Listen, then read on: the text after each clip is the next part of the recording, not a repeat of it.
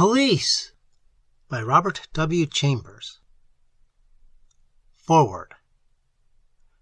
Give me no gold nor palaces, nor courts of gems in chalices, nor mention me in Who is Who. I'd rather roam abroad with you, investigating sky and land, volcanoes, lakes, and glacial sand.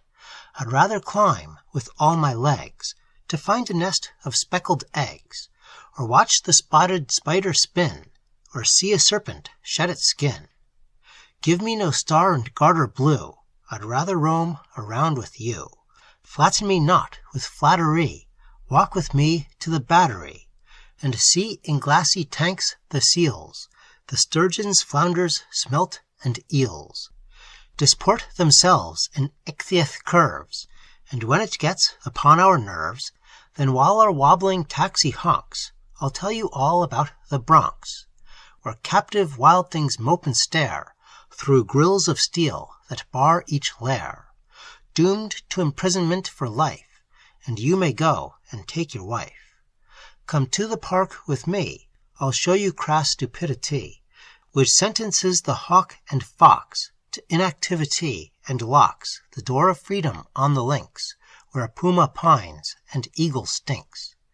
Never a slaver's fetid hold has held the misery untold, that crowds the great cat's kennels where their vacant eyes glare blank despair. Half crazed by sloth, half dazed by fear, all day, all night, year after year. To the swift, clean things that cleave the air, to the swift, clean things that cleave the sea, to the swift, clean things that brave and dare. Forest and peak and prairie free, a cage to craze and stifle and stun, and a fat man feeding a penny bun, and a she-one giggling, ain't it grand, as she drags a dirty-nosed brat by the hand. Preface. On a beautiful day in spring, as I was running as hard as I could run, pursued by the New York police and a number of excited citizens, my mind, which becomes brilliantly active under physical exhilaration, began to work busily. I thought about all sorts of things. I thought about hard times and financial depression, and about our great president, who is in a class all alone with himself, and soon to become extinct. I thought about art, and why there isn't any when it's talked about. I thought of macrolepidoptera, of metagrammatism, monoliths, manicures, and monsoons. And all the time, I was running as fast as I could run, and the faster I ran, the more things I thought about, until my terrific pace set my brain whizzing like a wheel. I felt no remorse at having published these memoirs of my life, which was why the police and populace were pursuing me, maddened to a frenzy by the fearless revelation of mighty scientific truths in this little volume you are about to attempt to read. Ubicumque ars ostentator, veritas abesse veditor. I thought about it clearly, calmly, concisely, as I fled. The maddened shouts of the prejudiced populace did not disturb me. Around and around the Metropolitan Museum of Art I ran. The inmates of that institution came out to watch me, and they knew at a glance that I was one of them, for they set up a clamor like a bunch of decoy ducks when one of their wild comrades came whirling by. "Police! Police!" they shouted, but I went careering on uptown, afraid only that the park squirrels might club together to corner me. There are corners in grain, why not in... but let that pass. I took the park wall in front of the great Mr. Carnegie's cottage at a single bound. He stood on his terrace and shouted, "Police!" He was quite logical. The Equal Franchise Society was having a May party in the park near the Harlem Mere. They had chosen the Honorable William Jennings Bryan as Queen of the May. He wore low Congress gaiters and white socks. He was walking under a canopy crowned with paper flowers, his hair curled over his coat collar, the tips of his fingers were suavely joined over his abdomen. The moment he caught sight of me, he shouted, "Police!" He was right. The cabinet lacked only me. and I might have consented to tarry, might have allowed myself to be apprehended for political purposes, had not a nobler, holier, more imperative duty urged me northward still. Though all Bloomingdale shouted, "Stop him!" and all Matawan yelled, "Police!" I should not have consented to pause. Even the quackitudinous recognition spontaneously offered by the Metropolitan Museum had not been sufficient to decoy me to my fellows. I knew, of course, that I could find a sanctuary and a welcome in many places, in almost any sectarian edifice, any club, any newspaper office, any of the great publishers, any school, any museum. I knew that I would be welcomed at Columbia University, at the annex to the Hall of Fame, in the Bishop's Palace on Morningside Heights. There were many places, all ready to receive, understand, and honor me. For a sufficiently crippled intellect, for a stillborn brain, for the intellectually aborted, there is always a place on some editorial, sectarian, or educational staff. Try it. But I had other ideas as I galloped northward. The voiceless summons of the most jealous of mistresses was making siren music in my ears. That coquettish jade, Science, was calling me by wireless, and I was responding with both legs.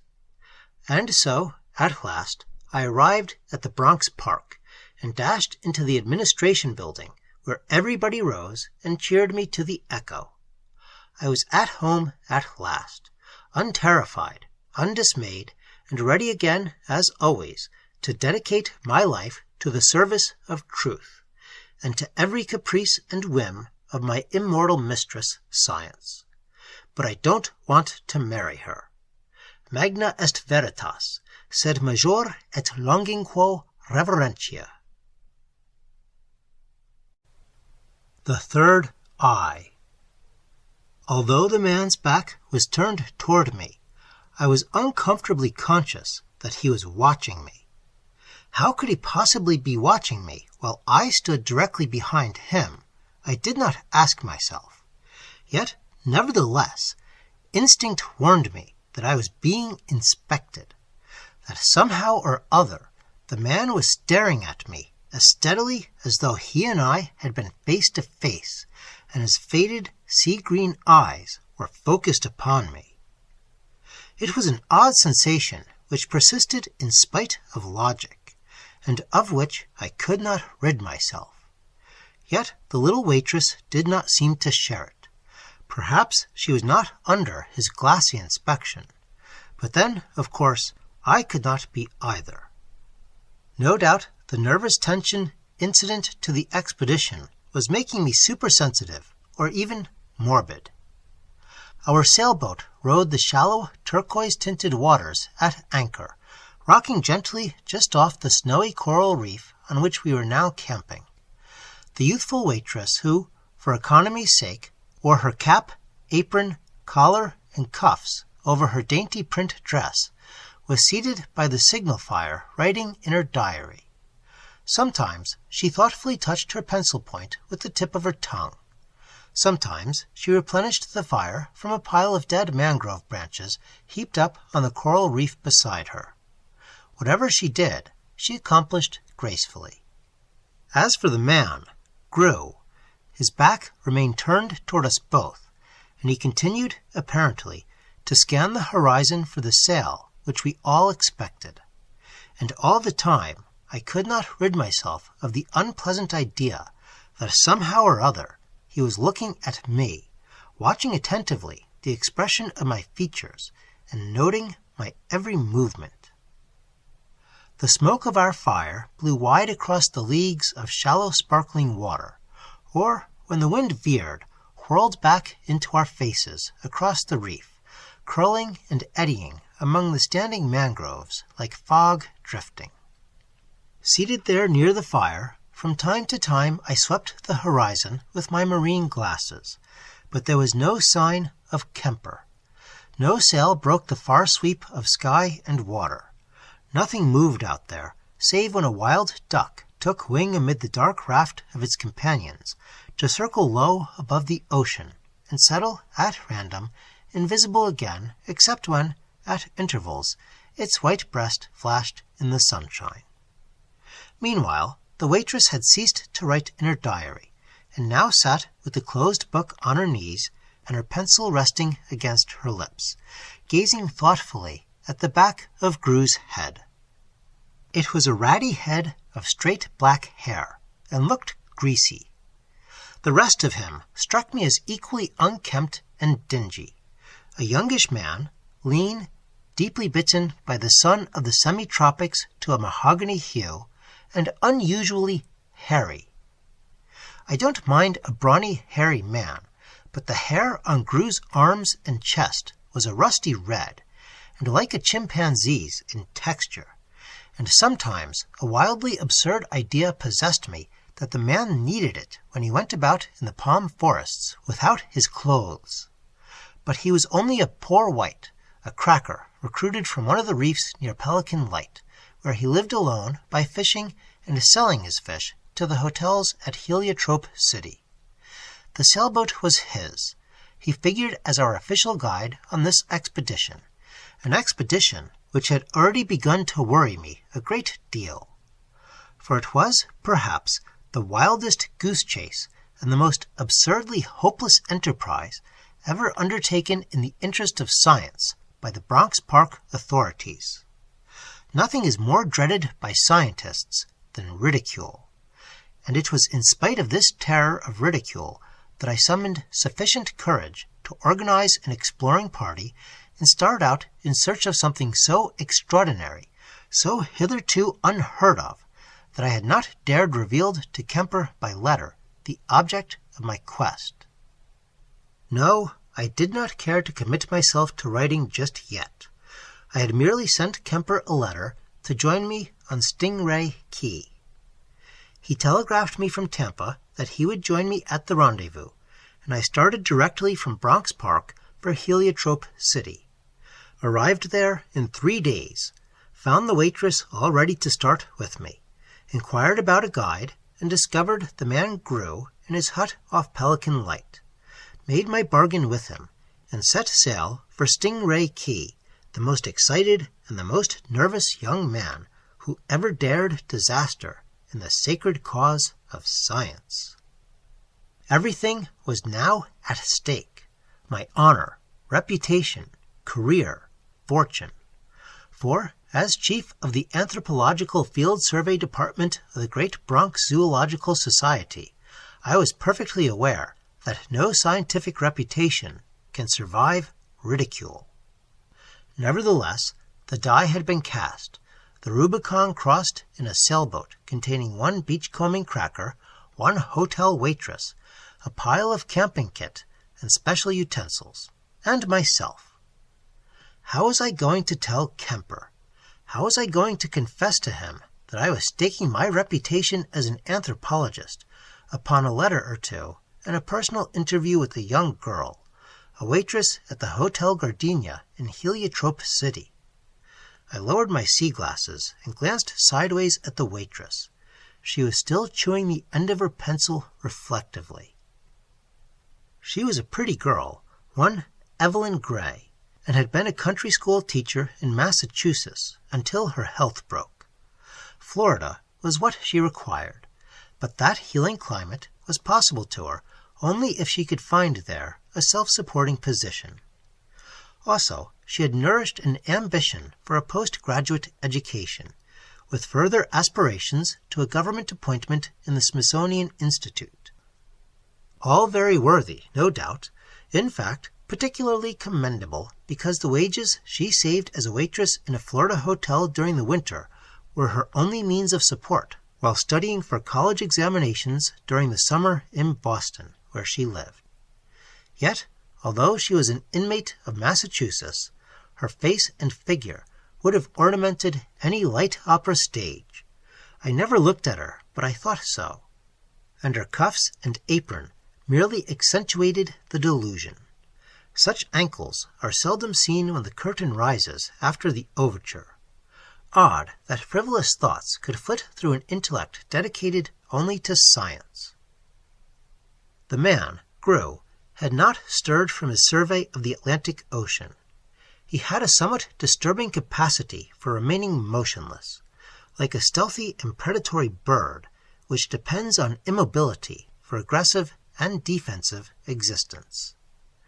The sea wind fluttered his cotton shirt and trousers and the tattered brim of his straw hat, and always I felt as though he were watching me out of the back of his ratty head, through the ravelled straw brim that sagged over his neck. The pretty waitress had now chewed the end of her pencil to a satisfactory pulp, and she was writing again in her diary, very intently, so that my cautious touch on her arm seemed to startle her. Meeting her inquiring eyes, I said in a low voice, "I am not sure why, but I don't seem to care very much for that man Grew. Do you?" She glanced at the water's edge, where Grew stood immovable, his back still turned to us. "I never liked him," she said under her breath. "Why?" I asked cautiously. She merely shrugged her shoulders. She did it gracefully. I said, "Have you any particular reason for disliking him?" "He's dirty." "He looks dirty, yet every day he goes into the sea and swims about. He ought to be clean enough." She thought for a moment. Then, "He seems, somehow, to be fundamentally unclean. I don't mean that he doesn't wash himself, but there are certain sorts of animals and birds and other creatures from which one instinctively shrinks, not, perhaps, because they are materially unclean." "I understand," I said. After a silence, I added, "Well, there's no chance now of sending him back, even if I were inclined to do so. He appears to be familiar with these latitudes. I don't suppose we could find a better man for our purpose. Do you?" "No. He was a sponge fisher once, I believe." "Did he tell you so?" "No, but yesterday, when you took the boat and cruised to the south, I sat writing here and keeping up the fire, and I saw Grew climbing about among the mangroves over the water in a most uncanny way, and 2 snake birds sat watching him, and they never moved. He didn't seem to see them. His back was toward them, and then, all at once, he leaped backward at them where they sat on a mangrove, and he got one of them by the neck." "What?" The girl nodded. "By the neck," she repeated, "and down they went into the water, and what do you suppose happened?" "I can't imagine," said I with a grimace. "Well, Grew went under, still clutching the squirming, flapping bird, and he stayed under." "Stayed under the water?" "Yes, longer than any sponge diver I ever heard of, and I was becoming frightened when the bloody bubbles and feathers began to come up." "What was he doing under water?" "He must have been tearing the bird to pieces. Oh, it was quite unpleasant, I assure you, Mr. Smith. And when he came up and looked at me out of those very vitreous eyes, he resembled something horridly amphibious, and I felt rather sick and dizzy." "He's got to stop that sort of thing," I said angrily. "Snake birds are harmless, and I won't have him killing them in that barbarous fashion. I've warned him already to let birds alone. I don't know how he catches them or why he kills them, but he seems to have a mania for doing it." I was interrupted by Grew's soft and rather pleasant voice from the water's edge, announcing a sail on the horizon. He did not turn when speaking. The next moment I made out the sail and focused my glasses on it. "It's Professor Kemper," I announced presently. "I'm so glad," remarked Evelyn Gray.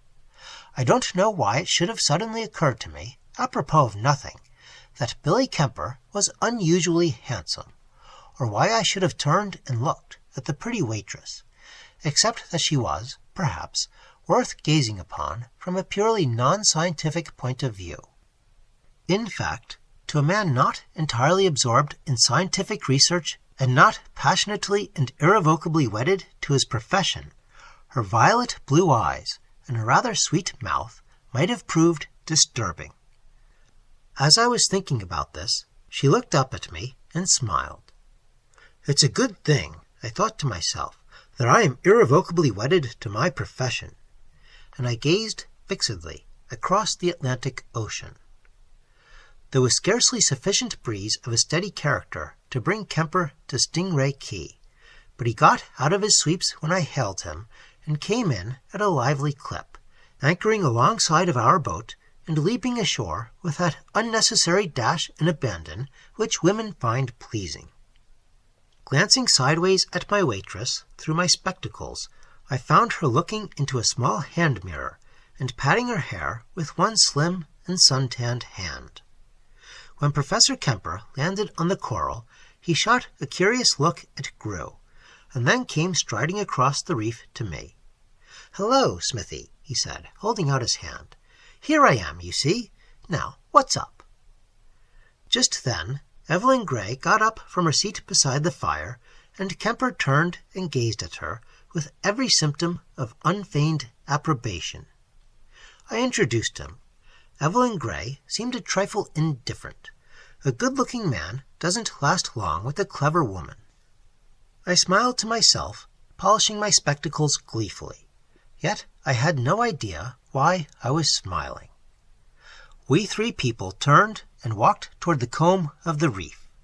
A solitary palm represented the island's vegetation, except, of course, for the water-growing mangroves. I asked Miss Gray to precede us and wait for us under the palm, and she went forward in that light-footed way of hers, which, to any non-scientific man, might have been a trifle disturbing. It had no effect upon me. Besides, I was looking at Gru, who had gone to the fire and was evidently preparing to fry our evening meal of fish and rice. I didn't like to have him cook, but I wasn't going to do it myself, and my pretty waitress didn't know how to cook anything more complicated than beans. We had no beans. Kemper said to me, "Why on earth did you bring this waitress?" "Not to wait on table," I replied, amused. "I'll explain her later. Meanwhile, I merely wanted to say that you need not remain with this expedition if you don't want to. It's optional with you." "That's a funny thing to say." "No, not funny. Sad.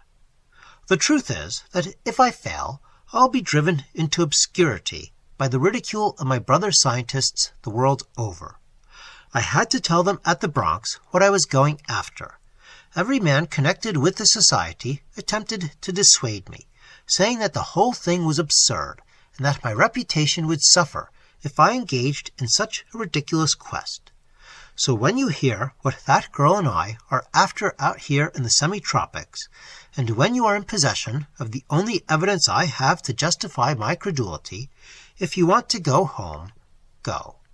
Because I don't wish you to risk your reputation as a scientist unless you choose to risk it yourself." He regarded me curiously. Then his eyes strayed toward the palm tree, which Evelyn Gray was now approaching. "All right," he said briefly. "Let's hear what's up." So we moved forward to rejoin the girl, who had already seated herself under the tree. She looked very attractive in her neat cuffs, tiny cap, and pink print gown as we approached her. "Why does she dress that way?" asked Kemper uneasily. "Economy. She desires to use up the habiliments of a service which there will be no necessity for her to re-enter if this expedition proves successful." "Oh, but Smithy." "What?" "Was it moral to bring a waitress?" "Perfectly," I replied sharply. "Science knows no sex." "I don't understand how a waitress can be scientific," he muttered, "and there seems to be no question about her possessing plenty of sex." "If that girl's conclusions are warranted," I interrupted coldly, "she is a most intelligent and clever person. I think they are warranted.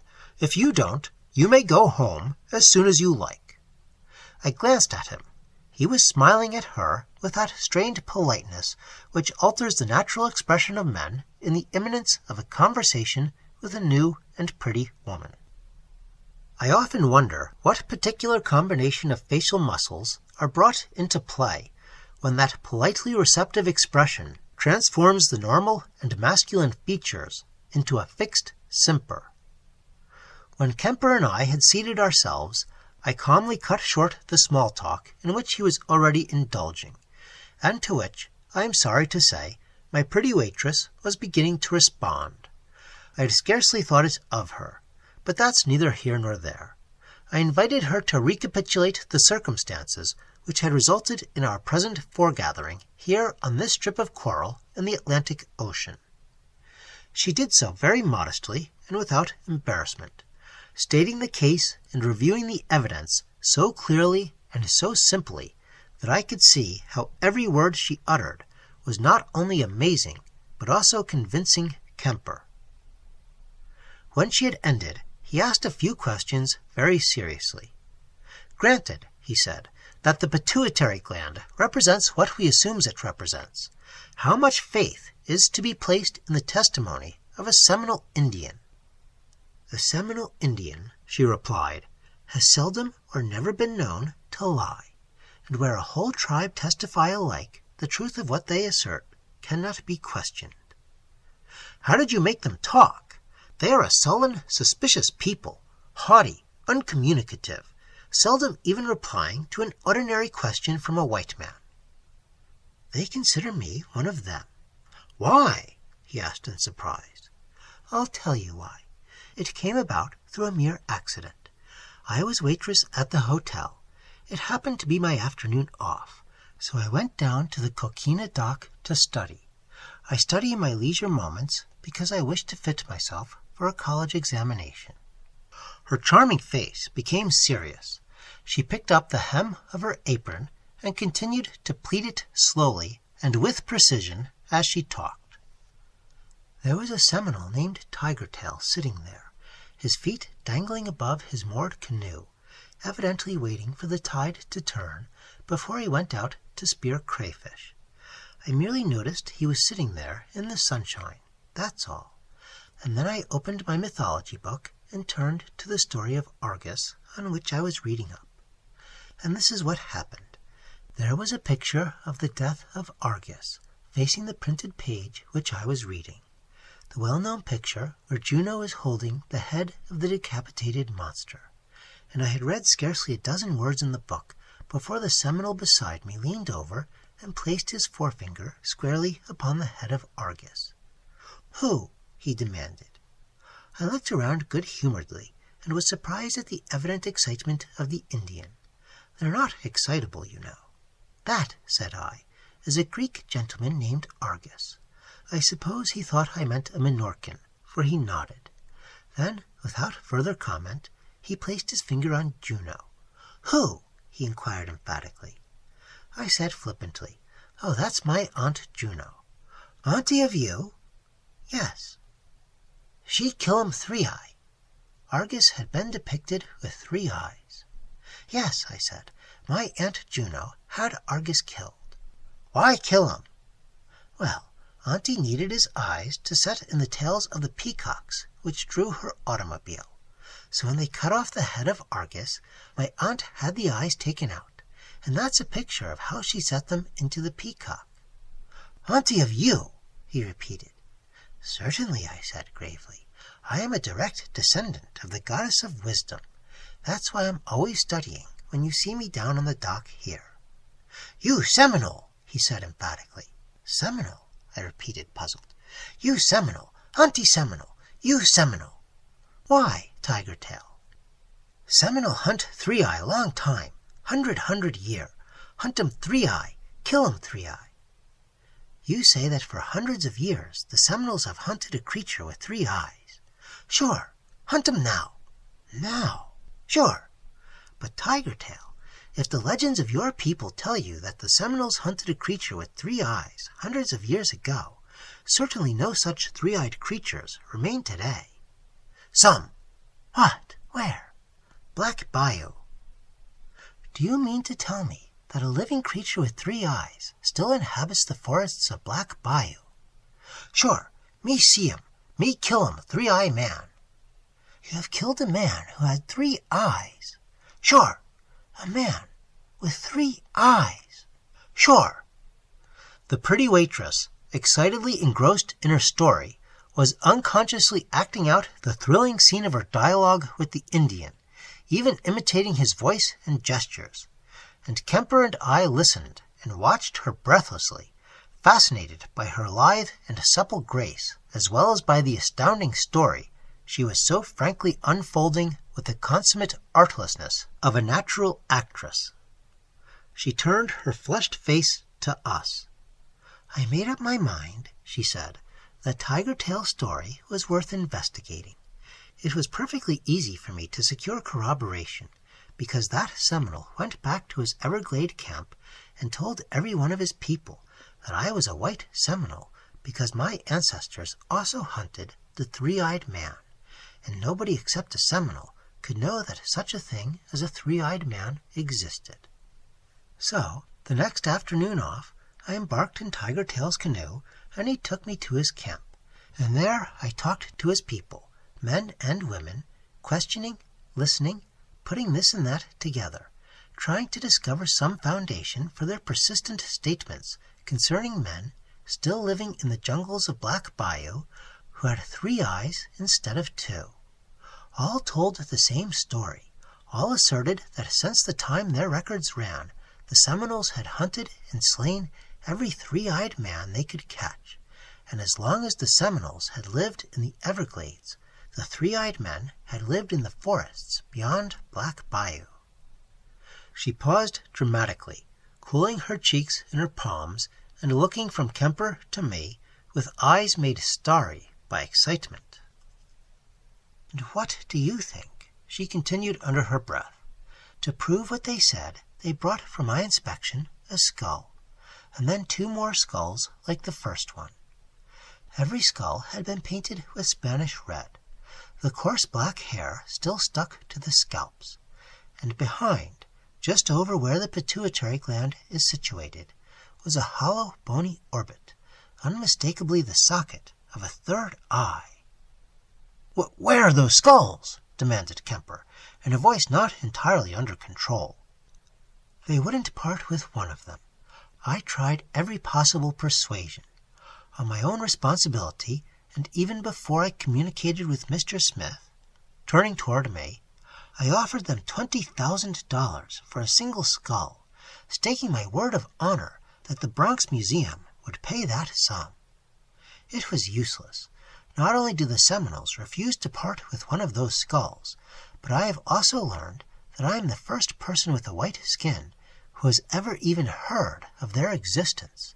So profoundly have these red men of the Everglades guarded their secret through centuries."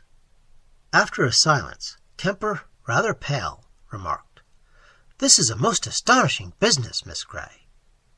"What do you think about it?" I demanded. "Is it not worthwhile for us to explore Black Bayou?" He nodded in a dazed sort of way, but his gaze remained riveted on the girl. Presently, he said, "Why does Miss Gray go?" She turned in surprise. "Why am I going? But it is my discovery, my contribution to science, isn't it?" "Certainly!" we exclaimed warmly and in unison. And Kemper added, "I was only thinking of the dangers and hardships. Smith and I could do the actual work." "Oh," she cried in quick protest, "I wouldn't miss one moment of the excitement, one pain, one pang. I love it.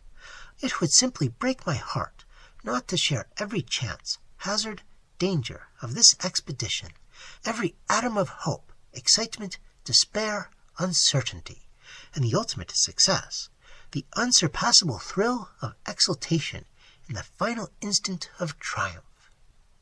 She sprang to her feet in a flash of uncontrollable enthusiasm, and stood there, aglow with courage and resolution, making a highly agreeable picture in her apron and cuffs, the sea wind fluttering the bright tendrils of her hair under her dainty cap. We got to our feet much impressed, and now absolutely convinced that there did exist, somewhere, descendants of prehistoric men in whom the 3rd eye, placed in the back of the head for purposes of defensive observation, had not become obsolete and reduced to the traces which we know only as the pituitary body or pituitary gland. Kemper and I were, of course, aware that in the insect world, the ocelli served the same purpose that the degenerate pituitary body once served in the occiput of man. As we three walked slowly back to the campfire, where our evening meal was now ready, Evelyn Gray, who walked between us, told us what she knew about the hunting of these three-eyed men by the Seminoles. How intense was the hatred of the Indians for these people, how murderously they behaved toward any one of whom they could track down and catch. Tiger Tail told me, she went on, that in all probability the strange race was nearing extinction, but that all had not yet been exterminated, because now and then, when hunting along Black Bayou, traces of living three-eyed men were still found by him and his people. No later than last week, Tiger Tail himself had startled one of these strange denizens of Black Bayou from a meal of fish, and had heard him leap through the bushes and plunge into the water. It appears that centuries of persecution have made these three-eyed men partly amphibious, that is, capable of filling their lungs with air and remaining under water almost as long as a turtle. "That's impossible," said Kemper bluntly. "I thought so myself," she said with a smile, "until Tiger Tail told me a little more about them. He says that they can breathe through the pores of their skins, that their bodies are covered with thick, silky hair, and that when they dive, they carry down with them enough air to form a sort of skin over them, so that underwater their bodies appear to be silver-plated." "Good Lord," faltered Kemper, "that is a little too much." "Yet," said I, "that is exactly what air-breathing water beetles do. The globules of air clinging to the body hairs appear to silver-plate them, and they can remain below indefinitely, breathing through spiracles. Doubtless the skin pores of these men have taken on the character of spiracles." "You know," he said, in a curious, flat voice, which sounded like the tones of a partly stupefied man, "this whole business is so grotesque, apparently so wildly absurd, that it's having a sort of nightmare effect on me." And dropping his voice to a whisper close to my ear, "Good heavens," he said, "can you reconcile such a creature as we are starting out to hunt with anything living known to science?" "No," I replied in guarded tones, "and there are moments, Kemper, since I have come into possession of Miss Gray's story, when I find myself seriously doubting my own sanity." "I'm doubting mine now," he whispered, "only that girl is so fresh and wholesome and human and sane." "She's a very clever girl," I said, "and really beautiful." "She is intelligent," I remarked. There was a chill in my tone, which doubtless discouraged Kemper, for he ventured nothing further concerning her superficially personal attractions. After all, if any questions of priority were to arise, the pretty waitress was my discovery, and in the scientific world it is an inflexible rule that he who first discovers any particular specimen of any species whatever is first entitled to describe and comment upon that specimen without interference or unsolicited advice from anybody. Maybe there was in my eye something that expressed as much, for when Kemper caught my cold gaze fixed upon him, he winced and looked away like a reproved setter dog who knew better, which also, for the moment, put an end to the rather gay and frivolous line of small talk which he had again begun with the pretty waitress. I was exceedingly surprised at Professor William Henry Kemper, D.F. As we approached the campfire, the loathsome odor of frying mullet saluted my nostrils. Kemper, glancing at Grew, said aside to me, "That's an odd-looking fellow. What is he, Minorcan?" "Oh, just a beachcomber. I don't know what he is. He strikes me as dirty, though he can't be so, physically. I don't like him, and I don't know why. I wish we'd engaged somebody else to guide us."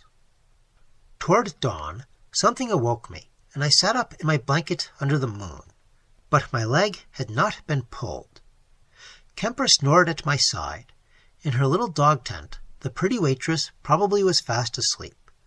I knew it because the string she had tied to one of her ornamental ankles still lay across the ground, convenient to my hand. In any emergency, I had only to pull it to awake her. A similar string, tied to my ankle, ran parallel to hers and disappeared under the flap of her tent. This was for her to pull if she liked. She had never pulled it yet, nor I the other. Nevertheless, I truly felt that these humble strings were, in a subtler sense, ties that bound us together. No wonder Kemper's behavior had slightly irritated me. I looked up at the silver moon. I glanced at Kemper's unlovely bulk, swathed in a blanket. I contemplated the dog tent with, perhaps, that slight trace of sentiment which a semi-tropical moon is likely to inspire even in a jellyfish. And suddenly I remembered Gru, and looked for him. He was accustomed to sleep in his boat, but I did not see him in either of the boats. Here and there were a few lumpy shadows in the moonlight, but none of them was Gru lying prone on the ground. Where the devil had he gone? Cautiously, I untied my ankle string, rose in my pajamas, stepped into my slippers, and walked out through the moonlight.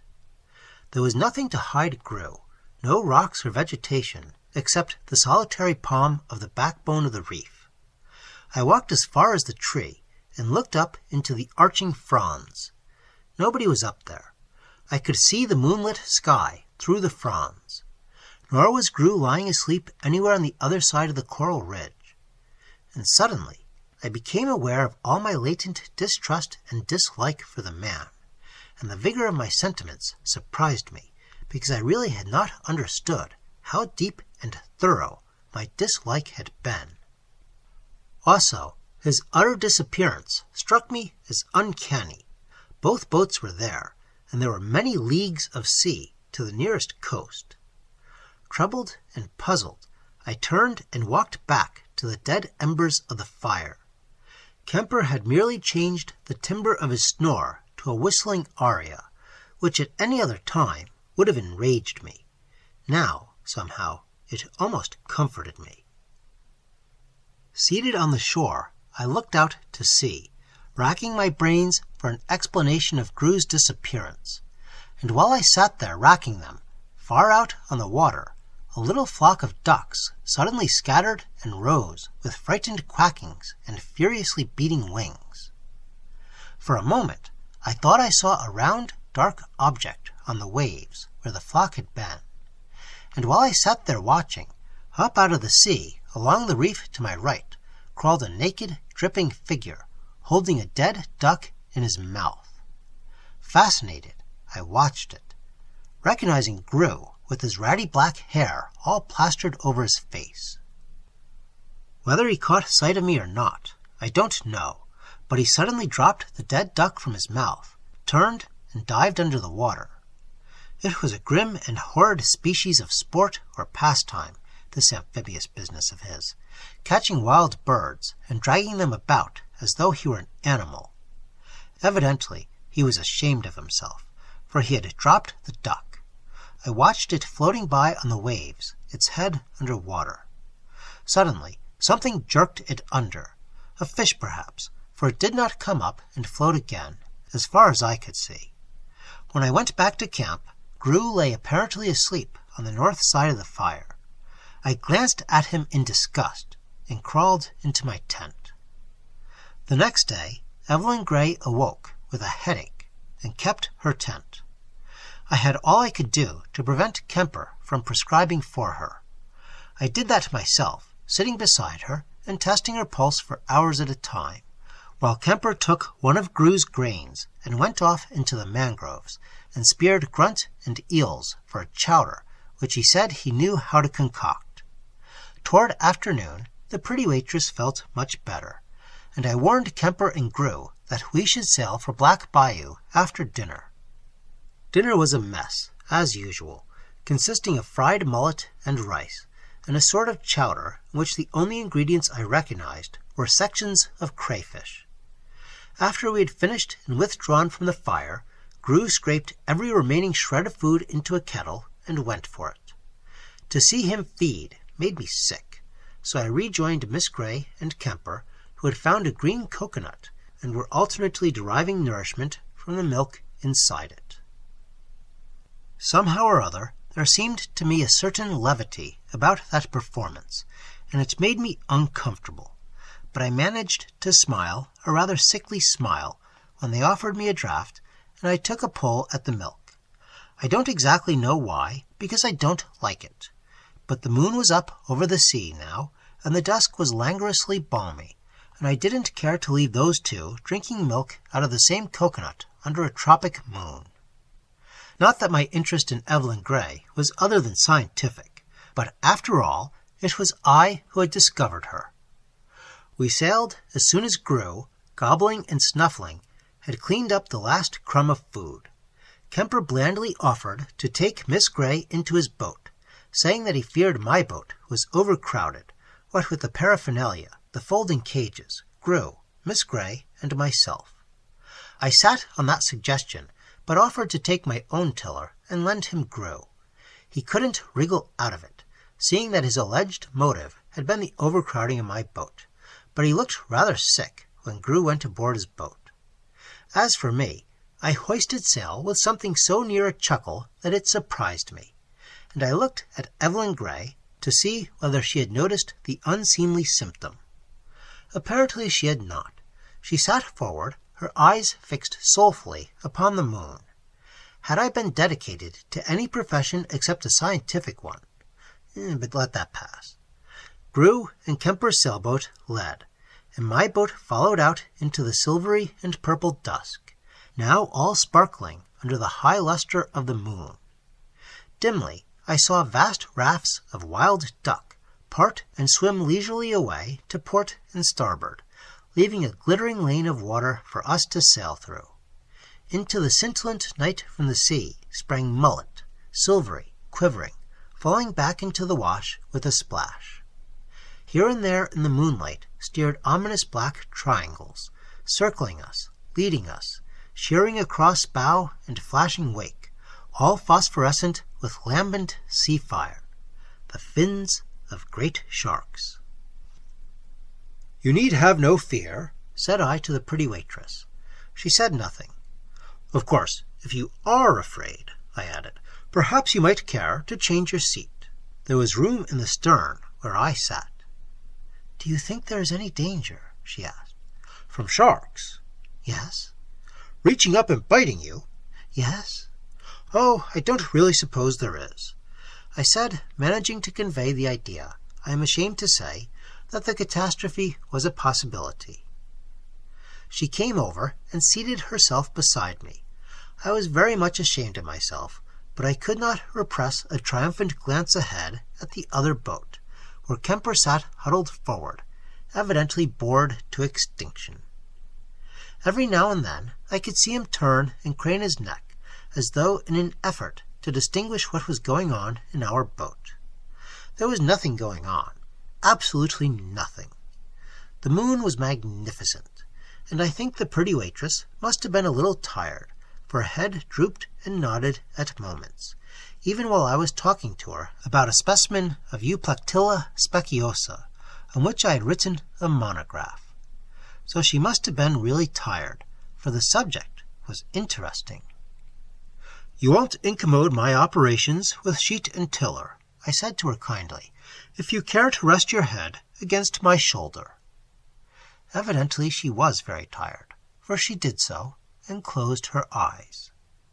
After a while, fearing that she might fall over backward into the sea, but let that pass. I don't know whether or not Kemper could distinguish anything aboard our boat. He craned his head enough to twist it off his neck. To be so utterly, so blindly devoted to science is a great safeguard for a man. Single-mindedness, however, need not induce atrophy of every humane impulse. I drew the pretty waitress closer. Not that the night was cold, but it might become so. Changes in the tropics come swiftly. It was well to be prepared. Her cheek felt very soft against my shoulder. There seemed to be a faint perfume about her hair. It really was odd how subtly fragrant she seemed to be. Almost, perhaps, a matter of scientific interest. Her hands did not seem to be chilled. They did seem unusually smooth and soft. I said to her, "When at home, I suppose your mother tucks you in, doesn't she?" "Yes," she nodded sleepily. "And what does she do then?" said I, with something of that ponderous playfulness with which I make scientific jokes at a meeting of the Bronx Anthropological Association when I preside. "She kisses me and turns out the light," said Evelyn Gray innocently. I don't know how much Kemper could distinguish. He kept dodging about and twisting his head until I really thought it would come off, unless it had been screwed on like the top of a piano stool. A few minutes later, he fired his pistol twice, and Evelyn sat up. I never knew why he fired. He never offered any explanation. Toward midnight, I could hear the roar of breakers on our starboard bow. Evelyn heard them too, and sat up inquiringly. "Grew has found the inlet to Black Bayou, I suppose," said I. And it proved to be the case, for, with the surf thundering on either hand, we sailed into a smoothly flowing inlet through which the flood tide was running between high dunes all sparkling in the moonlight and crowned with shadowy palms. Occasionally I heard noises ahead of us from the other boat, as though Kemper was trying to converse with us, but as his apropos was as unintelligible as it was inopportune, I pretended not to hear him. Besides, I had all I could do to maneuver the tiller and prevent Evelyn Gray from falling off backward into the bayou. Besides, it is not customary to converse with the man at the helm. After a while, during which I seemed to distinguish in Kemper's voice a quality that rhymes with his name, his tone varied through phases all the way from irony to exasperation. After a while he gave it up and took to singing. There was a moon, and I suppose he thought he had a voice. It didn't strike me so. After several somewhat melancholy songs, he let off his pistol 2 or 3 times, and then subsided into silence. I didn't care. Neither his songs nor his shots interrupted, but let that pass also. We were now sailing into the forest through pool after pool of interminable lagoons, startling into unseen and clattering flight hundreds of waterfowl. I could feel the wind from their whistling wings in the darkness as they drove by us out to sea. It seemed to startle the pretty waitress. It is a solemn thing to be responsible for a pretty girl's peace of mind. I reassured her continually, perhaps a trifle nervously. But there was no more pistol shots. Perhaps Kemper had used up his cartridges.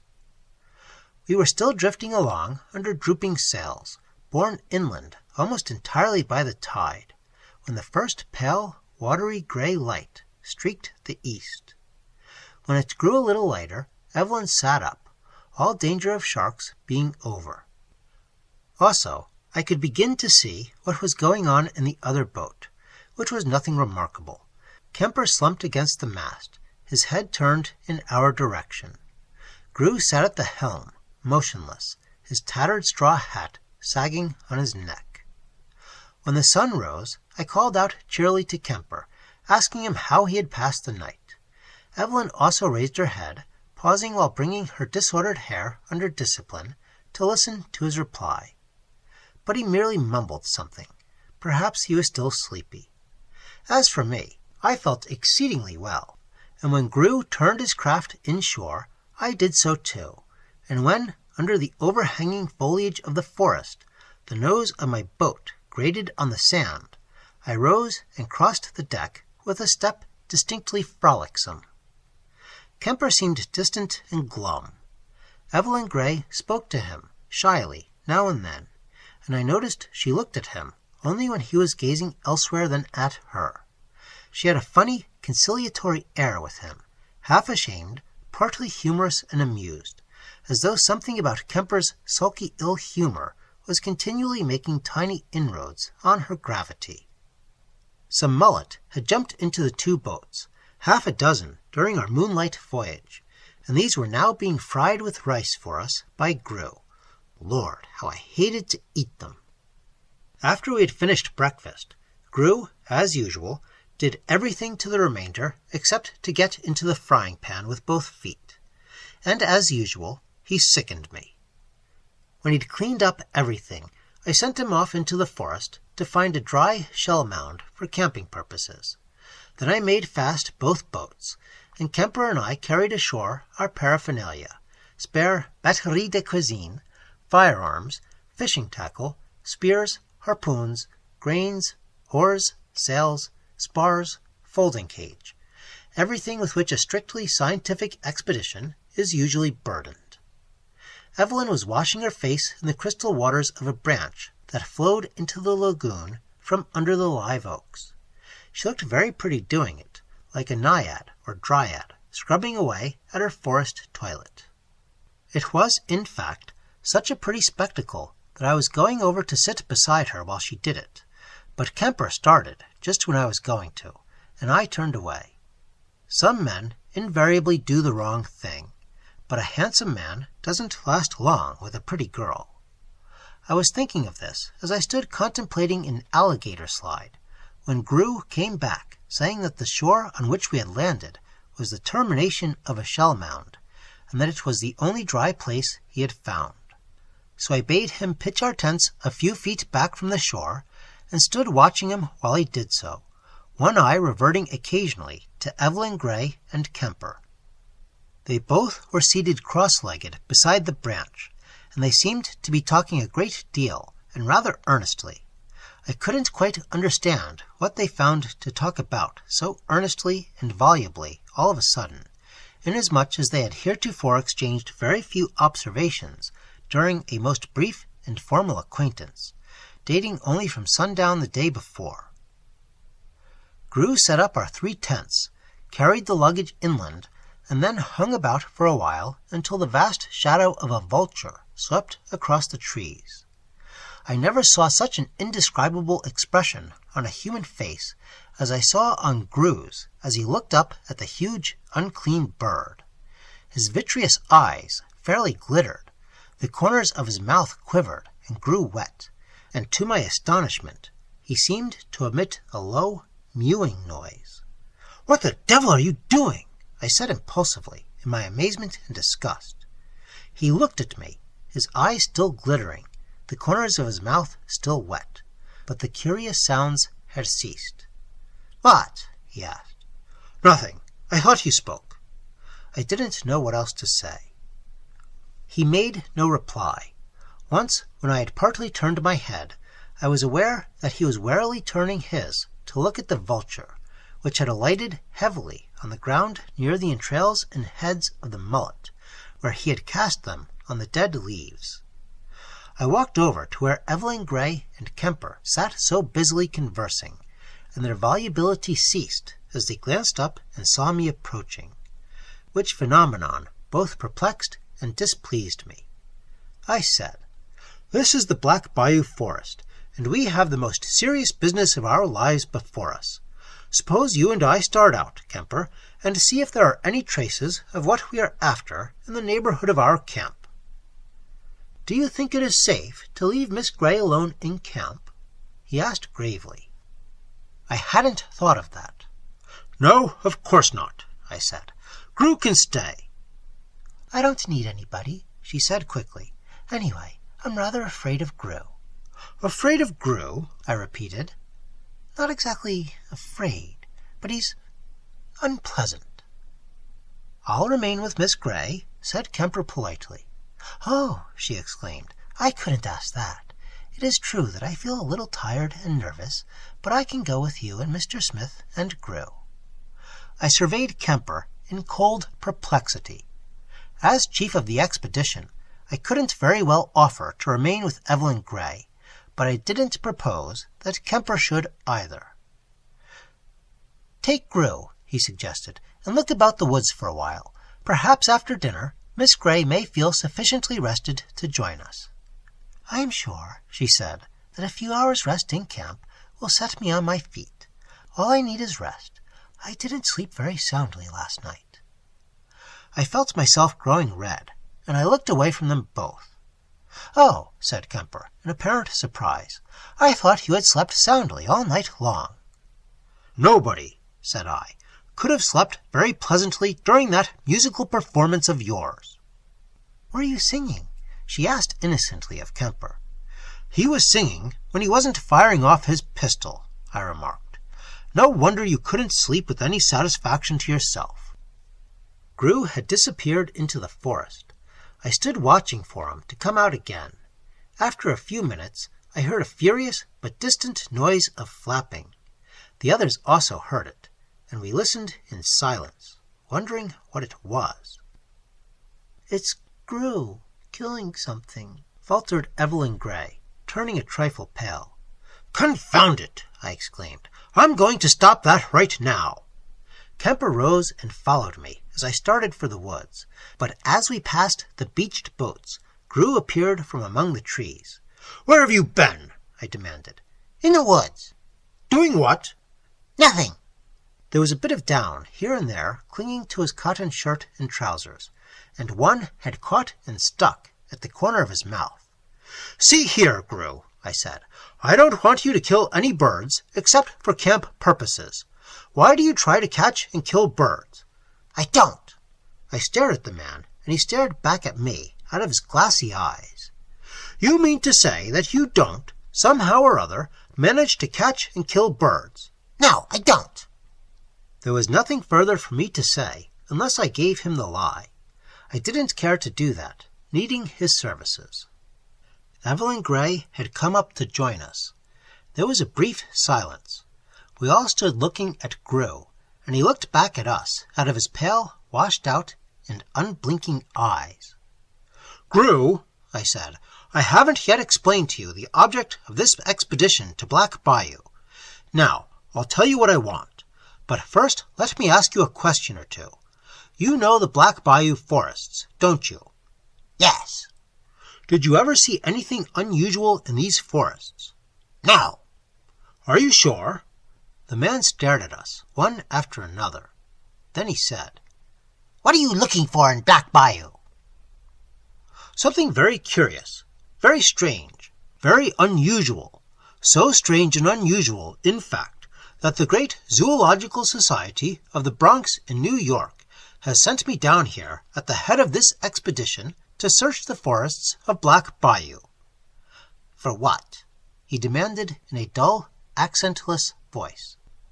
"For a totally new species of human being, Gru. I wish to catch one and take it back to New York in that folding cage." His eyes had grown narrow as though sun-dazzled.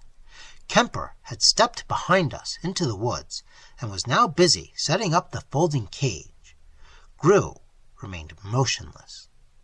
"I am going to offer you," I said, "the sum of $1,000 in gold if you can guide us to a spot where we may see this hitherto unknown species, a creature which is apparently a man, but which has, in the back of his head, a third eye."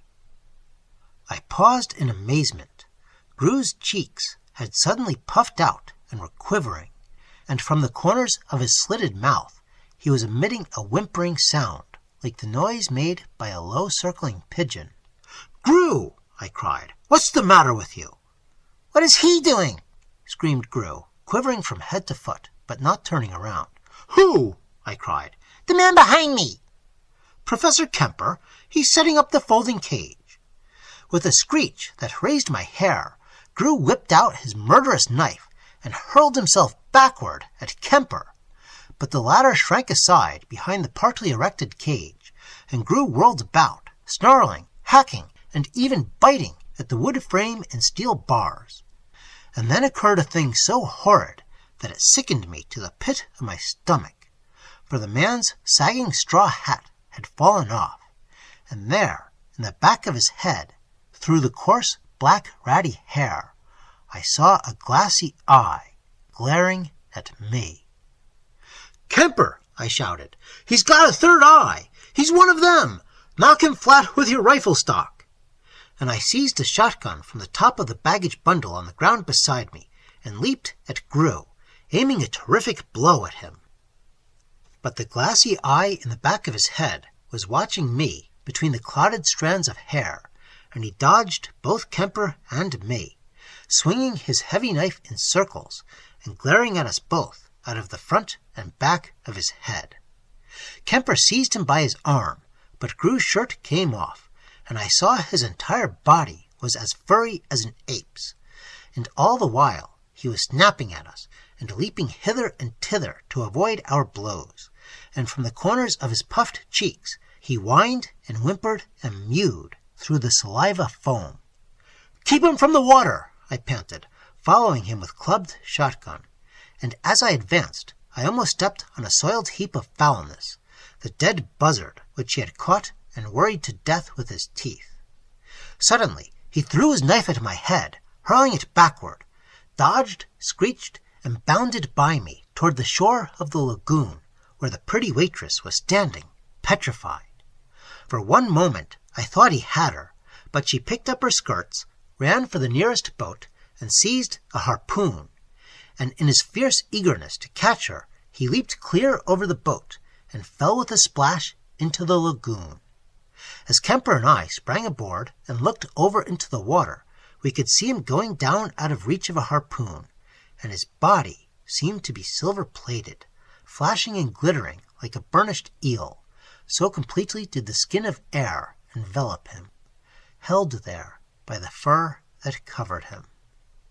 And as he rested for a moment on the bottom, deep down through the clear waters of the lagoon where he lay prone, I could see, as the current stirred his long black hair, the third eye looking up at us, glassy, unwinking, horrible.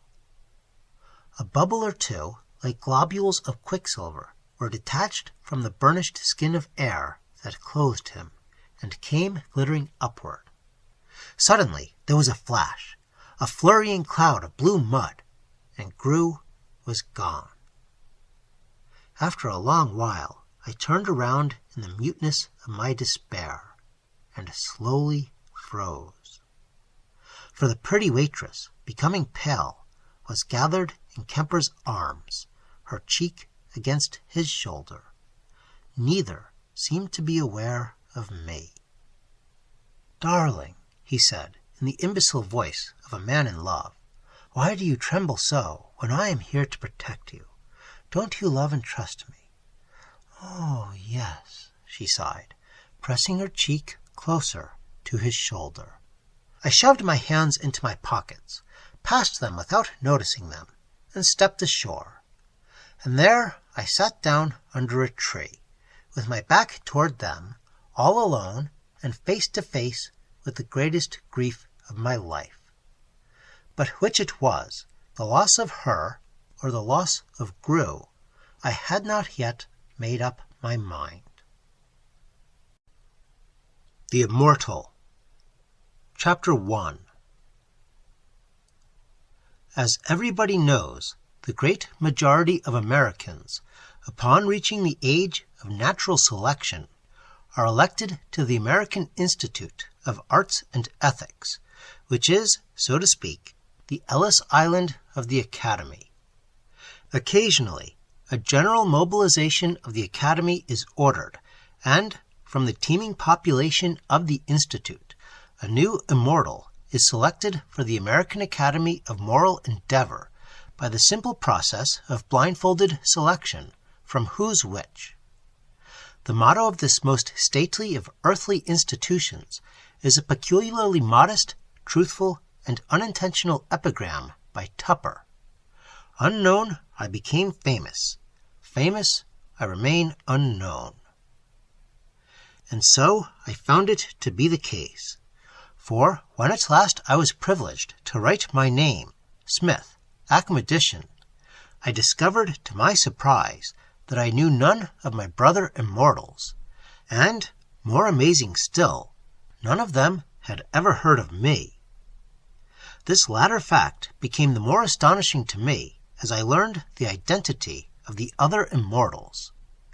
Even the President of our great Republic was numbered among these Olympians. I had every right to suppose that he had heard of me. I had happened to hear of him because his Secretary of State once mentioned him at Chautauqua. It was a wonderfully meaningless sensation to know nobody and to discover myself equally unknown amid that matchless companionship. We were like a mixed bunch of gods, Greek, Norse, Hindu, Hottentot, all gathered on Olympus having never heard of each other, but taking it for granted that we were all gods together, and all members of this club. My initiation into the academy had been fixed for April 1st, and I was much worried concerning the address which I was, of course, expected to deliver on that occasion before my fellow members. It had to be an exciting address, because slumber was not an infrequent phenomenon among the immortals on such solemn occasions. Like dozens of dozing Joves, a dull discourse always set them nodding. But always under such circumstances, the pretty ushers from Barnard College passed around refreshments. A suffragette orchestra struck up. The ushers uprooted the seated immortals and foxtrotted them into comparative consciousness. But I didn't wish to have my inaugural address interrupted. Therefore, I was at my wits' ends to discover a subject of such exciting scientific interest that my august audience could not choose but listen as attentively as they would listen from the front row to some deathless stunt in vaudeville. That morning I left the Bronx rather early, hoping that a long walk might compose my thoughts and enable me to think of some sufficiently entertaining and unusual subject for my inaugural address. I walked as far as Columbia University, gazed with rapture upon its magnificent architecture, until I was as satiated as though I had arisen from a banquet at Child's. To aid mental digestion, I strolled over to the noble home of the Academy and Institute at adjoining Mr. Huntington's Hispano-Moresque Museum. It was a fine, sunny morning, and the immortals were being exercised by a number of pretty ushers from Barnard. I gazed upon the impressive procession with pride unutterable.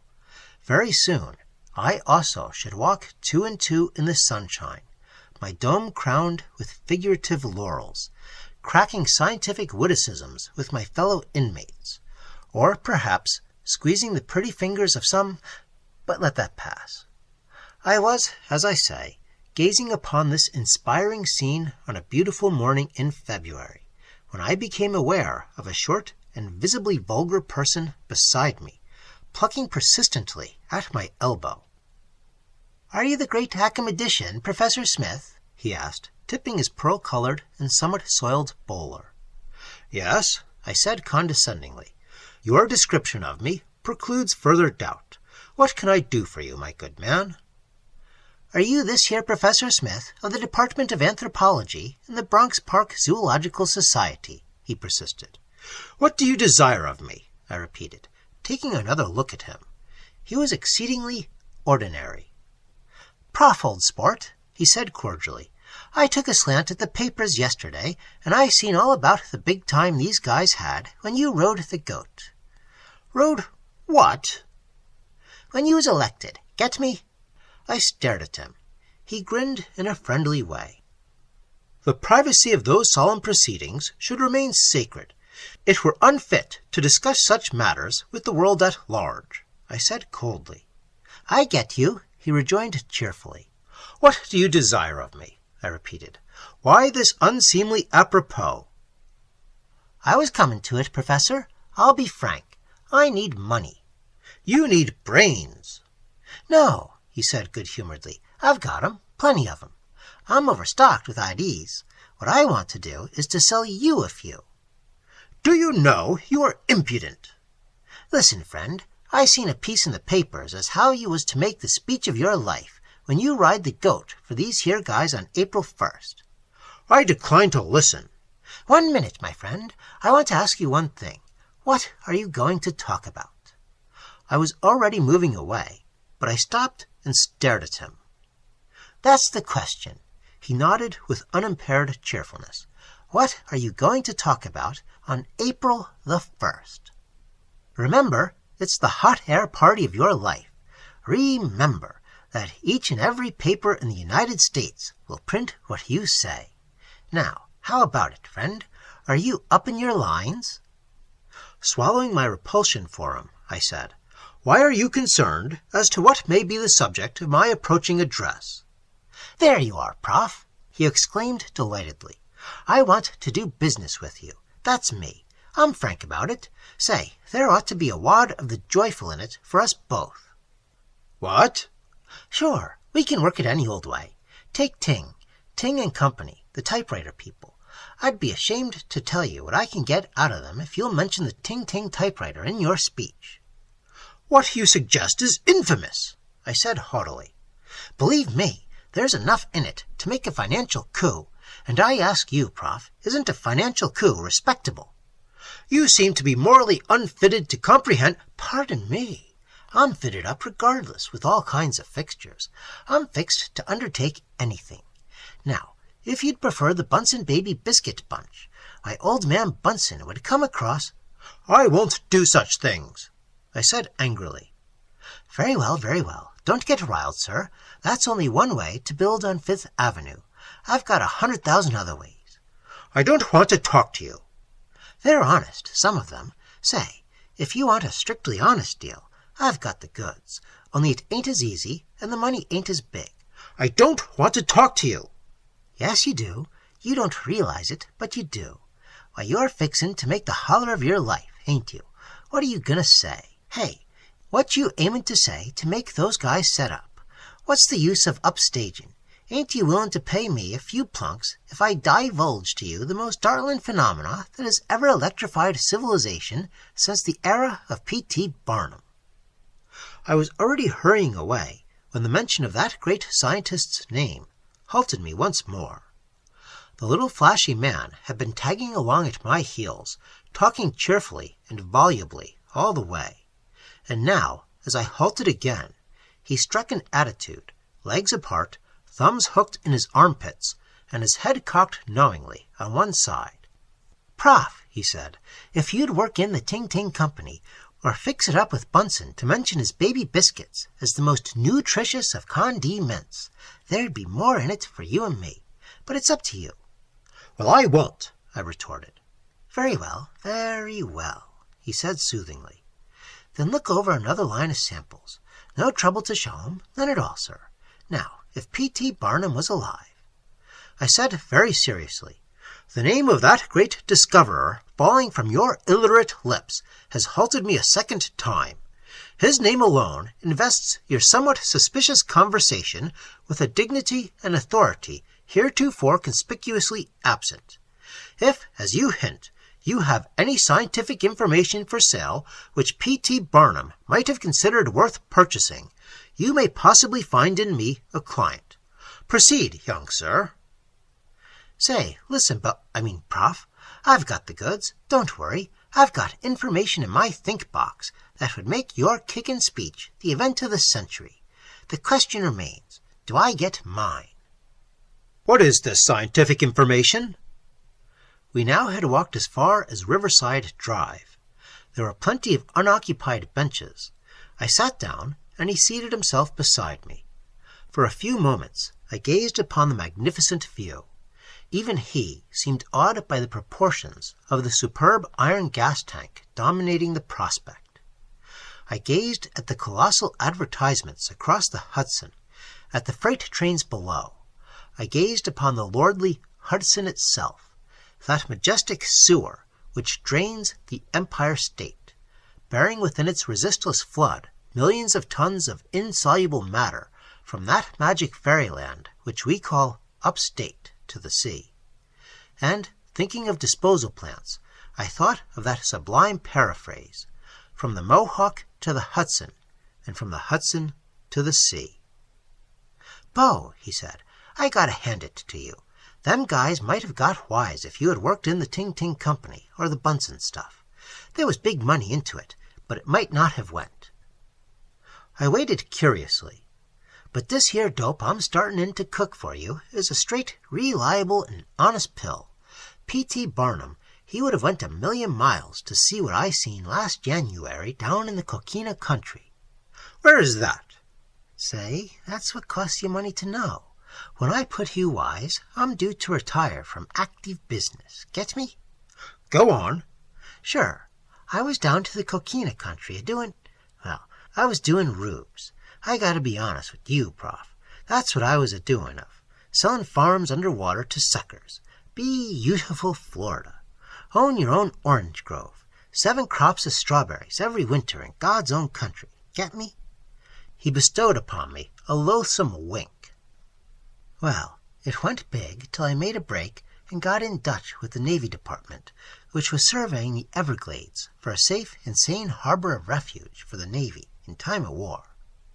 Sir, they was a-dredging up the farms I was selling, and the suckers heard of it and squealed something fierce, and I had to hustle. Yes, sir, I had to get up and mosey cross lots. And what with the federal government chasing me one way, and them rubes and the sheriff of Pickalocka County racing me the other, I got lost for fair. Yes, sir. He smiled reminiscently, produced from his pockets the cold and offensive remains of a partly consumed cigar, and examined it critically. Then he requested a match. "I shall now pass over lightly, or in subdued silence, the painful events of my flight," he remarked, waving his cigar and expelling a long squirt of smoke from his unshaven lips. "Suffice it to say that I got everything that was coming to me, and then some, what with snakes and mosquitoes and briars and mud and hunger and thirst and heat. Wasn't there a wop named Pizarro or something, what got lost in Florida? Well, he's got nothing on me. I never want to see the damn state again, but I'll go back if you say so." His small rat eyes rested musingly upon the river. He sucked thoughtfully at his cigar, hooked one soiled thumb into the armhole of his fancy vest, and crossed his legs. "To resume," he said cheerily, "I come out one day, half nude, onto the banks of the Miami River. The rest was a pipe after what I had went through. I trimmed a guy at Miami, got clothes and railroad fare, and ducked. Now, the valuable portion of my discourse is this here partial information concerning what I seen, or rather, what I run onto during my cruel flight from my relentless persecutors. And these here is the facts. There is, contrary to maps, coast survey guys, and general opinion, a range of hills in Florida made entirely of coquina. It's a good big range, too, 50 miles long, anywhere from 1 to 5 miles across. And what I got to say is this. Into them there coquina hills there still lives the expiring remains of the cavemen." "What?" I exclaimed incredulously. "Or," he continued calmly, "to speak more strictly, the few individuals of that there expiring race is now totally reduced to a few women." "Your statement is wild." "No, but they're wild. I seen 'em. Being extremely beautiful, I approached nearer, but they hove rocks at me, they did, and they run into the rocks like squirrels, they did, and I was much too on the blink to stick around whistling for dearie. But I seen 'em. They was all dolled up in the skins of wild animals. When I see the first one, she was eating onto a ear of corn, and I nearly catched her, but she run like hell and all. Yes, sir, just like that. So next I looked for some cave guy to waltz up and paste me, but no. And after I went through them damn Coquina Mountains, I realized that there was nary a guy left in this here expiring race, only women, and only about a dozen of them." He ceased, meditatively expelled a cloud of pungent smoke, and folded his arms. "Of course," said I with a sneer, "you have proofs to back your pleasant tale." "Sure, I made a map." "I see," said I sarcastically. "You propose to have me pay you for that map." "Sure." "How much, my confiding friend?" 10,000 plunks. I began to laugh. He laughed too. "You'll pay him if you take my map and go to the Coquina Hills," he said. I stopped laughing. "Do you mean that I am to go there and investigate before I pay you for this information?" "Sure. If the goods ain't up to sample, the deal's off." "Sample? What sample?" I demanded derisively. He made a gesture with one soiled hand, as though quieting a bulky horse. "I took a snapshot, friend. You want to take a slant at it?" "You took a photograph of one of these alleged cave dwellers?" "I took 10, but when these here cave ladies hove rocks at me, the films was put on the blink, all excepting this one, which I developed and printed." He drew from his inner pocket a photograph and handed it to me. The most amazing photograph I ever gazed upon. Astounded, almost convinced, I sat looking at this irrefutable evidence in silence. The smoke of his cigar, drifting into my face, aroused me from a sort of dazed inertia. "Listen," I said, half-strangled. "Are you willing to wait for payment until I personally have verified the existence of these, creatures?" "You betcha. When you've went there and saw the goods, just let me have mine if they're up to sample. Is that right?" "It seems perfectly fair." "It is fair. I wouldn't try to do a scientific guy. No, sir. Me without no education, only brains. Fat chance I'd have to put one over on a academy sport what's chock-a-block with Latin and Greek and scientific stuff and all like that." I admitted to myself that he'd stand no chance. "Is it a go?" he asked. "Where's the map?" I inquired, trembling internally with excitement. "Ha ha," he said. "Listen to my mirth. The map is inside here, old sport." And he tapped his retreating forehead with one nicotine-stained finger. "I see," said I, trying to speak carelessly. "You desire to pilot me." "I don't desire to, but I gotta go with you." "An accurate map." "Can it, old sport? An accurate map is all right when it's pasted over the front of your head for a face. But I wear the other kind of map inside me conch. Get me?" "I confess that I do not." "Well, get this, then. It's a cash deal. If the goods is up to sample, you hand me mine then and there. I don't deliver no goods FOB. I shows 'em to you. After you have saw them, it's up to you to go round 'em up. That's all, as they say when our great president pulls a gun. There ain't going to be no shooting. Walk out quietly, ladies." After I had sat there for fully 10 minutes staring at him, I came to the only logical conclusion possible to a scientific mind. I said, "You are, admittedly, unlettered. You are confessedly a chevalier of industry. Personally, you are exceedingly distasteful to me. But it is useless to deny that you are the most extraordinary man I ever saw. How soon can you take me to these Coquina Hills?" "Give me 24 hours to fix things," he said gaily. "Is that all?" "It's plenty, I guess. And say." "What?" "It's a strictly cash deal. Get me?" "I shall have with me a certified check for $10,000. Also, a pair of automatics." He laughed. "Huh," he said. "I could loco your cabbage palm soup if I was that kind. I'm on the level, Professor. If I wasn't, I could get you in about 100 styles while you was blinking at what you was a-thinking about. But I ain't no gunman. You hadn't ought to pull that stuff on me. I've give you your chance. Take it or leave it." I pondered profoundly for another 10 minutes, and at last my decision was irrevocably reached. "It's a bargain," I said firmly. "What's your name?" "Sam Mink. Write it Samuel onto that there certified check, if you can spare the extra seconds from your valuable time." Chapter 2. On Monday, the 1st day of March, 1915, about 10:30 a.m., we came in sight of something which, until I had met Mink, I had never dreamed existed in southern Florida, a high range of hills. It had been an eventless journey from New York to Miami, from Miami to Fort Conquina, but from there, through an absolutely pathless wilderness as far as I could make out, the journey had been exasperating. Where we went I do not know, even now. Sawgrass and water, hammock and shell mound, palm forest, swamps, wildernesses of water oak and live oak, vast stretches of pine, lagoons, sloughs, branches, muddy creeks, reedy reaches from which wildfowl rose in clouds, where alligators lurked or lumbered about after stranded fish, horrible mangrove thickets full of moccasins and water turkeys, heronry more horrible still, out of which the heat from a vertical sun distilled the last atom of nauseating effluvia.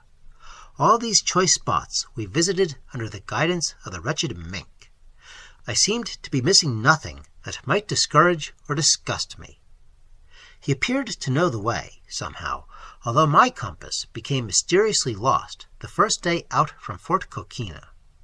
Again and again I felt instinctively that we were traveling in a vast circle, but Mink always denied it, and I had no scientific instruments to verify my deepening suspicions. Another thing bothered me. Mink did not seem to suffer from insects or heat. In fact, to my intense annoyance, he appeared to be having a comfortable time of it, eating and drinking with gusto, sleeping snugly under a mosquito bar, permitting me to do all camp work. The paddling, as long as we used a canoe, and all the cooking too, claiming, on his part, a complete ignorance of culinary art. Sometimes he condescended to catch a few fish for the common pan. Sometimes he bestirred himself to shoot a duck or two, but usually he played on his concertina during his leisure moments, which were plentiful. I began to detest Samuel Mink. At first, I was murderously suspicious of him, and I walked about with my automatic arsenal ostentatiously displayed. But he looked like such a miserable little shrimp that I became ashamed of my precautions. Besides, as he cheerfully pointed out, a little coontie soaked in my drinking water would have done my business for me if he had meant me any physical harm. Also, he had a horrible habit of noosing moccasins for sport, and it would have been easy for him to introduce one to me while I slept. Really, what most worried me was the feeling which I could not throw off that somehow or other we were making very little progress in any particular direction. He even admitted that there was reason for my doubts, but he confided to me that to find these Conquina hills was like traversing a maze. Doubling to and fro among forests and swamps, he insisted, was the only possible path of access to the undiscovered Conquina hills of Florida. Otherwise, he argued, these Conquina hills would long ago have been discovered. And it seemed to me that he had been right when we at last came out on the edge of a palm forest and beheld that astounding blue outline of hills in a country which has always been supposed to lie as flat as a flabby flapjack. A desert of saw palmetto stretched away before us to the base of the hills. Game trails ran through it in every direction like sheep paths. A few moth-eaten Florida deer trotted away as we appeared. Into one of these trails stepped Samuel Mink, burdened only with his concertina and a box of cigars. I, loaded with 70 pounds of impedimenta, including a moving picture apparatus, reeled after him. He walked on jauntily toward the hills, his pearl-colored bowler hat at an angle. Occasionally he played upon his concertina as he advanced. Now and then he cut a pigeon wing. I hated him. At every toilsome step I hated him more deeply. He played Tipperary on his concertina. "See him, old top?" he inquired, nodding toward the hills. "I'm a man of my word, I am. Look at him. Take him in, old sport, and remember, each and every hill is guaranteed to contain one bona fide cave lady, what is the last vanishing traces of an extinct and disappearing race." We toiled on, that is, I did, bowed under my sweating load of paraphernalia. He skipped in advance like some degenerate 20th century faun, playing on his pipes the unmitigated melodies of George Cohan. "Watch your step," he cried nimbly, avoiding the attentions of a ground rattler, which tried to caress his ankle from under a saw palmetto. With a shudder, I gave the deadly little reptile room, and floundered forward, a prey to exhaustion, melancholy, and red bugs. A few buzzards kept pace with me, their broad black shadows gliding ominously over the sun-drenched earth. Blue-tail lizards went rustling and leaping away on every side. Floppy, soft-winged butterflies escorted me. A strange bird, which seemed to be dressed in a union suit of checked gingham, flew from tree to tree as I plodded on, and squealed at me persistently. At last I felt the hard Conquina underfoot. The cool blue shadow of the hills enveloped me. I slipped off my pack, dumped it beside a little rill of crystal water which ran sparkling from the hills, and sat down on a soft and fragrant carpet of hound's tongue. After a while I drank my fill at the rill, bathed head, neck, face, and arms, and feeling delightfully refreshed, leaned back against the fern-covered slab of Conquina. What are you doing? I demanded of Mink, who was unpacking the kit and disengaging the moving picture machine. Getting ready, he replied, fussing busily with the camera. You don't expect to see any cave people here, do you?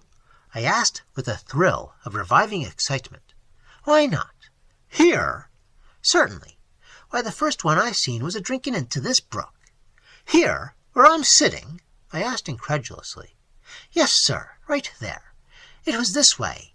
I was lying down, trying to figure the shortest way to Fort Conquina, and wishing I was nearer Broadway than I was to the equator, when I heard a voice saying blub blub, muck a muck, and then I seen 2 cave ladies come softly stealing along. Where? Right there, where you're a-sitting. Say, they was lookers, and they come along quiet, like 2 big-eyed deer, kinder nosing the air and listening. Gee whiz, thinks I, Long Acre ain't got so much on them dames. And at that, one of them wore a wildcat skin, and that's all, and a wildcat ain't big, and the other, she sported palm leaf pyjamas. So when they don't see nothing around to hinder, they just lays down flat and takes a drink into that pool, looking up every swallow like little birds listening and kinder thanking God for a good square drink. I knowed they was wild girls soon as I seen 'em. Also, they says to one another, blub blub, kinder softly. All the same, I seen wilder ladies on Broadway, so I took a chance where I was squatting behind a rock. So says I, "Hi there, sweetie, blub blub, have a taxi on me." And with that, they's on their feet, quivering all over and nosing the wind. So first I took some snapshots at 'em with my bijou camera. Guess they scented me all right, for I seen their eyes grow bigger, and then they give a bound and was off over the rocks, and me after 'em. Say, that was some steeplechase, until a few more cave ladies come out of them rocks above us and hove chunks of coquina at me. And with all that dodging and ducking of them there rocks, the cave girls got away. And I seen 'em and the other cave lady scurrying into little caves. One whisked into this hole, another scuttled into that, bing, all over. All I could think of was to light a cigar and blow the smoke in after the best-looking cave girl, but I couldn't smoke her out, and I hadn't time to starve her out. So that's all I know about this here prehistoric and extinct race of vanishing cave ladies. As his simple and illiterate narrative advanced, I became proportionally excited, and when he ended, I sprang to my feet in an uncontrollable access of scientific enthusiasm. Was she really pretty? I asked. Listen, she was that peachy. Enough, I cried. Science expects every man to do his duty. Are your films ready to record a scene without precedent in the scientific annals of creation? They sure is. Then place your camera and your person in a strategic position. This is a magnificent spot for an ambush. Come over beside me. He came across to where I had taken cover among the ferns behind the parapet of Coquina, and with a thrill of pardonable joy, I watched him unlimber his photographic artillery and place it in battery where my every posture and action would be recorded for posterity if a cave lady came down to the water hole to drink. It were futile, I explained to him in a guarded voice, for me to attempt to cajole her as you attempted it. Neither playful nor moral suasion could avail, for it is certain that no cave lady understands English. I thought of that too, he remarked. I said blub blub muck a muck to 'em when they started to run, but it didn't do no good. I smiled. Doubtless, said I, the spoken language of the cave-dweller is made up of similarly primitive exclamations, and you are quite right in attempting to communicate with the cave ladies and establish a cordial entente. Professor Garner has done so among the simian population of Gaboon. Your attempt is most creditable, and I shall make it part of my record. But the main idea is to capture a living specimen of a cave lady, and corroborate every detail of that pursuit and capture upon the films. And believe me, Mr. Mink, I added, my voice trembling with emotion, no academician is likely to go to sleep when I illustrate my address with such pictures as you are now about to take. The police might pull the show, he suggested. No, said I, science is already immune. Art is becoming so. Only nature need fear the violence of prejudice. and doubtless she will continue to wear pantalets and common-sense nighties as long as our great republic endures." I unslung my field glasses, adjusted them, and took a penetrating squint at the hillside above. Nothing stirred up there, except a buzzard or two wheeling on tip-curled pinions above the palms. Presently, Mink inquired whether I had lamped anything, and I replied that I had not. "They may be snoozing in their caves," he suggested, "but don't you fret, old top. You'll get what's coming to you, and I'll get mine." "About that check," I began, and hesitated. "Sure, what about it?" "I suppose I'm to give it to you when the first cave woman appears." "That's what." I pondered the matter for a while in silence. I could see no risk in paying him this draft on sight. "All right," I said, "bring on your cave-dwellers." Hour succeeded hour, but no cave-dwellers came down to the pool to drink. We ate luncheon, a bit of cold duck, some coontie bread, and a dish of palm cabbage. I smoked an inexpensive cigar. Mink lit a more pretentious one. Afterward, he played on his concertina at my suggestion on the chance that the music might lure a cave girl down the hill. Nymphs were sometimes caught that way, and modern science seemed to be reverting more and more closely to the simpler truths of the classics, which, in our ignorance and arrogance, we once dismissed as fables, unworthy of scientific notice. However, this Broadway faun piped in vain. No white-footed dryad came stealing through the ferns to gaze, perhaps to dance, to the concertina's plaintive melodies.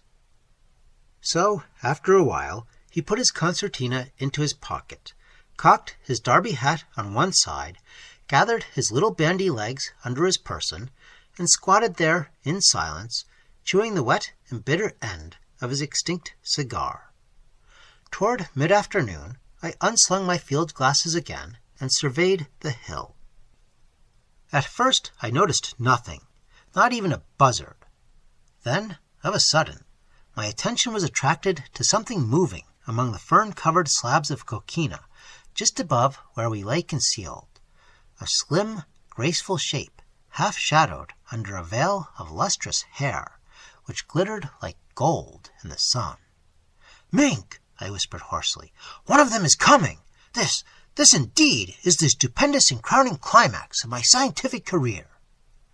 His comment was incredibly coarse. "Give me the dough," he said, without a tremor of surprise.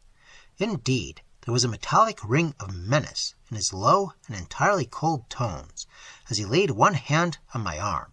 "No welchin'," he said, "or I put this whole show on the bum." The overwhelming excitement of the approaching crisis neutralized my disgust. I fished out the certified check from my pocket and flung the miserable scrap of paper at him. "Get your machine ready," I hissed. "Do you understand what these moments mean to the civilized world?" "I sure do," he said. Nearer and nearer came the lithe white figure under its glorious crown of hair, moving warily and gracefully amid the great coquina slabs. Nearer and nearer, until I no longer required my glasses. She was a slender, red-lipped thing, blue-eyed, dainty of hand and foot. The spotted pelt of a wild cat covered her, or attempted to. I unfolded a large canvas sack as she approached the pool. For a moment or two, she stood gazing around her, and her close-set ears seemed to be listening. Then, apparently satisfied, she threw back her beautiful young head and sent a sweet wild call floating back to the sunny hillside. "Blub, blub," rang her silvery voice. "Blub, blub, muck-a-muck." And from the fern-covered hollows above, other voices replied joyously to a reassuring call. "Blub, blub, blub." The whole bunch was coming down to drink. The entire remnant of a prehistoric and almost extinct race of human creatures was coming to quench its thirst at this water-hole. How I wished for James Barnes at the camera's crank. He alone could do justice to this golden girl before me. One by one, clad in their simple yet modest gowns of pelts and garlands, 5 exquisitely superb specimens of cave girl came gracefully down to the water-hole to drink. Almost swooning with scientific excitement, I whispered to the unspeakable mink, "Begin to crank as soon as I move." And gathering up my big canvas sack, I rose, and, still crouching, stole through the ferns on tiptoe. They had already begun to drink when they heard me. I must have made some slight sound in the ferns, for their keen ears detected it, and they sprang to their feet. It was a magnificent sight to see them there by the pool, tense, motionless, at gaze, their dainty noses to the wind, their beautiful eyes wide and alert. For a moment, enchanted, I remained spellbound in the presence of this prehistoric spectacle. Then, waving my sack, I sprang out from behind the rock and cantered toward them. Instead of scattering and flying up the hillside, they seemed paralyzed, huddling together as though to get into the picture. Delighted, I turned and glanced at Mink. He was cranking furiously. With an uncontrollable shout of triumph and delight, I pranced toward the huddling cave girls, arms outspread, as though heading a horse or concentrating chickens. And, totally forgetting the uselessness of urbanity in civilized speech as I danced around that lovely but terrified group, "Ladies," I cried, "do not be alarmed, because I mean only kindness and proper respect. Civilization calls you from the wilds. Sentiment, pity, piety propel my legs, not the ruthless desire to injure or enslave you. Ladies, you are under the wing of science. An anthropologist is speaking to you. Fear nothing. Rather, rejoice. Your wonderful race shall be rescued from extinction, even if I have to do it myself. Ladies, don't run." They had suddenly scattered and were now beginning to dodge me. "I came among you bearing the precious promises of education, of religion, of equal franchise, of fashion." "Blub, blub," they whimpered, continuing to dodge me. "Yes," I cried in an excess of transcendental enthusiasm, "blub, blub. And though I do not comprehend the exquisite simplicity of your primeval speech, I answer with all my heart, blub, blub." Meanwhile, they were dodging and eluding me as I chased first one, then another, one hand outstretched, the other invitingly clutching the sack. A hasty glance at Mink now and then revealed him industriously cranking away. Once I fell into the pool. That section of film should never be released, I determined, as I blew the water out of my mouth, gasped, and started after a lovely, ruddy-haired cave girl, whose curiosity had led her to linger beside the pool in which I was floundering. But run as fast as I could, and skip hither and thither with all the agility I could muster, I did not seem to be able to seize a single cave girl. Every few minutes, baffled and breathless, I rested, and they always clustered together, uttering their plaintively musical blub blub, not apparently very much afraid of me, and even exhibiting curiosity. Now and then they cast glances toward Mink, who was grinding away steadily, and I could scarcely retain a shout of joy as I realized what wonderful pictures he was taking. Indeed, luck seemed to be with me so far, for never once did these beautiful prehistoric creatures retire out of photographic range. But otherwise, the problem was becoming serious. I could not catch one of them. They eluded me with maddening swiftness and grace. My pauses to recover my breath became more frequent.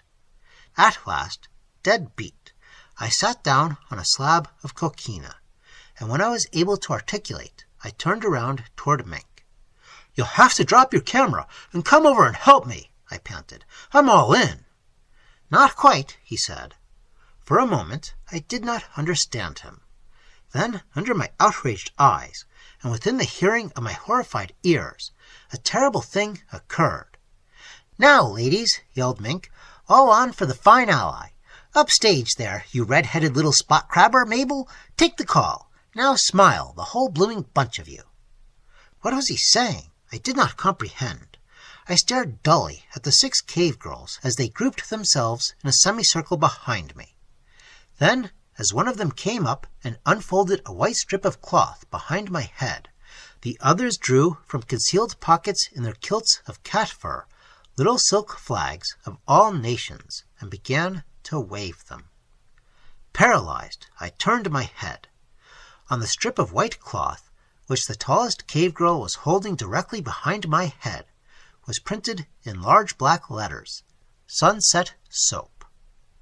For one cataclysmic instant, I gazed upon this hideous spectacle. Then, with an unearthly cry, I collapsed into the arms of the nicest-looking one. There is little more to say. Contrary to my fears, the release of this outrageous film did not injure my scientific standing. Modern science, accustomed to proprietary testimonials, had become reconciled to such things. My appearance upon the films in the movies in behalf of Sunset Soap, oddly enough, seemed to enhance my scientific reputation. Even such austere purists as Guilford, the Cubist poet, congratulated me upon my fearless independence of ethical tradition. And I had lived to learn a gentler truth than that, for the pretty girl who had been cast for Cave Girl number 3. But let that pass. Arhibenda est injecando moderatio. The Ladies of the Lake. Chapter 1.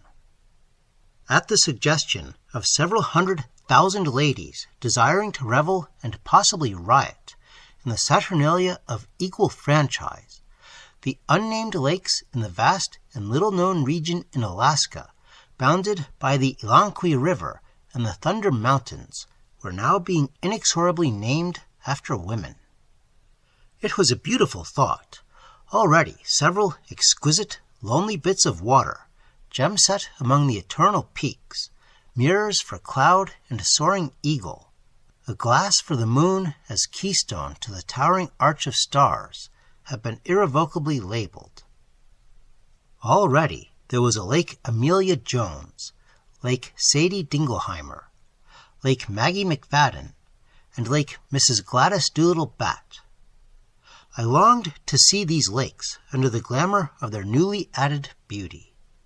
Imagine, therefore, my surprise and happiness when I received the following communication from my revered and beloved chief, Professor Farrago, dated from the Smithsonian Institute, Washington, whither he had been summoned in haste to examine and pronounce upon the identity of a very small bird, supposed to be a specimen of that rare and almost extinct creature, the two-toed titmouse, Mustita duototus, to be scientifically exact, as I invariably strive to be.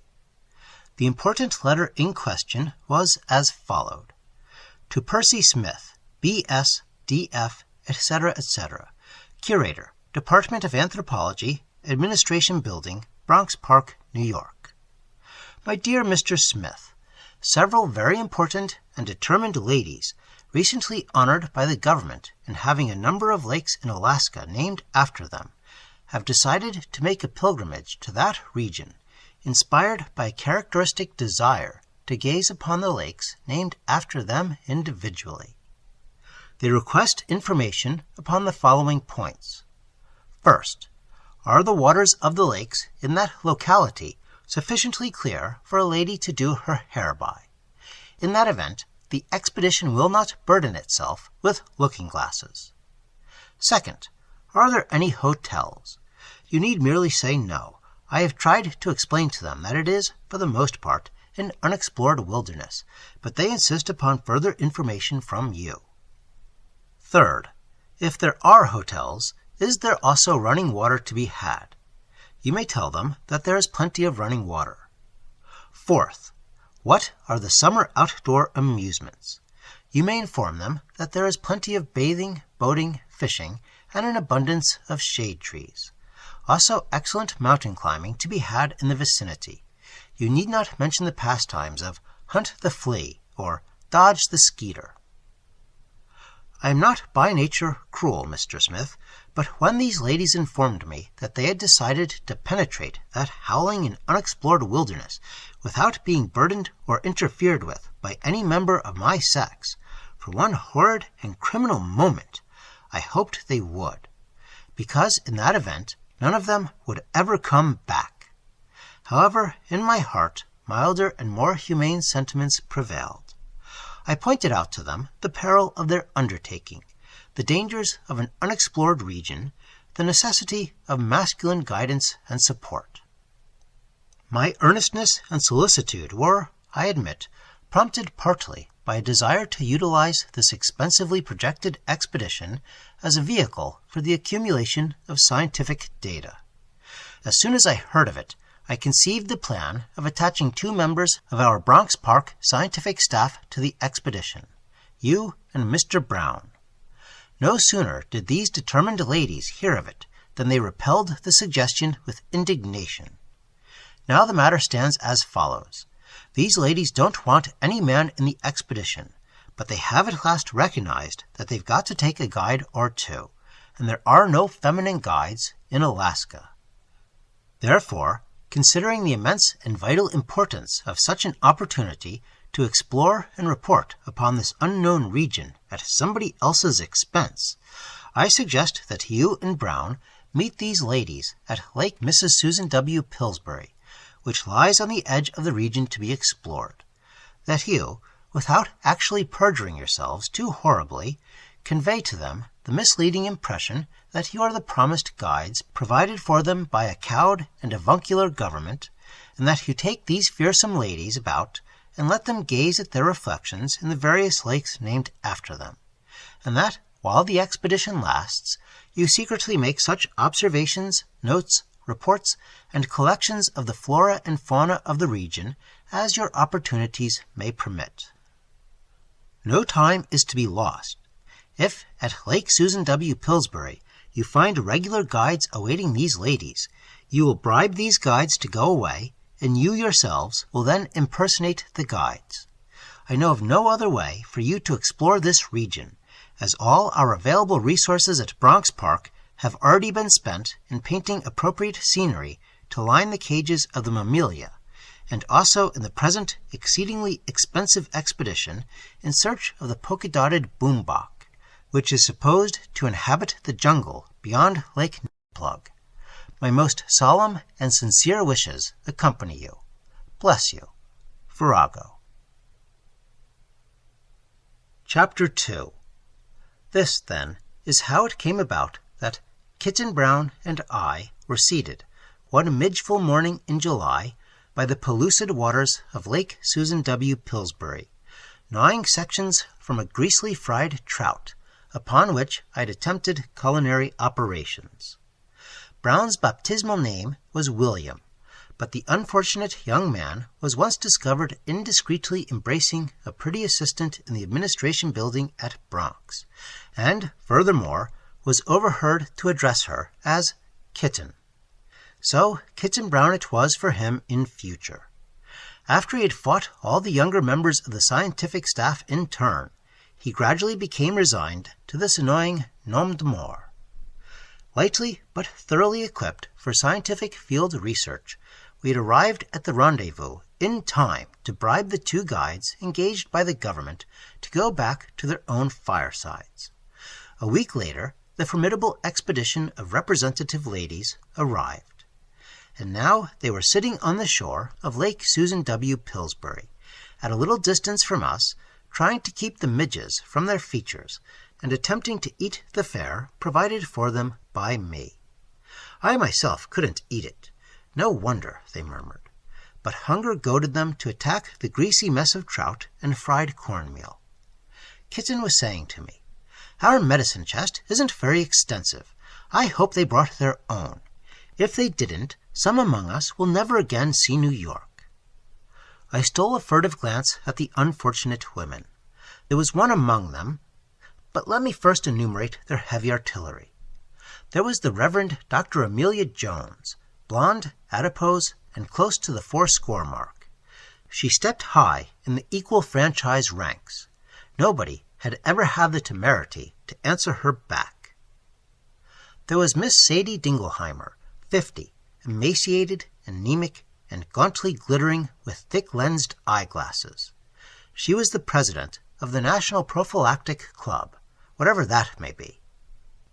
There was Miss Margaret McFadden, a Titian, profusely toothed, muscular, and president of the Hairdressers' Union of the United States. There was Mrs. Gladys Doolittle Bat, a grass one, Bat being represented as a vanishing point, president of the National Eugenic and Purity League, tall, gnarled, sinuously powerful, and prone to emotional attacks. The attacks were directed toward others. These, then, composed the heavy artillery. The artillery of the Light Brigade consisted only of a single piece.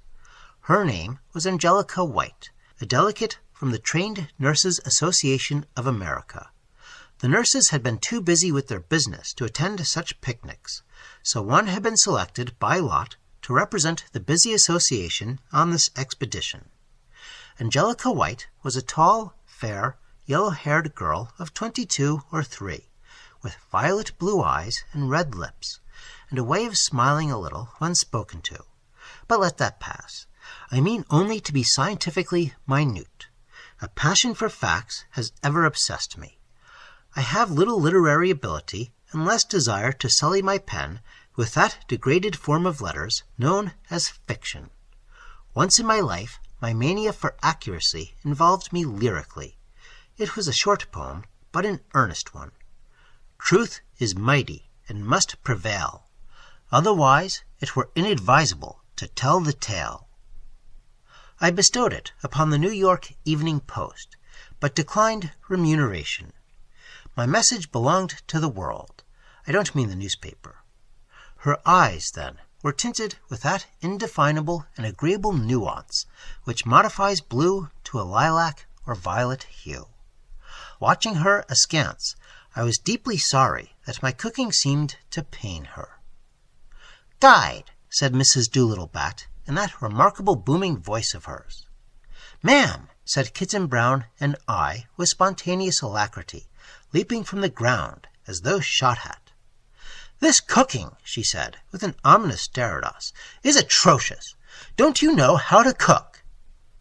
I said, with a smiling attempt at ease, "There are various ways of cooking food for the several species of mammalia, which in all wise providence—" "Do you think you're cooking for wildcats?" she demanded. Our smiles faded. "It is my opinion that you're incompetent," remarked the Reverend Dr. Jones, slapping at Midges with a hand that might have rocked all the cradles of the nation, but had not rocked any. "We're not getting our money's worth," said Miss Dingleheimer, "even if the government does pay your salaries." I looked appealingly from one stony face to another. In Miss McFadden's eye there was the somber glint of battle. She said, "If you can guide us no better than you cook, God save us all this day week." And she hurled the contents of her tin plate into Lake Susan W. Pillsbury. Mrs. Doolittle Bat arose. "Come," she said, "it is time we started. What is the name of the first lake we may hope to encounter?" We knew no more than they did, but we said that Lake Gladys Doolittle Bat was the first, hoping to placate that fearsome woman. "Come on, then," she cried, picking up her carved and varnished mountain staff. Miss Dingleheimer had brought one too, from the Catskills. So Kitten Brown and I loaded our mule, set him in motion, and drove him forward into the unknown. Where we were going we had not the slightest idea. The margin of the lake was easy traveling, so easy that we never noticed that we had already gone around the lake 3 times, until Mrs. Bat recognized the fact and turned on us furiously. I didn't know how to explain it, except to say feebly that I was doing it as a sort of preliminary canter to harden and inure the ladies. "We don't need hardening," she snarled. "Don't you understand that?" I comprehended that at once, but I forced a sickly smile and skipped forward in the wake of my mule, with something of the same abandon which characterizes the flight of an unwelcome dog. In the terrified ear of Kitten, I voiced my doubts concerning the prospects of a pleasant journey. We marched in the following order. Arthur, the heavily laden mule, led. Then came Kitten Brown and myself, all hung over with stewpans, shotguns, rifles, cartridge belts, ponchos, and the toilet reticules of the ladies. Then marched the Reverend Dr. Jones, and in order filing behind her, Miss Dingleheimer, Mrs. Bat, Miss McFadden, and Miss White. the latter in her trained nurse's costume and wearing a red cross on her sleeve, an idea of Mrs. Bat, who believed in emergency methods. Mrs. Bat also bore a banner, much interfered with by the foliage, bearing the inscription, "Equal Rights, Eugenics or Extermination." After a while, she shouted, "Guide, here, you may carry this banner for a while. I'm tired." Kitten and I took turns with it after that. It was hard work, particularly as one by one in turn they came up and hung their parasols and shopping reticules all over us.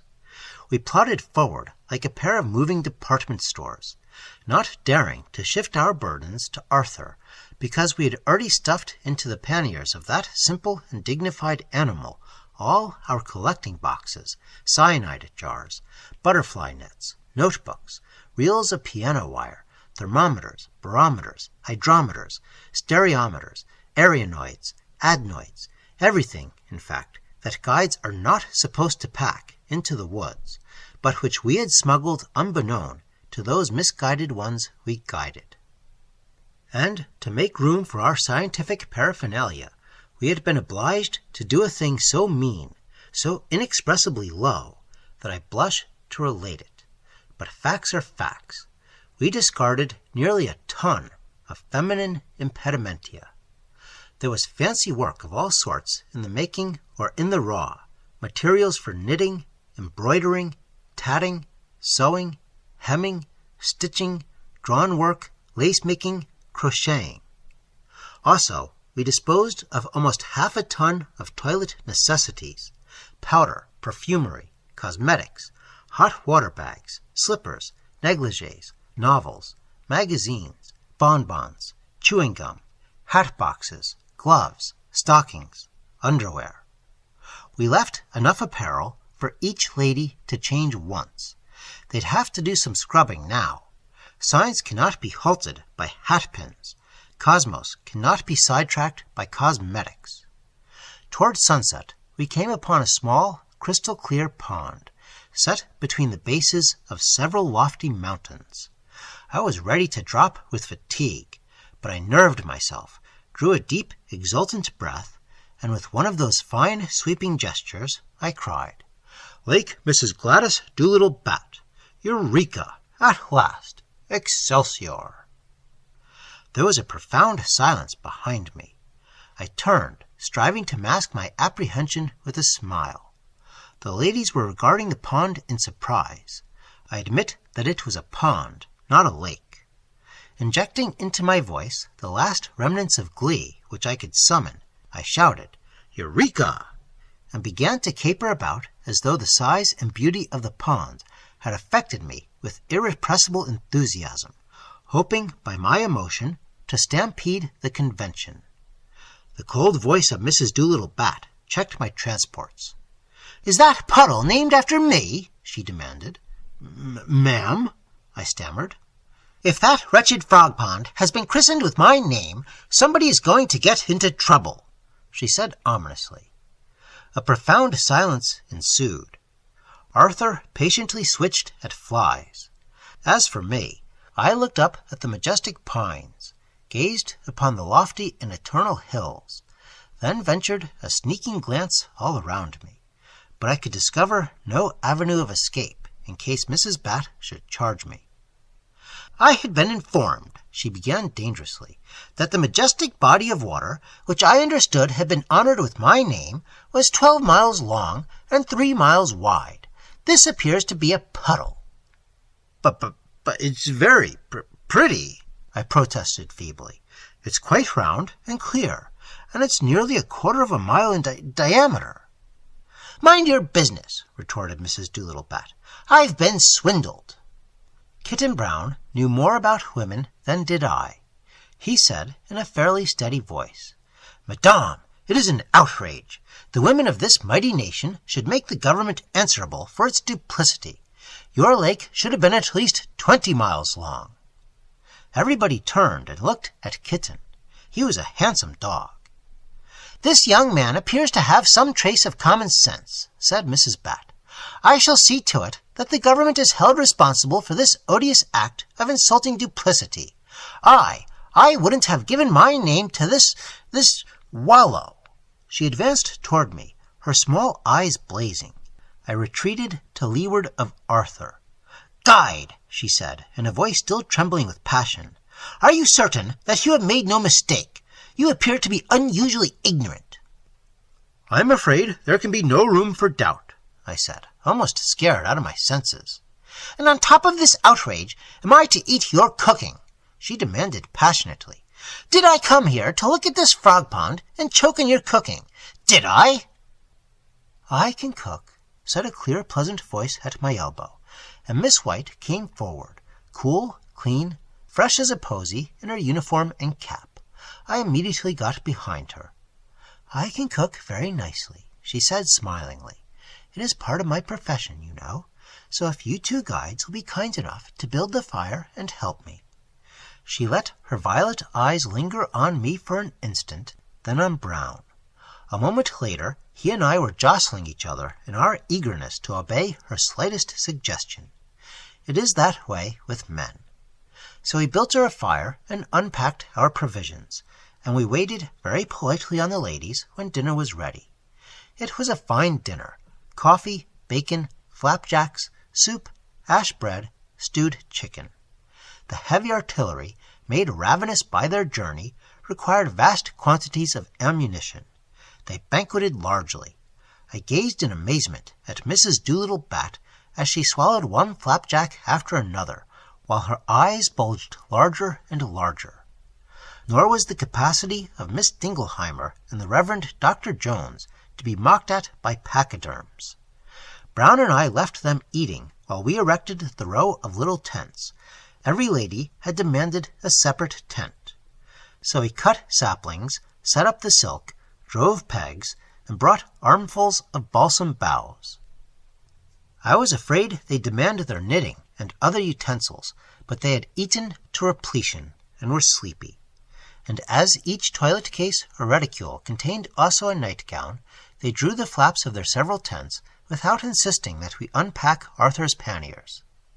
They had all disappeared within their tents except Miss White, who insisted on cooking something for us, although we protested that the scraps of the banquet were all right for mere guides.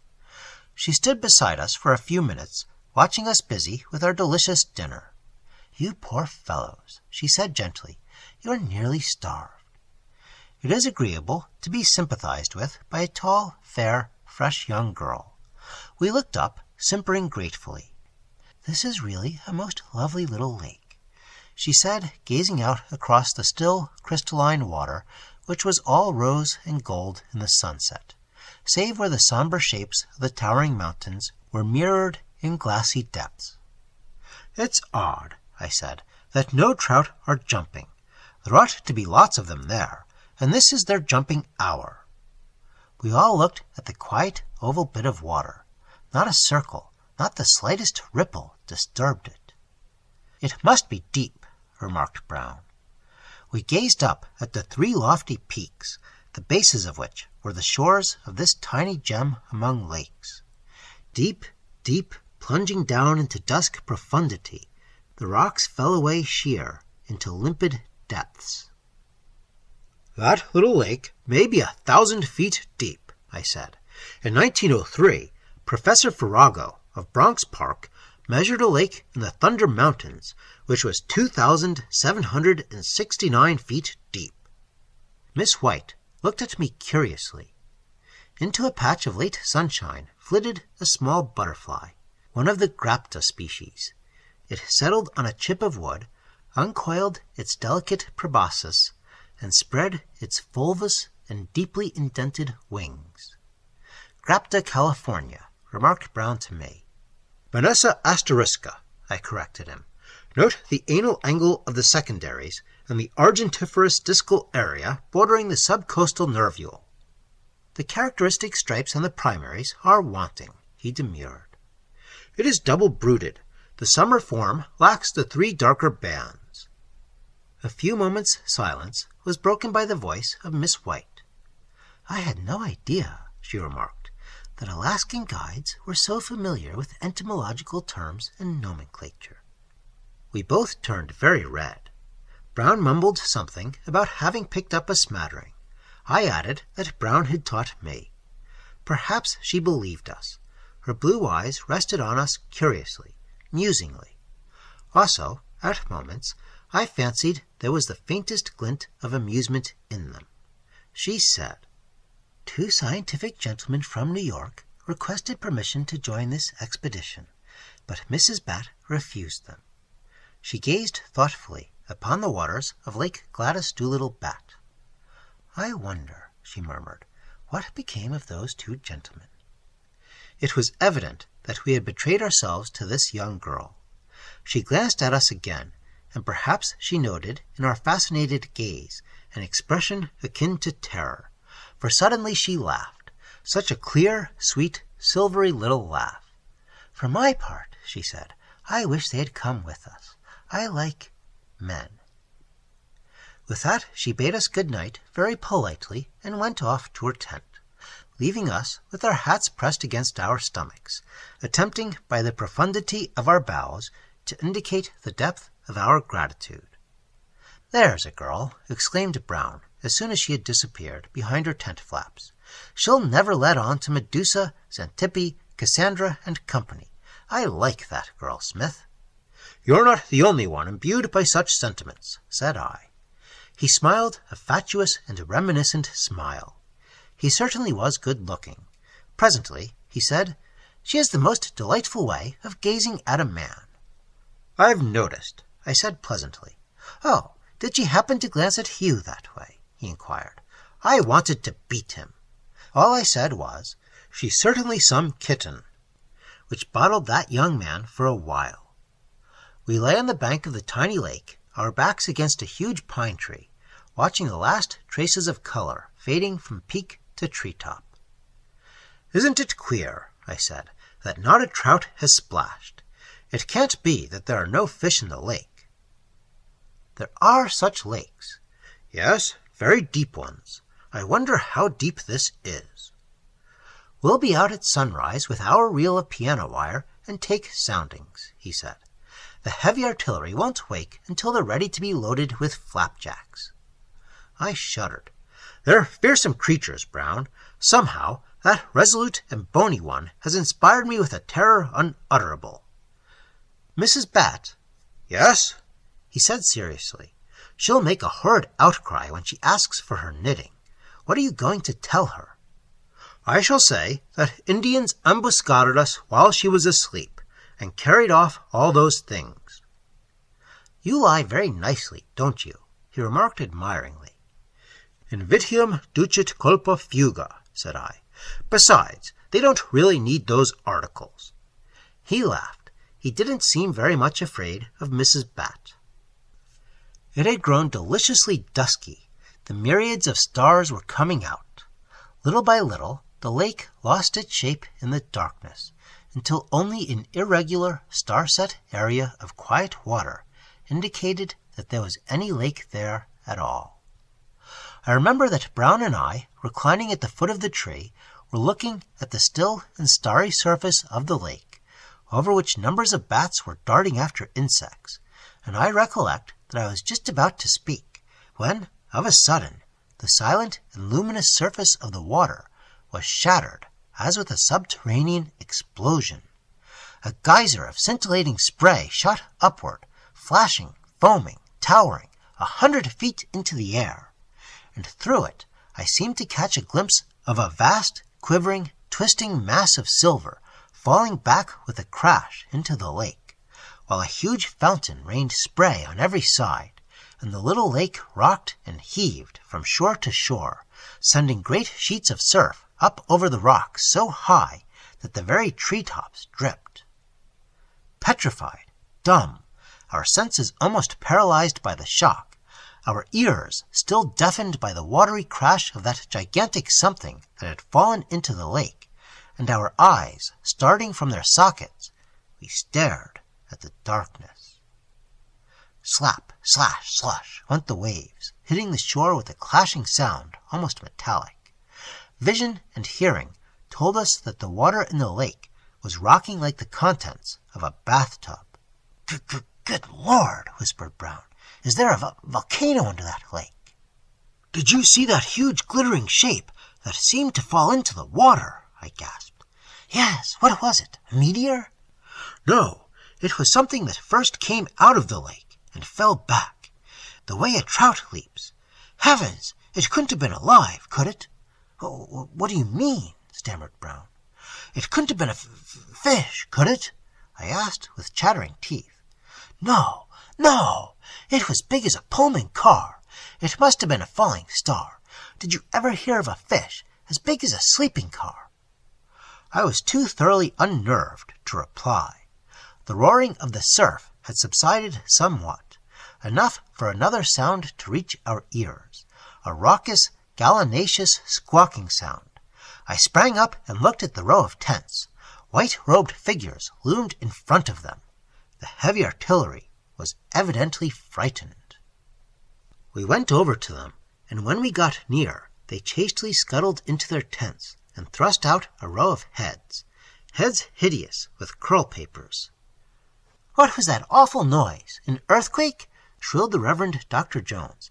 "I think I'll go home." "Was it an avalanche?" demanded Mrs. Bat, in a deep and shaky voice. "Are we in any immediate danger, young man?" I said that it was probably a flying star which happened to strike the lake and explode. "What an awful region!" wailed Miss Dingleheimer. "I've had my money's worth. I wish to go back to New York at once. I'll begin to dress immediately." "It might be 1,000,000 years before another meteor falls in this latitude," I said soothingly. "Or it might be 10 minutes, sobbed Miss Dingleheimer. "What do you know about it anyway? I want to go home. I'm putting on my stockings now. I'm getting dressed as fast as I can." Her voice was blotted out in a mighty crash from the lake. Appalled, I whirled on my heel, just in time to see another huge jet of water rise high in the starlight. Another, until the entire lake was but a cluster of gigantic geysers, exploding 100 feet in the air, while through them, falling back into the smother of furious foam, great silvery bulks dropped, crashing one after another. I don't know how long the incredible vision lasted. The woods roared with an infernal pandemonium, echoed and re-echoed from mountain to mountain. The treetops fairly stormed spray, driving it in sheets through the leaves, and the shores of the lake spouted surf long after the last vast silvery shape had fallen back again into the water. As my senses gradually recovered, I found myself supporting Mrs. Bat in one arm and the Reverend Dr. Jones upon my bosom. Both had fainted. I released them with a shudder and turned to look for Brown. Somebody had swooned in his arms, too. He was not noticing me, and as I approached him, I heard him say something resembling the word kitten. In spite of my demoralization, another fear seized me, and I drew nearer and peered closely at what he was holding so nobly in his arms. It was, as I supposed, Angelica White. I don't know whether my arrival occultly revived her, for as I stumbled over a tent peg, she opened her blue eyes and then disengaged herself from Brown's arms. "Oh, I'm so frightened," she murmured. She looked at me sideways when she said it. "Come," said I coldly to Brown. "Let Miss White retire and lie down. This meteoric shower is over, and so is the danger." He evinced a desire to further soothe and minister to Miss White, but she said, with considerable composure, that she was feeling better, and Brown came unwillingly with me to inspect the heavy artillery lines. That formidable battery was wrecked, the pieces dismounted and lying tumbled about in their emplacements. But a vigorous course of cold water in dippers revived them, and we herded them into one tent and quieted them with some soothing prevarication, the details of which I have forgotten.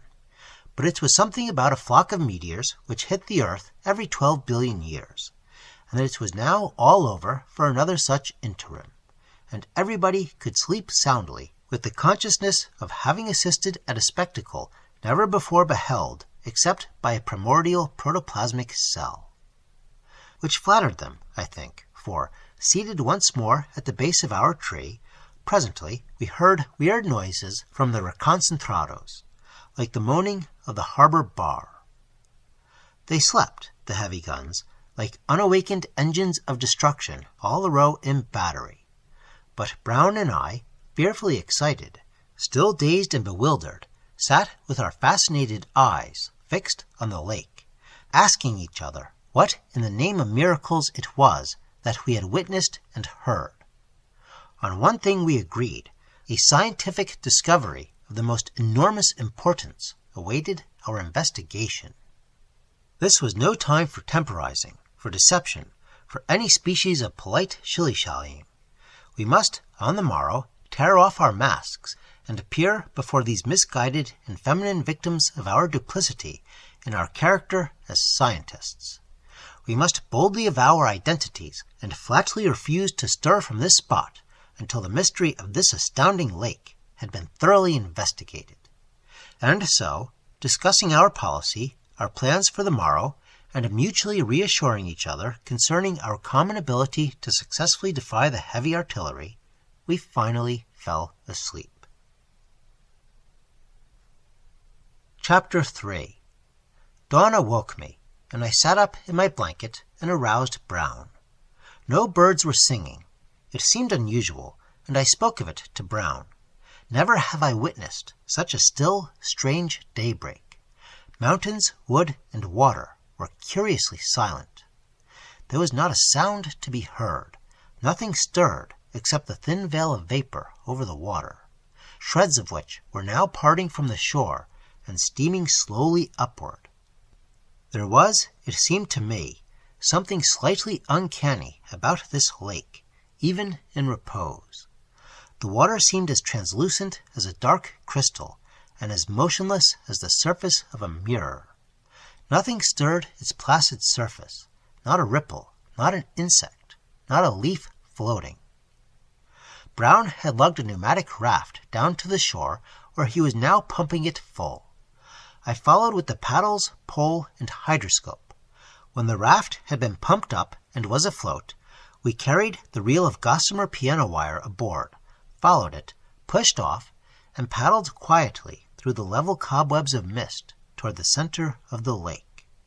From the shore I heard a gruesome noise. It originated under one of the row of tents of the heavy artillery. Medusa, snoring, was an awesome sound in that wilderness and solitude of dawn. I was unscrewing the center plug from the raft and screwing into the empty socket the lens of the hydroscope and attaching the battery, while Brown started his sounding, and I was still busy when an exclamation from my companion startled me. "We're breaking some records. Do you know it, Smith?" "Where's the lead?" 300 fathoms, and still running." "Nonsense." "Look at it yourself. It goes on unreeling. I put the drag on. Hurry and adjust the hydroscope." I sighted the powerful instrument for 2,000 feet, altering it from minute to minute, as Brown excitedly announced the amazing depth of the lake. When he called out 4,000 feet, I stared at him. "There's something wrong," I began. "There's nothing wrong," he interrupted. 4,500. 5,000. 5,500. "Are you squatting there and trying to tell me that this lake is over a mile deep?" "Look for yourself," he said in an unsteady voice. "Here's the tape. You can read, can't you? 6,000 feet, and running evenly. 6,500. 7,000. 7,500. "It can't be," I protested. But it was true. Astounded, I continued to adjust the hydroscope to a range incredible, turning the screw to focus at 1.5 miles, at 2 miles, at 2.25, a half, 3/4, 3 miles, 3.25 miles. Click. "Good heavens," he whispered. "This lake is 3.25 miles deep."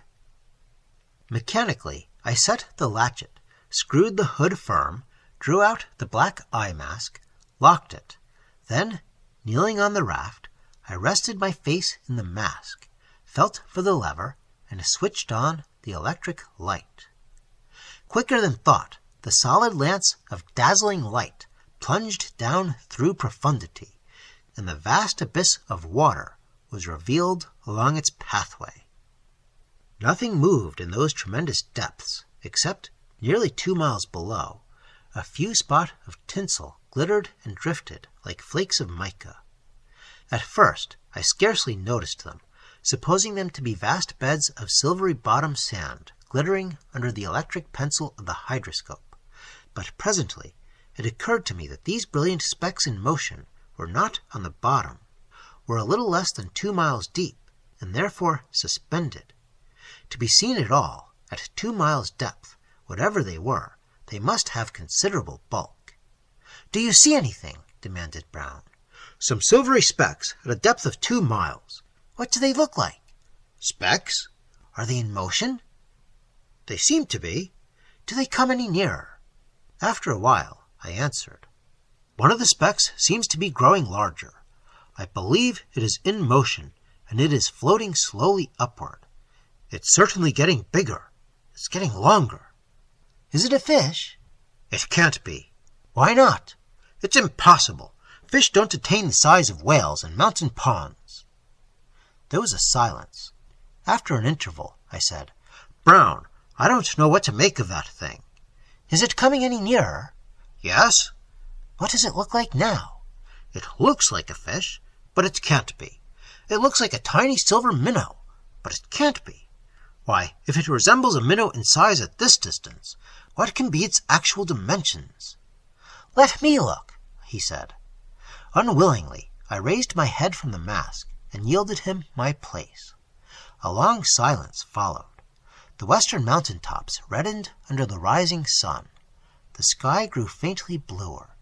Yes, there was not a bird note in that still place, not a flash of wings, nothing stirring. Here and there along the lake shore I noticed unusual-looking trees, very odd-looking trees indeed, for their trunks seemed bleached and dead, as though no bark covered them, yet every stark limb was covered with foliage, a thick foliage so dark in color that it seemed black to me. I glanced at my motionless companion where he knelt with his face in the mask. Then I unslung my field glasses and focused them on the nearest of the curious trees. At first I could not quite make out what I was looking at. Then, to my astonishment, I saw that these stark gray trees were indeed lifeless, and that what I had mistaken for dark foliage was velvety clusters of bats hanging there asleep, thousands of them, thickly infesting and clotting the dead branches with a somber and horrid effect of foliage. I don't mind bats in ordinary numbers, but in such soft, motionless masses they slightly sickened me. There must have been literally tons of them hanging to the dead trees. "This is pleasant," I said. "Look at those bats, Brown." When Brown spoke without lifting his head, his voice was so shaken, so altered, that the mere sound of it scared me. "Smith," he said, "there is a fish in here, shaped exactly like a brook minnow, and I should judge, by the depth it is swimming in, that it is about as long as an ordinary Pullman car." His voice shook, but his words were calm to the point of commonplace, which made the effect of his statement all the more terrific. A minnow, as big as a Pullman car," I repeated, dazed. "Larger, I think. It looks to me through the hydroscope, at this distance, exactly like a tiny silvery minnow. It's half a mile down, swimming about. I can see its eyes. They must be about 10 feet in diameter. I can see its fins moving, and there are about a dozen others, much deeper, swimming around.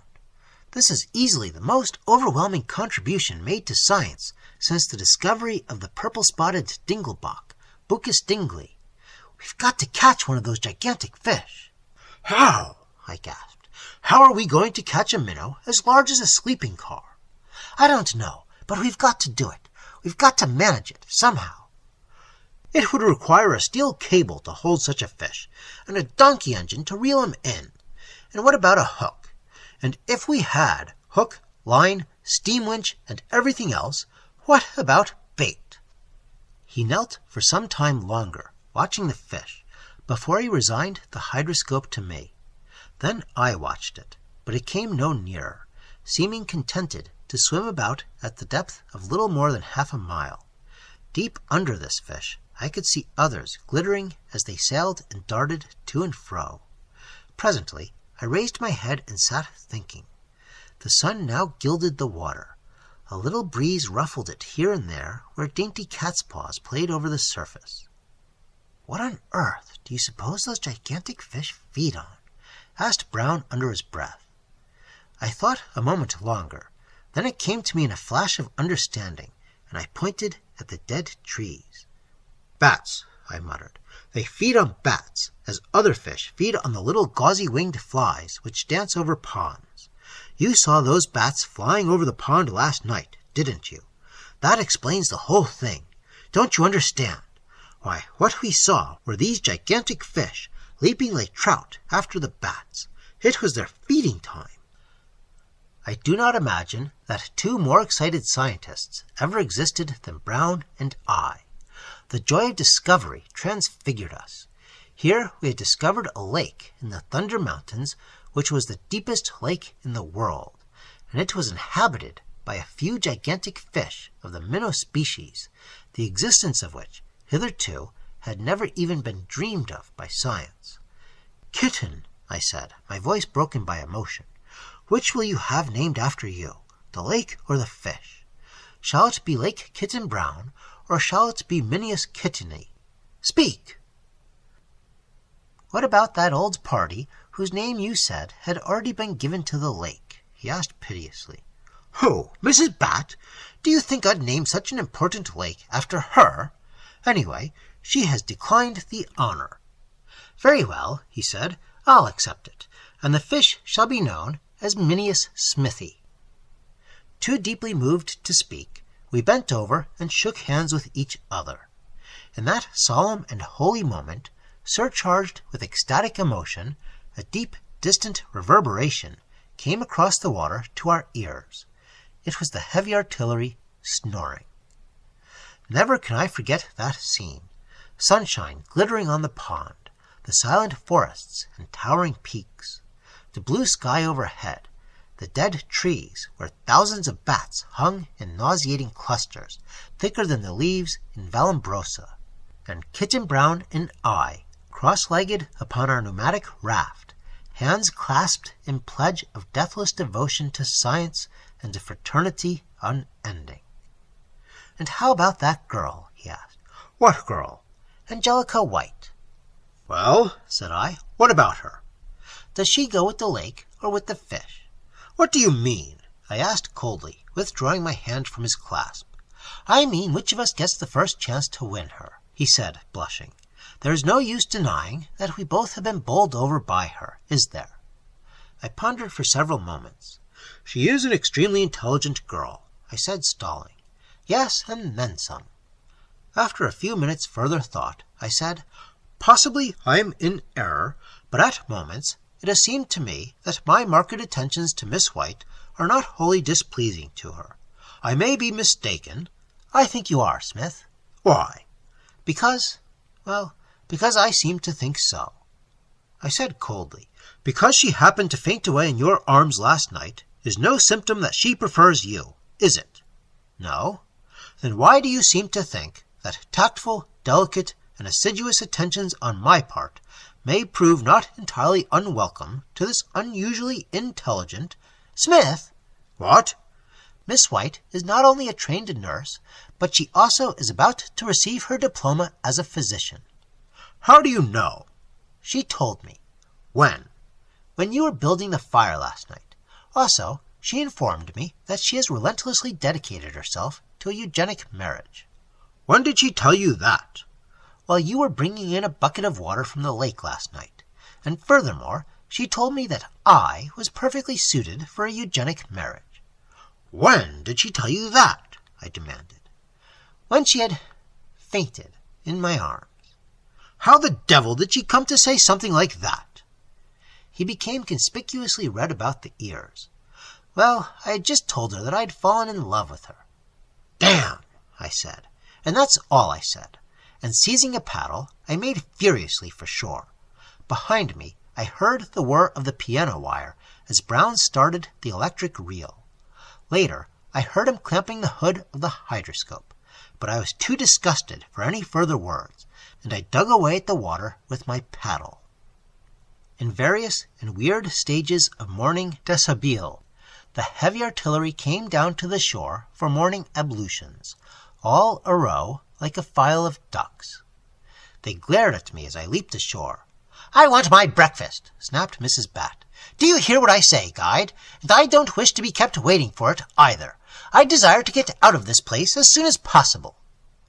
"I'm sorry," I said, "but I intend to stay here for some time." "What?"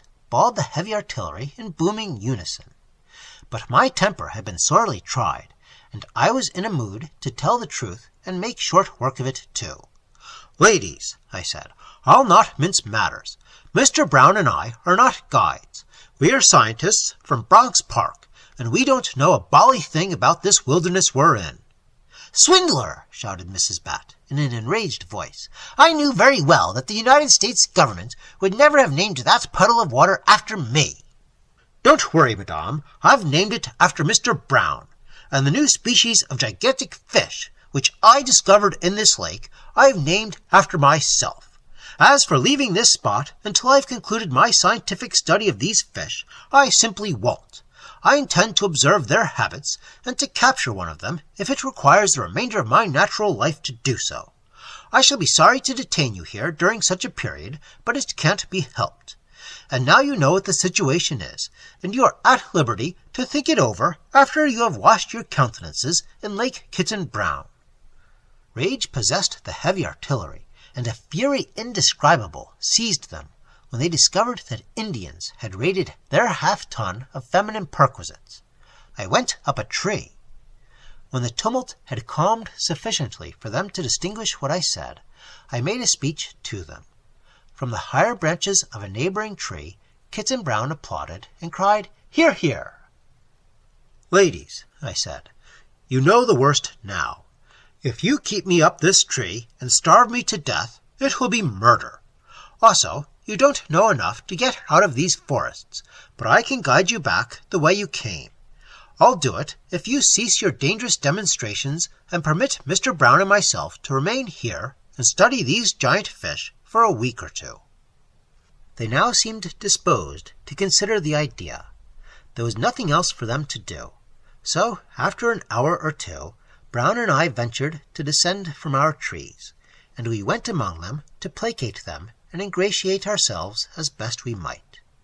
"Think," I argued, "what a matchless opportunity for you to be among the first discoverers of a totally new and undescribed species of giant fish. Think what a legacy it will be to leave such a record to posterity. Think how proud and happy your descendants will be to know that their ancestors assisted at the discovery of the Minas Smithy." "Why can't they be named after me?" demanded Mrs. Bat. "Because," I explained patiently, "they have already been named after me." "Couldn't something be named after me?" inquired that fearsome lady. "The bats," suggested Brown politely. "We could name a bat after you with pleasure." I thought for a moment she meant to swing on him. He thought so too, and ducked. "A bat!" she shouted. "Name a bat after me!" "Many a celebrated scientist has been honored by having his name conferred upon humbler fauna," I explained. But she remained dangerous, so I went and built the fire, and squatted there, frying bacon, while on the other side of the fire, sitting side by side, Kitten Brown and Angelica White gazed upon each other with enraptured eyes. It was slightly sickening, but let that pass. I was beginning to understand that science is a jealous mistress, and that any contemplated infidelity of mine stood every chance of being squelched. No, evidently I had not been fashioned for the joys of legal domesticity. Science, the wanton jade, had not yet finished her dance with me. Apparently my machiche with her was to be external. Fides servanda est. That afternoon the heavy artillery held a council of war, and evidently came to a conclusion to make the best of the situation. For toward sundown they accosted me with the request for the raft, explaining that they desired to picnic aboard, and afterward row about the lake and indulge in song. So Brown and I put aboard the craft a substantial cold supper, and the heavy artillery embarked, taking aboard a guitar to be worked by Miss Dingleheimer, and knitting for the others. It was a lovely evening. Brown and I had been discussing a plan to dynamite the lake and stun the fish, that method appealing to us as the only possible way to secure a specimen of the stupendous minnows which inhabited the depths. In fact, it was our only hope of possessing one of these creatures, fishing with a donkey engine, steel cable, and a hook baited with a bat being too uncertain and far more laborious and expensive. I was still smoking my pipe, seated at the foot of the big pine tree, watching the water turn from gold to pink. Brown sat higher up the slope, his arm around Angelica White. I carefully kept my back toward them.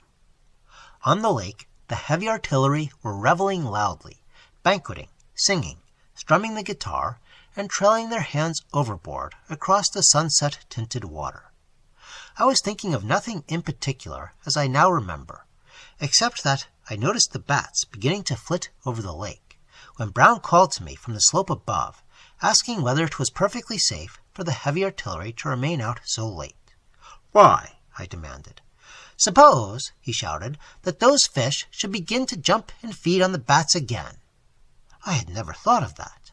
I rose and hurried nervously down to the shore, and making a megaphone in my hands, I shouted, "Come in! It isn't safe to remain out any longer." Scornful laughter from the artillery answered my appeal. "You'd better come in," I called. "You can't tell what might happen if any of those fish should jump." "Mind your business," retorted Mrs. Bat. "We've had enough of your prevarications." Then, suddenly, without the faintest shadow of warning, from the center of the lake, a vast geyser of water towered 100 feet in the air. For one dreadful second, I saw the raft hurled skyward, balanced on the crest of a stupendous fountain, spilling ladies, supper, guitars, and knitting in every direction. Then a horrible thing occurred. Fish after fish shot up out of the storm of water and foam, seizing, as they fell, ladies, luncheon, and knitting in mid-air, falling back with a crashing shock which seemed to rock the very mountains. "Help!" I screamed, and fainted dead away. Is it necessary to proceed? Literature nods. Science shakes her head. No, nothing but literature lies beyond the ripples which splashed musically upon the shore, terminating forever the last vibration from that immeasurable catastrophe. Why should I go on? The newspapers of the nation have recorded the last scenes of the tragedy. We know that tons of dynamite are being forwarded to that solitary lake. We know that it is the determination of the government to rid the world of those gigantic minnows. And yet, somehow, it seems to me, as I sit writing here in my office, amid the verdure of Bronx Park, that the destruction of these enormous fish is a mistake. What more splendid sarcophagus could the ladies of the lake desire than these huge, silvery, itinerant, and living tombs? What reward more sumptuous could anybody wish for than to rest at last within the interior dimness of an absolutely new species of anything? For me, such a final repose as this would represent the highest pinnacle of sublimity, the uttermost zenith of mortal dignity. So, what more is there for me to say? As for Angelica, but no matter, I hope she may be comparatively happy with Kitten Brown. Yet, as I have said before, handsome men never last. But she should have thought of that in time. I absolve myself of all responsibility. She had her chance. One over. Chapter 1. Professor Farrago had remarked to me that morning, "The city of New York always reminded me of a slovenly fat woman with her dress unbuttoned behind." I nodded. "New York's architecture," said I, "or what popularly passes for it, is all front. The minute you get to the rear, a pitiable condition is exposed. He said, Professor Jane Bottomley is all facade. The remainder of her is merely an occipital backyard full of theoretical tin cans and broken bottles. I think we all had better resign. It was a fearsome description. I trembled as I lighted an inexpensive cigar. The sentimental feminist movement in America was clearly at the bottom of the Bottomley affair. Long ago, in a reactionary burst of hysteria, the North enfranchised the Ethiopian. In a similar sentimental explosion of dementia, some 60 years later, the United States wept violently over the immemorial wrongs perpetuated upon the restless sex, opened the front and back doors of opportunity, and sobbed out, "Go to it, ladies." They are still going. Professor Jane Bottomley was wished on us out of a pleasant April sky. She fell like a meteoric mass of molten metal upon the Bronx Park Zoological Society, splashing her excoriating personality over everybody until everybody writhed. I had not yet seen the lady. I did not care to. Sooner or later I'd be obliged to meet her, but I was not impatient. Now, the Field Expeditionary Force of the Bronx Park Zoological Society is, perhaps, the most important arm of the service. Professor Bottomley had just been appointed official head of all field work. Why? Nobody knew. It is true that she had written several combination nature and love romances. In these popular volumes, trees, flowers, butterflies, birds, animals, dialect, sobs, and sunbonnets were stirred up together into a saccharine mess, eagerly gulped down by a provincial reading public, which immediately protruded its tongue for more. The news of her impending arrival among us was an awful blow to everybody at the Bronx. Professor Farrago fainted in the arms of his pretty stenographer. Professor Cornelius Lezard of the Batrachian Department ran around his desk all day long in narrowing circles and was discovered on a stomach, still feebly squirming like an expiring top. Dr. Hans Fuss, our beloved professor of pachydermatology, sat for hours weeping into his noodle soup. As for me, I was both furious and frightened, for, within the hearing of several people, Professor Bottomley had remarked in a very clear voice to her new assistant, Dr. Daisy Delmore, that she intended to get rid of me for the good of the Bronx, because of my reputation for indiscreet gallantry among the feminine employees of the Bronx Society. Professor Lezard overheard that outrageous remark, and he hastened to repeat it to me. I was lunching at the time in my private office in the administration building with Dr. Hans Fuss. He and I, being too busy dissecting an unusually fine specimen of dingo to go to the Rolling Stone Inn for luncheon, when Professor Lezard rushed in with the scandalous libel still sizzling in his ears. "Everybody heard her say it," he went on, wringing his hands. "It was a most unfortunate thing for anybody to say about you before all those young ladies. Every stenographer and typewriter there turned pale and then red." "What?" I exclaimed, conscious that my own ears were growing large and hot. "Did that outrageous woman have the bad taste to say such a thing before all those sensitive girls?" "She did. She glared at them when she said it. Several blondes and one brunette began to cry." "I hope," said I, a trifle tremulously, "that no typewriter so far forgot herself as to admit noticing playfulness on my part." "They were all tearfully unanimous in declaring you to be a perfect gentleman." "I am," I said. "I am also a married man, irrevocably wedded to science. I desire no other spouse. I am ineligible, and everybody knows it. If at times a purely scientific curiosity leads me into a detached and impersonally psychological investigation of certain, feminine idiosyncrasies." "Certainly," said Lezard. "To investigate the feminine is more than a science. It is a duty." "Of a surety," nodded Dr. Fuss. I looked proudly upon my two loyal friends, and bit into my cheese sandwich. Only men know men. A jury of my peers had exonerated me. What did I care for Professor Bottomley? All the same, added Lézard, you'd better be careful, or Professor Bottomley will put one over on you. I am always careful, I said with dignity. All men should be. It is the only protection of a defenseless coastline, nodded Lézard. And never commit nothing to paper, added Dr. Fuss.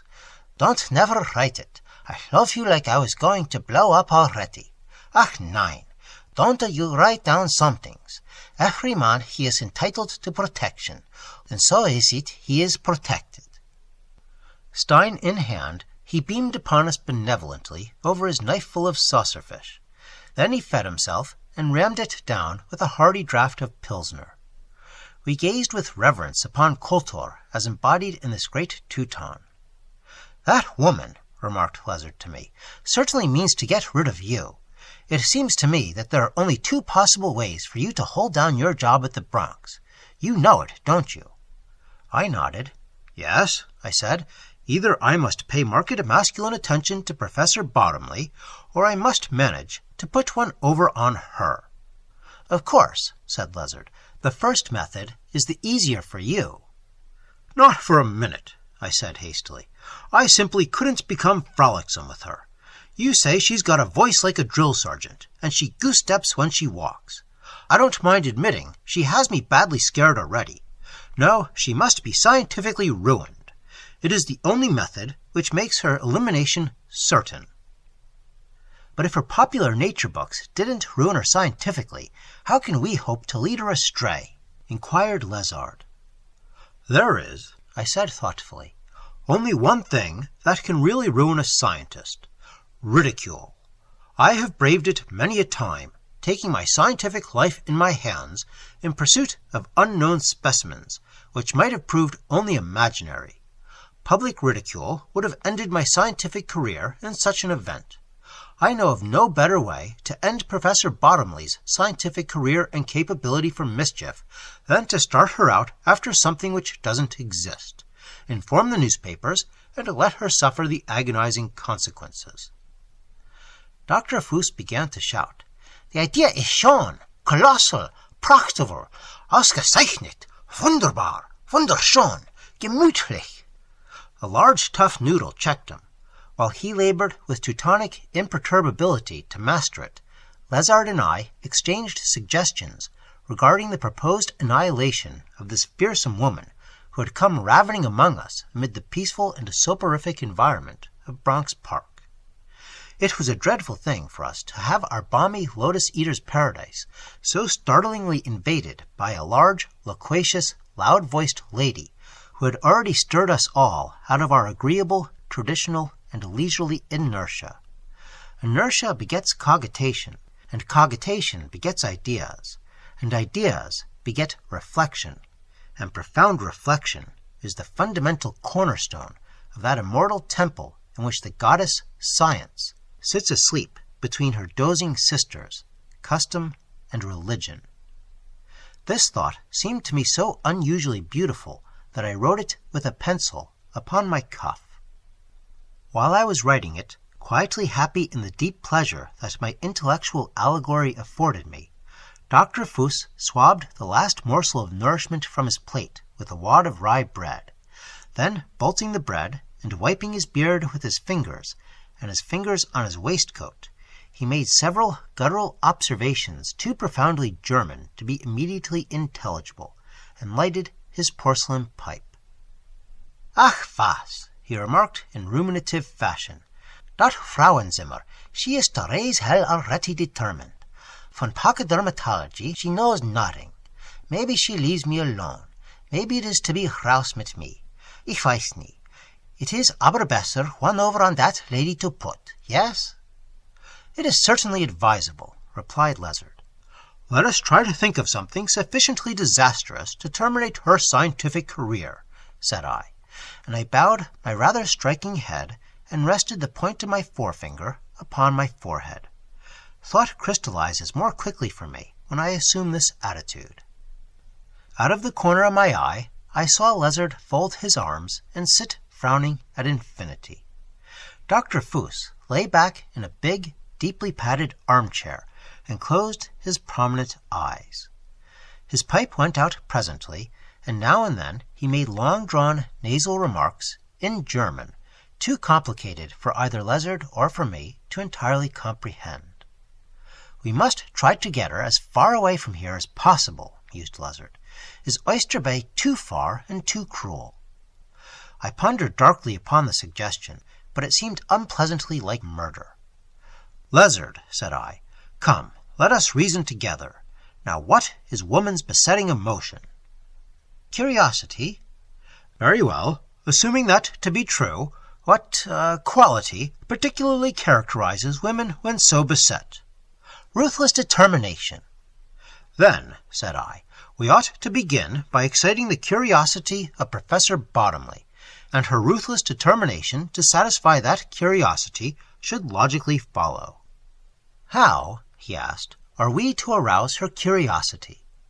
"By pretending that we have knowledge of something hitherto undiscovered, the discovery of which would redound to our scientific glory." "I see. She'd want the glory for herself. She'd swipe it." "She would," said I. He giggled. "Wouldn't it be funny to plant something phony on her?" I waved my arms rather gracefully in my excitement. "That is the germ of an idea," I said. "If we could plant something far away from here, very far away. If we could bury something, like the Cardiff Giant." "Hundreds and hundreds of miles away." "Thousands," I insisted enthusiastically. "In Tasmania, for example. Maybe a Tasmanian devil might acquire her." "There exists a gnat," said I, "in Borneo, Natus soporificus, and when this tiny gnat stings people, they never entirely wake up. It's really rather a pleasurable catastrophe, I understand. Life becomes one endless catnap, one delightful siesta, with intervals for light nourishment. She could sit very comfortably in some pleasant retreat, and rock in a rocking-chair, and doze quite happily through the years to come. And from your description of her, I should say that the Soldiers' Home might receive her." "It won't do," he said gloomily. "Why? Is it too much like crime?" "Oh, not at all. Only, if she went to Borneo, she'd be sure to take a mosquito bar with her." In the depressed silence which ensued, Dr. Fuss suddenly made several futurist observations through his nose with monotonous but authoritative regularity. I tried to catch his meaning and his eye. The one remained cryptic, the other shut. Lezard sat thinking very hard, and as I fidgeted in my chair, fiddling nervously with various objects lying on my desk, I chanced to pick up a letter from the pile of still unopened mail at my elbow. Still pondering on Professor Bottomley's proposed destruction, I turned the letter over idly, and my preoccupied gaze rested on the postmark. After a moment, I leaned forward and examined it more attentively. The letter directed to me was postmarked Fort Conquina, Cook's Peninsula, Baffinland, and now I recalled the handwriting, having already seen it 3 or 4 times within the last month or so.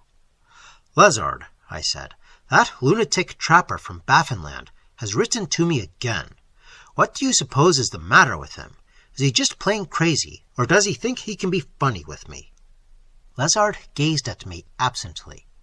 Then, all at once, a gleam of savage interest lighted his somewhat solemn features.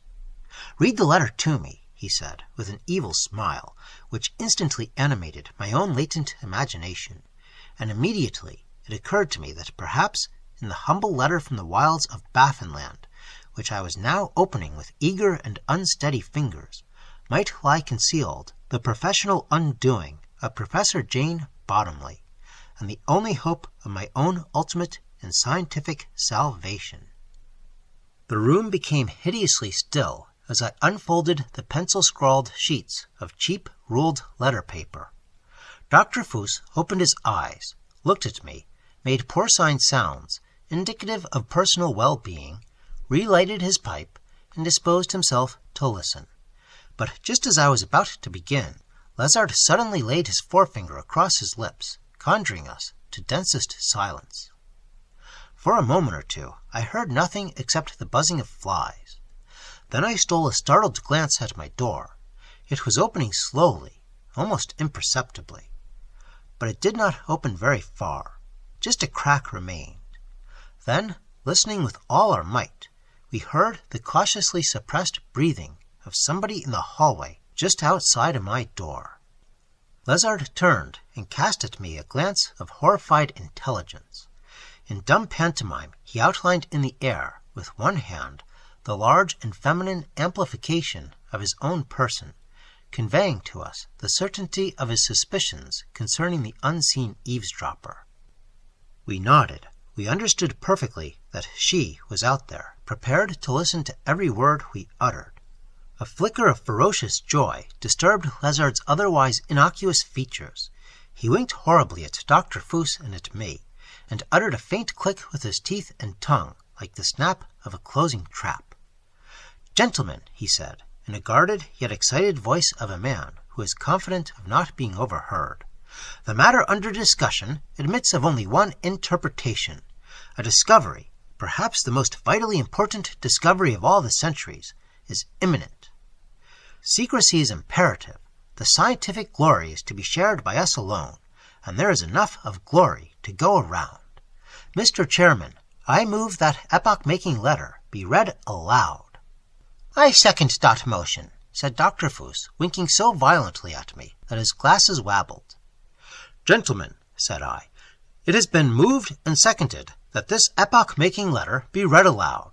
All those in favor will kindly say aye." "Aye, aye," they exclaimed, fairly wriggling in their furtive joy. "The contrary-minded will kindly omit the usual negation," I went on. "It seems to be carried. It is carried. The chairman will proceed to the reading of the epoch-making letter." I quietly lighted a 5-cent cigar, unfolded the letter, and read aloud. "Jones's Shack, Golden Glacier, Cook's Peninsula, Baffinland, March 15th, 1915. Professor, dear sir, I already wrote you 3 times, no answer having been received. Perhaps you think I'm kiddin'. You're a damn liar. I ain't. Hoping to tempt you to come, I will hereby tell you more'n I told you in my other letters. The terminal moraine of this here Golden Glacier finishes into a marsh. Nothing to see for miles except frozen tussock and mud, and all flat as hell for 50 miles, which is where I'm trapping it for mink and otter, and now ready to go back to Fort Conquina. I told you what I seen sticking in under this here marsh. Where anything sticks out, the wolves have eat it. But most of them there elephants is in under the ice and mud too far for the wolves to get 'em. I ain't kiddin' you. There is a whole herd of furry elephants in the marsh, like as they were stuck there and all laid down and was drowned like.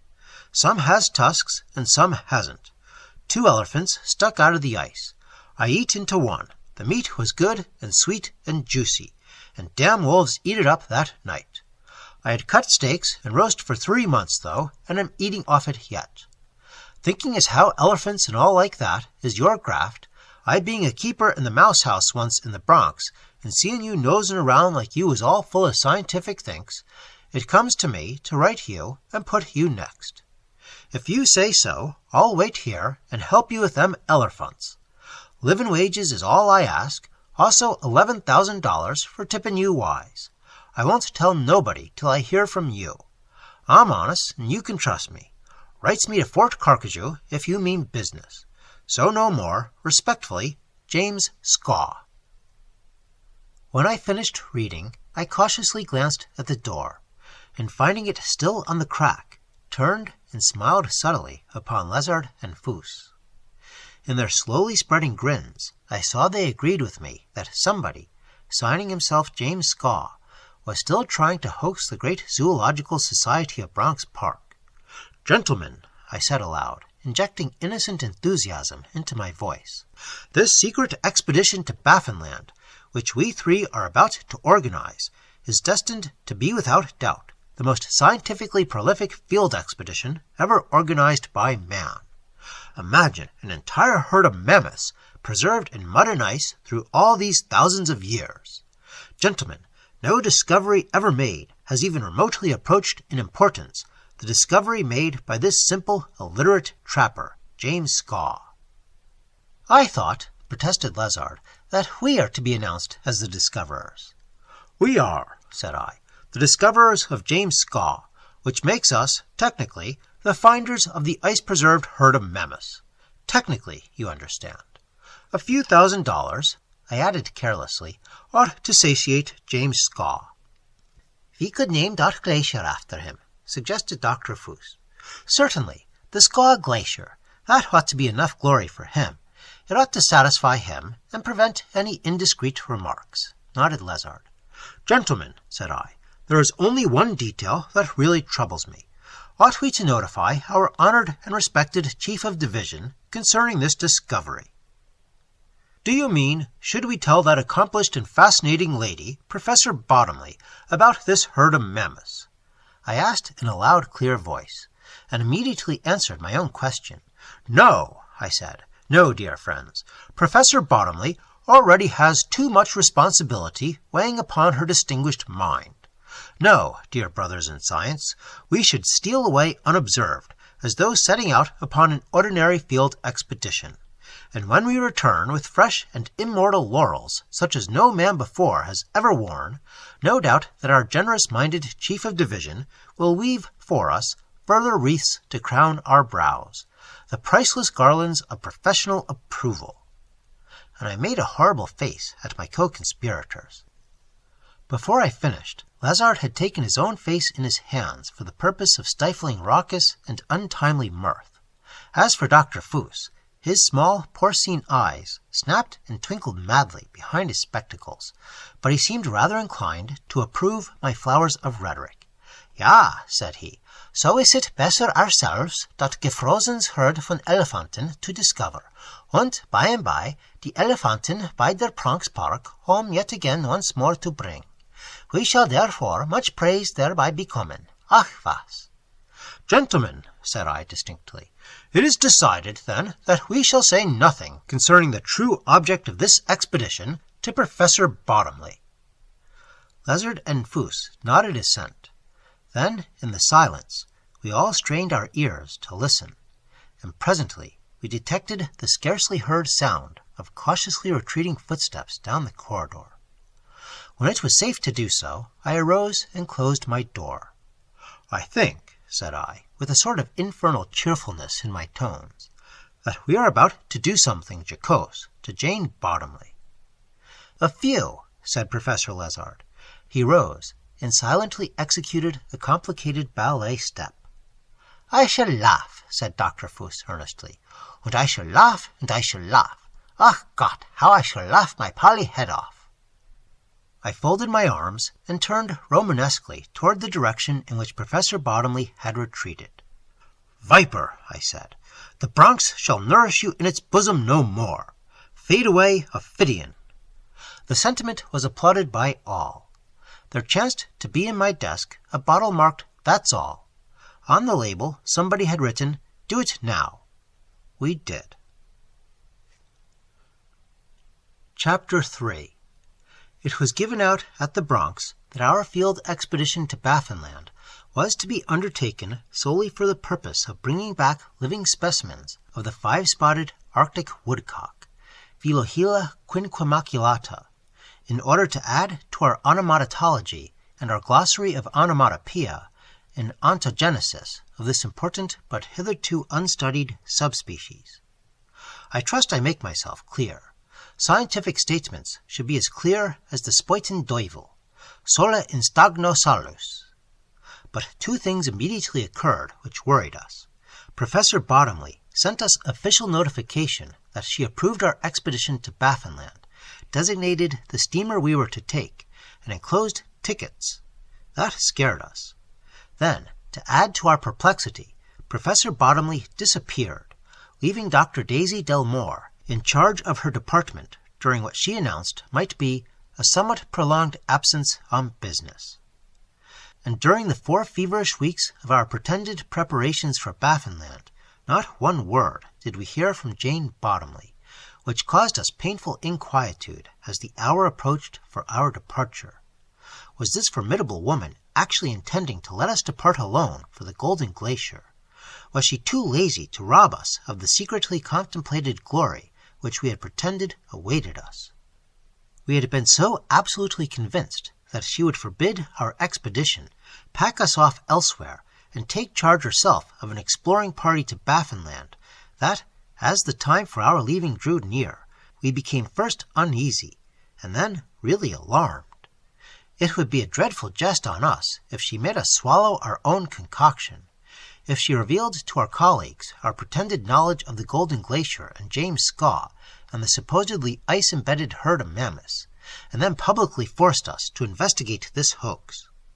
More horrible still would it be if she informed the newspapers and gave them a hint to make merry over 3 wise men of the Bronx who went to Baffinland in a boat. "What do you suppose that devious and secretive female is up to?" inquired Lezard, who, within the last few days, had grown thin with worry. "Is it possible that she is sufficiently degraded to suspect us of trying to put one over on her? Is that what she is now doing to us?" "Terminus est. It is the limit," said I. He turned a morbid eye upon me. "She is making a monkey of us, that's what." "Suspendenda omnia naso," I nodded. "Tarde sed tutte." When I think aloud in Latin, it means that I am deeply troubled. "Sumcumque celos agitat." Do you get me, Professor? I'm sorry I attempted to be sportive with this terrible woman. The curse of my scientific career has been periodical excesses of frivolity. See where this frolicsome impulse has landed me. Super abyssum ambulans, trahit suacumque voluptas, transiat in exemplum. She means to let us go to our destruction on this mammoth frappe affair. But Dr. Fuss was optimistic. "I think she is already herself by dot Baffinland gegangen," he said. "I think she has der bait geswallowed. We wait, we see, and so is it we know." "But why hasn't she stopped our preparations?" I demanded. "If she wants all the glory to herself, why does she permit us to incur this expense in getting ready?" "No mans can to know der workings of der mental process by a Frauenzimmer," said Dr. Fuss, wagging his head. The suspense became nerve-wracking. We were obliged to pack our camping kits, and it began to look as though we were having either to sail the next morning or to resign from the Bronx Park Zoological Society, because all the evening papers had the story in big type, the details and objects of the expedition, the discovery of the herd of mammoths in cold storage, the prompt organization of an expedition to secure this unparalleled deposit of prehistoric mammalia. Everything was there, staring at us in violent print, excepting only the name of the discoverer and the names of those composing the field expedition. "She means to betray us after we have sailed," said Lezard, greatly depressed. "We might just as well resign now, before this hoax explodes and bespatters us. We can take our chances in vaudeville, or as lecturing professors with the movies." I thought so too. In point of fact, we had all gathered in my study to write out our resignations, when there came a knock at the door, and Dr. Daisy Delmore walked in. Oddly enough, I had not before met Dr. Delmore personally. Only formal written communications had hitherto passed between us. My idea of her had doubtless been inspired by the physical and intellectual aberrations of her chief. I naturally supposed her to be either impossible or corporeally redundant, or intellectually and otherwise as weazened as last year's lychee nut. I was criminally mistaken, and why Lezard, who knew her, had never set me right, I could not then understand. I comprehended later. For the feminine assistant of Professor Jane Bottomley, who sauntered into my study and announced herself, had the features of Athene, the smile of Aphrodite, and the figure of Psyche. I believe I do not exaggerate these scientific details, although it has been said of me that any pretty girl distorts my vision and my intellectual balance to the detriment of my calmer reason and my differentiating ability. "Gentlemen," said Dr. Delmore, while we stood in a respectful semicircle before her, modestly conscious of our worth, our toes turned out, and each man's features wreathed with that politely unnatural smirk which masculine features assume when confronted by feminine beauty. "Gentlemen, on the eve of your proposed departure for Baffinland in quest of living specimens of the 5-spotted Philohela quinquemaculata, I have been instructed by Professor Bottomley to announce to you a great good fortune for her, for you, for the Bronx, for America, for the entire civilized world. It has come to Professor Bottomley's knowledge, recently I believe, that an entire herd of mammoths lies encased in the mud and ice of the vast flat marshes which lie south of the terminal moraine of the Golden Glacier in that part of Baffinland known as Dr. Cook's Peninsula. The credit of this epoch-making discovery is Professor Bottomley's entirely. How it happened she did not inform me. 1 month ago today she sailed in great haste for Baffinland. At this very hour she is doubtless standing all alone upon the frozen surface of that wondrous marsh, contemplating with reverence and awe and similar holy emotions the fruits of her own unsurpassed discovery. Dr. Delmore's lovely features became delicately suffused and transfigured as she spoke. Her exquisite voice thrilled with generous emotion. She clasped her snowy hands and gazed enraptured at the picture of Dr. Bottomley, which her mind was so charmingly invoking. "Perhaps," she whispered, "perhaps at this very instant, in the midst of that vast and flat and solemn desolation, the only protuberance visible for miles and miles is Professor Bottomley. Perhaps the pallid Arctic sun is setting behind the majestic figure of Professor Bottomley, radiating a blinding glory to the zenith, illuminating the crowning act of her career with its unearthly aura." She gazed at us out of dimmed and violet eyes. "Gentlemen," she said, "I am ordered to take command of this expedition of yours. I am ordered to sail with you tomorrow morning on the Labrador and Baffin line steamer Dr. Cook. The object of your expedition, therefore, is not to be the quest of Philohela quinquemaculata.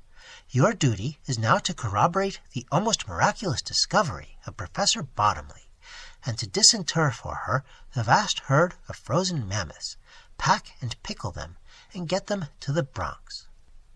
Tomorrow's morning papers will have the entire story. The credit and responsibility for the discovery and the expedition belong to Professor Bottomley, and will be given to her by the press and the populace of our great republic. It is her wish that no other names be mentioned, which is right. To the discoverer belongs the glory. Therefore, the marsh is to be named Bottomley's Marsh, and the glacier Bottomley's Glacier. Yours and mine is to be the glory of laboring incognito under the direction of the towering scientific intellect of the age, Professor Bottomley. And the most precious legacy you can leave your children, if you get married and have any, is that you once wielded the humble pick and a shovel for Jane Bottomley on the bottomless marsh which bears her name." After a moment's silence, we 3 men ventured to look sideways at each other. We had certainly killed Professor Bottomley, scientifically speaking. The lady was practically dead. The morning papers would consummate the murder. We didn't know whether we wanted to laugh or not.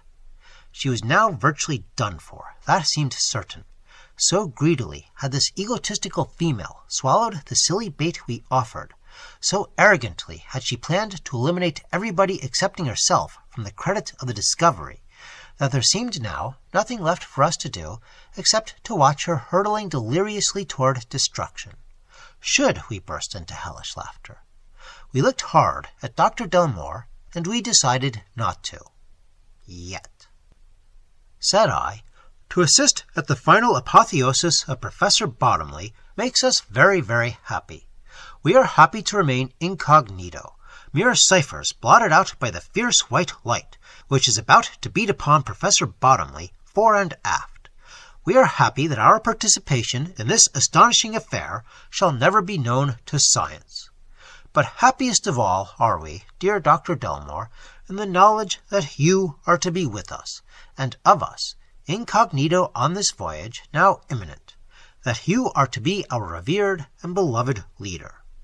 And I, for one, promise you personally the undivided devotion of a man whose entire and austere career has been dedicated to science. in all its branches.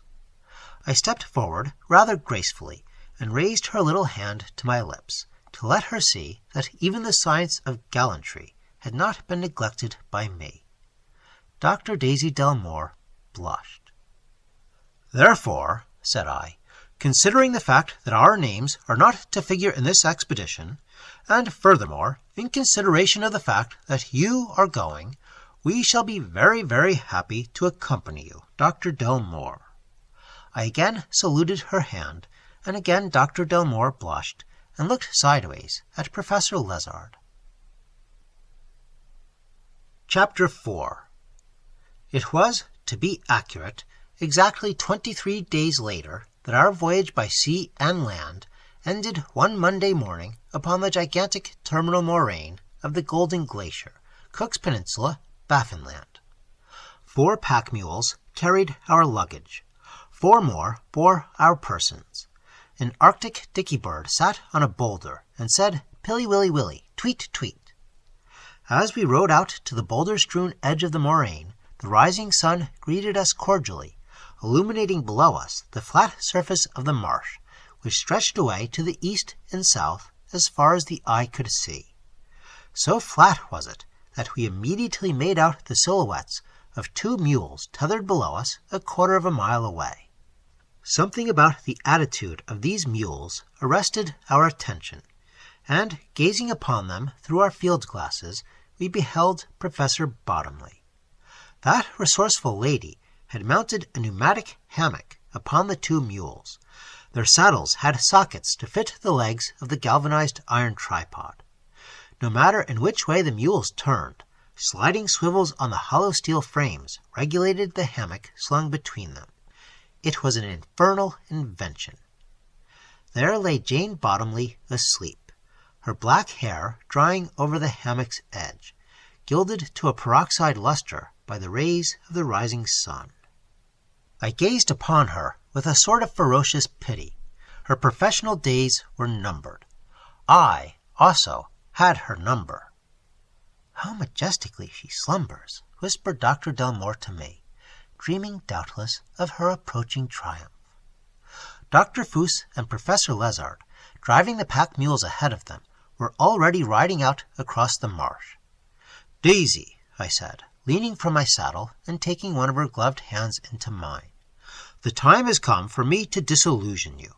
There are no mammoths in that mud down there." She looked at me in blue-eyed amazement. "You are mistaken," she said.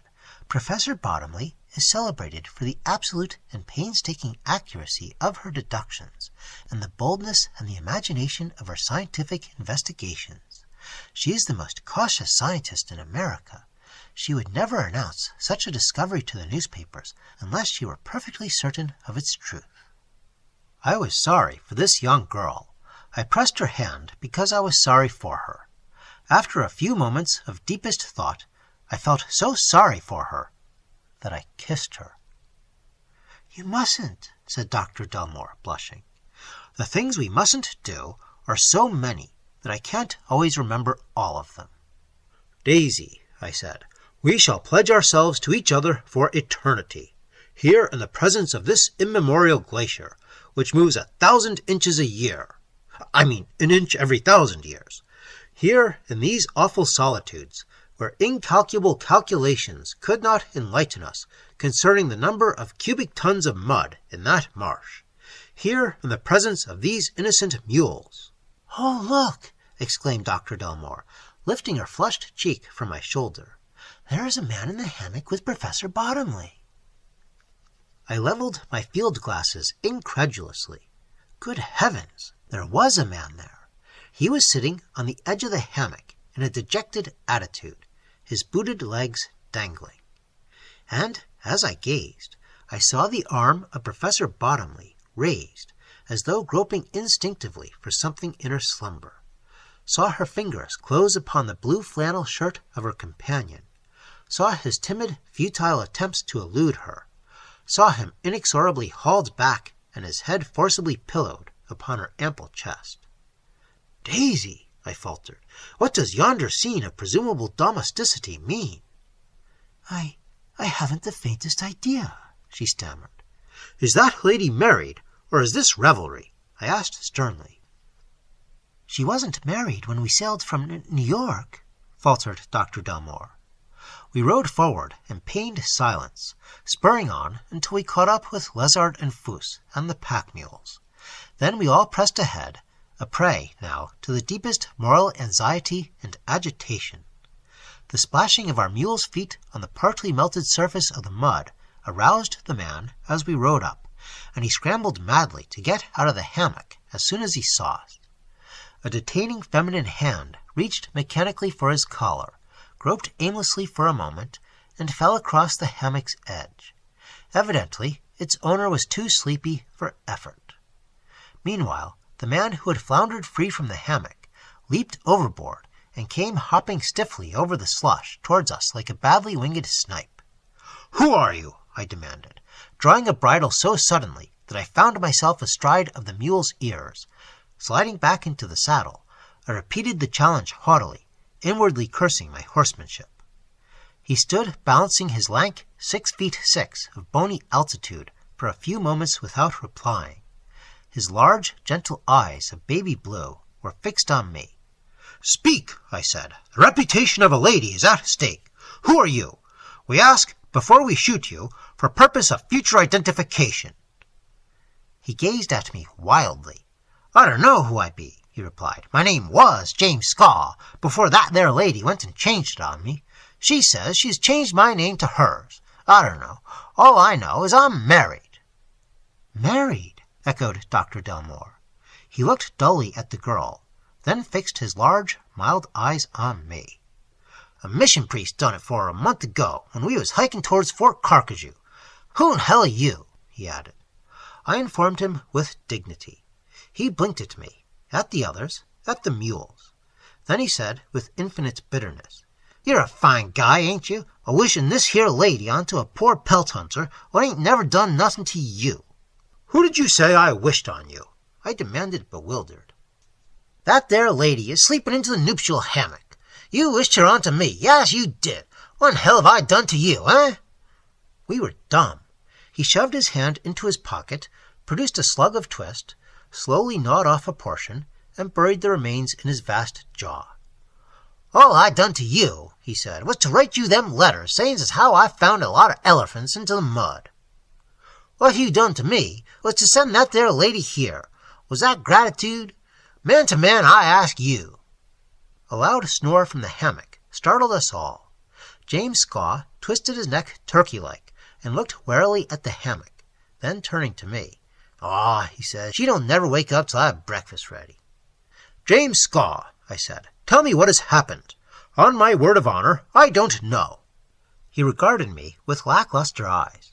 "I was a-setting on a boulder," said he, "a-figuring out whether you was a-comin' or not, when that there lady rides up with her lead mule a-trailin'. Says she, 'Are you James Scaw?' 'Yes, marm,' says I, kinder scared and puzzled. 'Where's them elephants?' says she, reaching down from her saddle and taking me by the shirt collar and beating me with her umbrella. Says I have wrote to a certain gent that I would show him them elephants for a price. Being strictly honest, I can't show 'em to no one else until I hear from him." With that, she continued to argue the case with her umbrella, never letting go of my shirt collar. Sir, she argued until dinner time, and then she resumed the debate until I fell asleep, and last I knowed she was still conversing. And so it went next day, all day long, and the next day, and I couldn't stand it no longer, so I started for Fort Conquina, but she being onto a mule, run me down easy, and kept beside me, conversing voluble. Sir, do you know what it is to listen to an umbrella argument every day, all day long, from sun-up to nightfall, and then some more? I was loony, I tell you, when we met the mission priest. 'Marry me,' says she, 'or I'll talk you to death.' I didn't realize what she was saying and what I answered, but them words I uttered done the job, it seems. We camped there and slept for 2 days without waking. When I waked up, I was convalescent.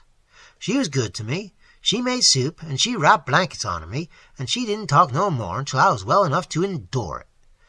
And by, she broke the news to me that we was married, and that she had went as far as to marry me in the sacred cause of science, because man and wife is one, and what I knowed about them elephants she now had a right to know. Sir, she had put one over on me. So, being strictly honest, I had to show her where them elephants lay frozen up under the marsh. Chapter 5. Where the ambition of this infatuated woman had led her appalled us all. The personal sacrifice she had made in the name of science awed us. Still, when I remembered that detaining arm sleepily lifted from the nuptial hammock, I was not so certain concerning her continued martyrdom. I cast an involuntary glance of critical appraisal upon James Skaw. He had the golden hair and beard of the early Christian martyr. His features were classically regular. He stood 6 feet 6. He was lean because fit, sound as a hound's tooth, and really a superb specimen of masculine health. Curry him and trim him and clothe him in evening dress, and his physical appearance would make a sensation at the court of St. James. Only his English required manicuring. The longer I looked at him, the better I comprehended that detaining hand from the hammock. Fabas indulgit fames. Then, with a shock, it rushed over me that there evidently had been some ground for this man's letters to me concerning a herd of frozen mammoths. Professor Bottomley had not only married him to obtain the information, but here she was still camping on the marsh. "James Skaw," I said tremulously, "where are those mammoths?" He looked at me, then made a vague gesture. "Under the mud, everywhere, all around us." "Has she seen them?" "Yes, I showed her about 100. There's one under you. Look, you can see him through the slush." "Oh, Gott!" burst from Dr. Fuss, and he tottered in his saddle. Lézard, frightfully pale, passed a shaking hand over his brow. As for me, my hair became dank with misery, for there, directly under my feet, the vast hairy bulk of a mammoth lay dimly visible through the muddy ice. What I had done to myself when I was planning to do to Professor Bottomley suddenly burst upon me in all its hideous proportions. Fame, the plaudits of the world, the highest scientific honors, all these in my effort to annihilate her, I had deliberately thrust upon this woman to my own everlasting detriment and disgrace. A sort of howl escaped from Dr. Fuss, who had dismounted and who had been scratching in the slush with his feet like a hen, for already this slight gallinaceous effort of his laid bare a hairy section of frozen mammoth. Lézard, weeping bitterly, squatted beside him, clawing at the thin skin of ice with a pickaxe. It seemed more than I could bear, and I flung myself from my mule, and seizing a spade, fell violently to work, the tears of rage and mortification coursing down my cheeks. "Hurrah!" cried Dr. Delmore, excitedly, scrambling down from her mule, and lifting a box of dynamite from her saddlebags. Transfigured with enthusiasm, she seized a crowbar, traced in the slush the huge outlines of the buried beast, then, measuring with practised eye the irregular zone of cleavage, she marked out a vast oval, dug holes along it with her bar, dropped into each hole a stick of dynamite, got out the batteries and wires, attached the fuses, covered each charge, and retired on a run toward the moraine, unreeling wire as she sped upward among the boulders. Half frantic with grief and half mad with the excitement of the moment, we still had sense enough to shoulder our tools and drive our mules back across the moraine. Only the mule hammock in which reposed Professor Bottomley remained on the marsh. For one horrid instant, temptation assailed me to press the button before James Skaw could lead the hammock mules up to the moraine. It was my closest approach to crime. With a shudder, I viewed the approach of the mules. James Skaw led them by the head. The hammock on its bar and swivels swung gently between them. Professor Bottomley slept, lulled, no doubt, to deeper slumber by the gentle swaying hammock. When the hammock came up, one by one, we gazed upon its unconscious occupant. And, even amid dark and revengeful thoughts, amid a mental chaos of grief and fury and frantic self-reproach, I had to admit to myself that Jane Bottomley was a fine figure of a woman, and good-looking too, and that her hair was all her own, and almost magnificent at that.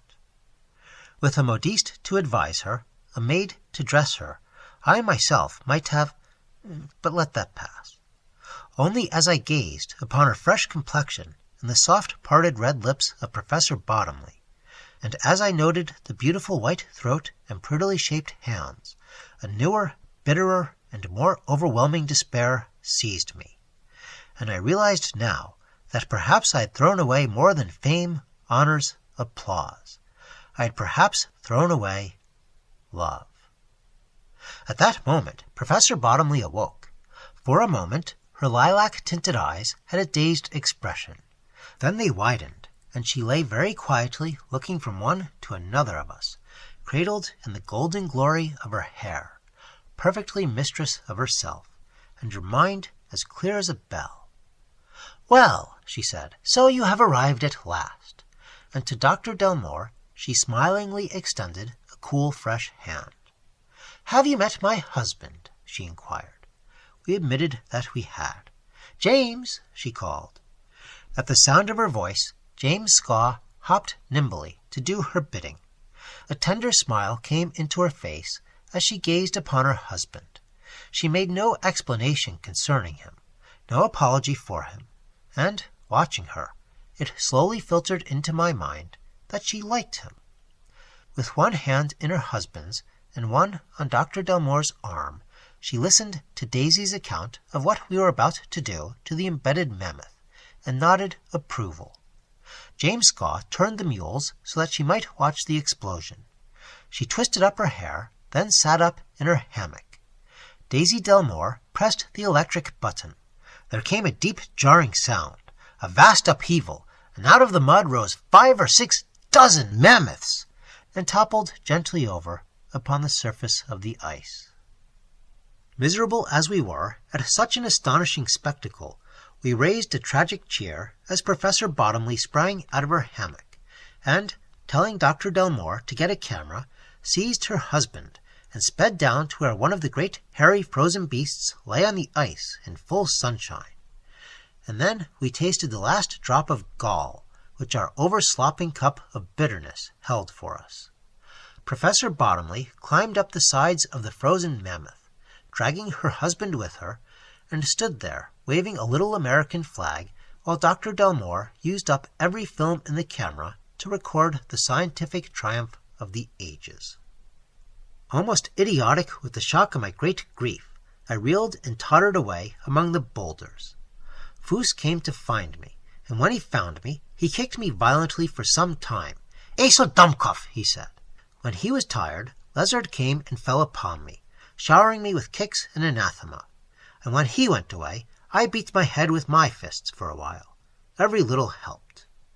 After a time, I smelled cooking, and presently Dr. Delmore came to where I sat huddled up miserably in the sun behind the boulder. "Luncheon is ready," she said. I groaned. "Don't you feel well?" I said that I did not. She lingered, apparently with the idea of cheering me up. "It's been such fun," she said. "Professor Lizard and I have already located over 150 mammoths within a short distance of here, and apparently there are hundreds, if not thousands, more in the vicinity. The ivory alone is worth over $1 million. Isn't it wonderful?" She laughed excitedly and danced away to join the others. Then, out of the black depth of my misery, a feeble gleam illuminated the Stygian obscurity. There was one way left to stay my approaching downfall. Only one. Professor Bottomley meant to get rid of me, for the good of the Bronx, but there remained a way to ward off impending disaster. And though I had lost the opportunity of my life by disbelieving the simple honesty of James Scaw, and though the honors and emoluments and applause which ought to have been mine were destined for this determined woman, still, if I kept my head, I should be able to hold my job at the Bronx. Dr. Delmore was immovable in the good graces of Professor Bottomley, and the only way for me to retain my position was to marry her. The thought comforted me. After a while I felt well enough to arise and partake of some luncheon. They were all seated around the campfire when I approached. I was welcomed politely, inquiries concerning my health were offered, but the coldly malevolent glare of Dr. Foos and the calm contempt in Lizard's gaze chilled me, and I squatted down by Daisy Delmore and accepted a dish of soup from her and mortified silence. Professor Bottomley and James Scaw were feasting connubially side by side, and she was selecting tidbits for him, which he dutifully swallowed, his large, mild eyes gazing at vacancy in a gentle, surprised sort of way, as he gulped down what she offered him. Neither of them paid any attention to anybody else. Foos gobbled his lunch in a sort of raging silence. Lezard, on the other side of Dr. Delmore, conversed with her continually in undertones. After a while, his persistent murmuring began to make me uneasy, even suspicious, and I glared at him sideways. Daisy Delmore, catching my eye, blushed, hesitated, then, leaning over toward me with delightful confusion, she whispered, "I know that you'll be glad to hear that I have just promised to marry your closest friend, Professor Lezard." "What?" I shouted with all my might. "Have you put one over on me, too?" Lezard and Foos seized me, for I had risen and was jumping up and down and splashing them with soup. "Everybody has put one over on me," I shrieked. "Everybody! Now I'm going to put one over on myself!" And I lifted my plate of soup and reversed it on my head. They told me later that I screamed for half an hour before I swooned. Afterward, my intellect being impaired, instead of being dismissed from the department, I was promoted to the position which I now hold as President Emeritus of the Consolidated Art Museums and Zoological Gardens of the City of New York. I have easy hours, little to do, and 20 ornamental stenographers and typewriters engaged upon my memoirs, which I dictate when I feel like it, steeped in the aroma of the most inexpensive cigar I can buy at the Rolling Stone Inn. There is one typist in particular, but let that pass. Vir sapit qui pauca loquitur. Un peu de mort. When I returned to the plateau from my investigation of the crater, I realized that I had descended the grassy pit as far as any human being could descend. No living creature could pass that barrier of flame and vapor. Of that I was convinced. Now, not only the crater, but its steaming effluvia was utterly unlike anything I had ever before beheld. There was no trace of lava to be seen, or of pumice, ashes, or of volcanic rejecta in any form whatever. There were no sulfuric odors, no pungent fumes, nothing to teach the olfactory nerves what might be the nature of the silvery steam rising from the crater incessantly in a vast circle, ringing its circumference halfway down the slope. Under this thin curtain of steam, a ring of pale yellow flames played and sparkled, completely encircling the slope. The crater was about half a mile deep. The sides sloped gently to the bottom. But the odd feature of the entire phenomenon was this. The bottom of the crater seemed to be entirely free from fire and vapor. It was disc-shaped, sandy and flat, about 1/4 of a mile in diameter.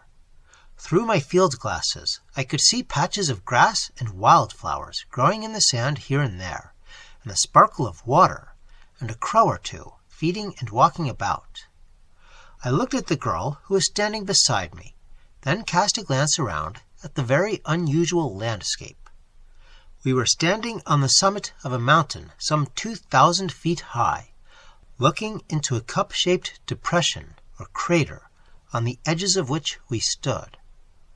This low, flat-topped mountain, as I say, was grassy and quite treeless, although it rose like a truncated sugar cone out of a wilderness of trees which stretched for miles below us, north, south, east, and west, bordered on the horizon by towering blue mountains, their distant ranges enclosing the forests as in a vast amphitheater.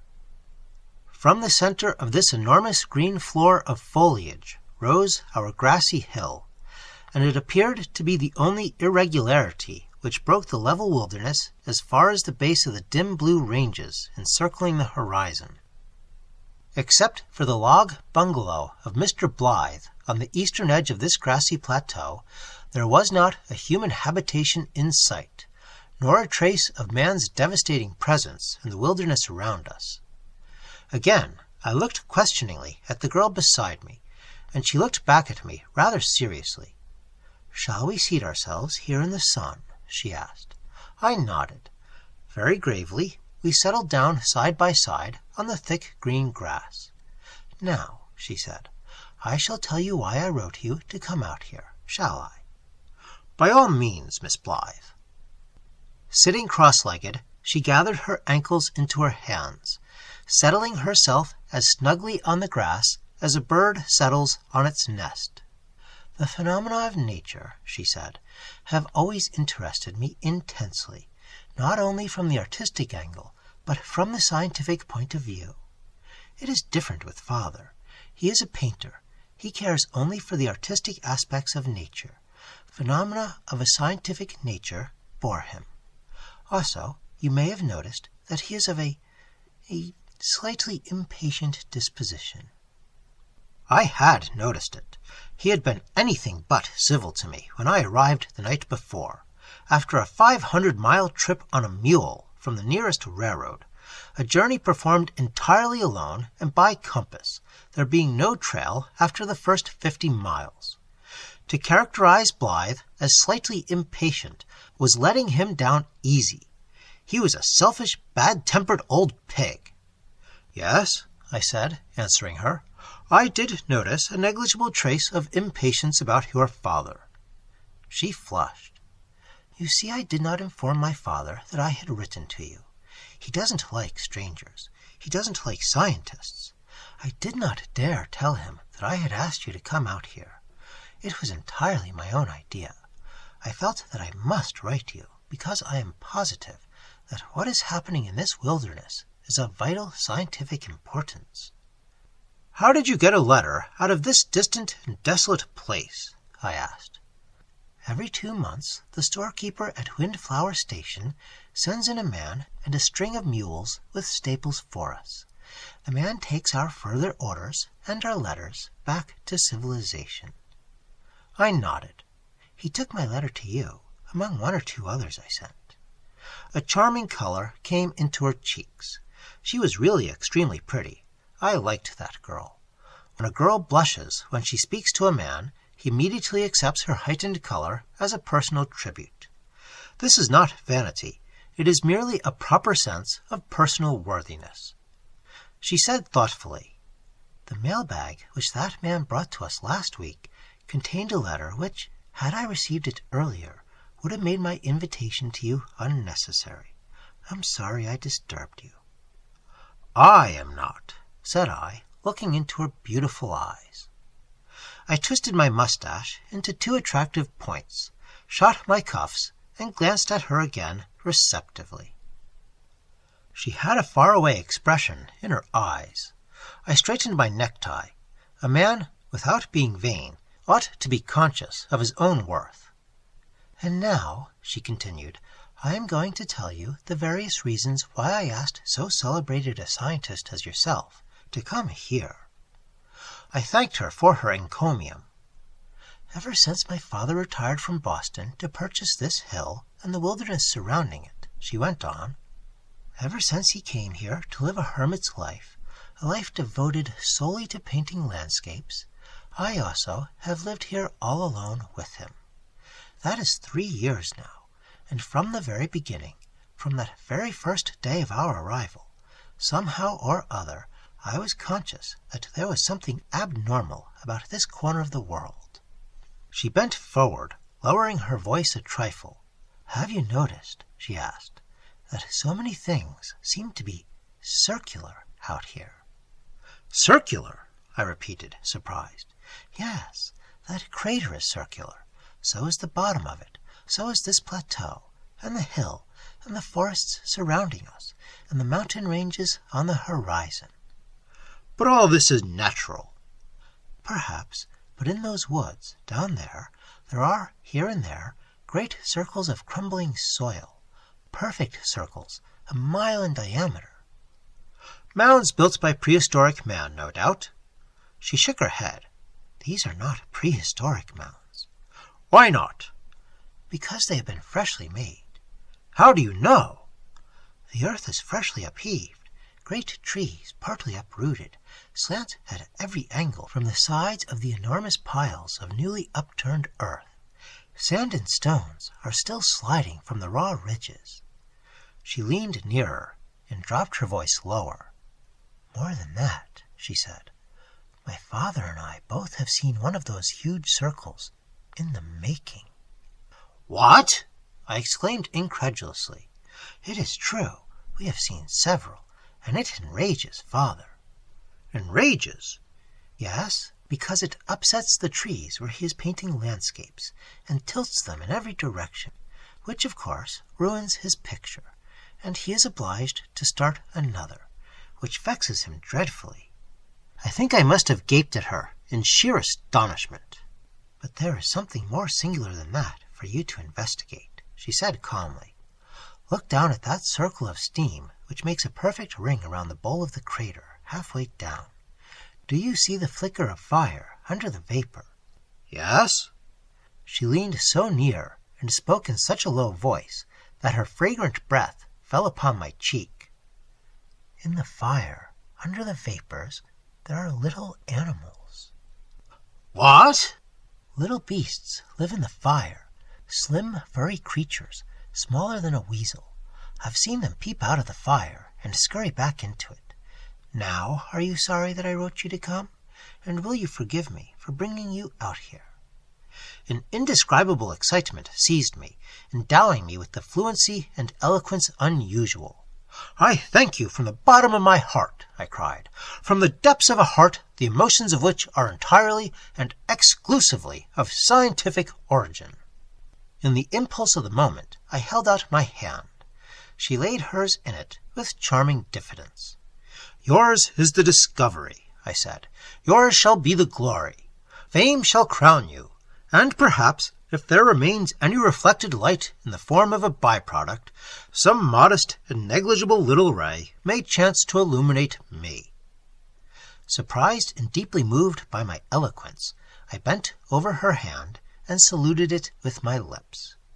She thanked me. Her pretty face was rosy. It appeared that she had 3 cows to milk, new-laid eggs to gather, and the construction of some fresh butter to be accomplished. At the bars of the grassy pasture slope, she dropped me a curtsy, declining very shyly to let me carry her lacteal paraphernalia.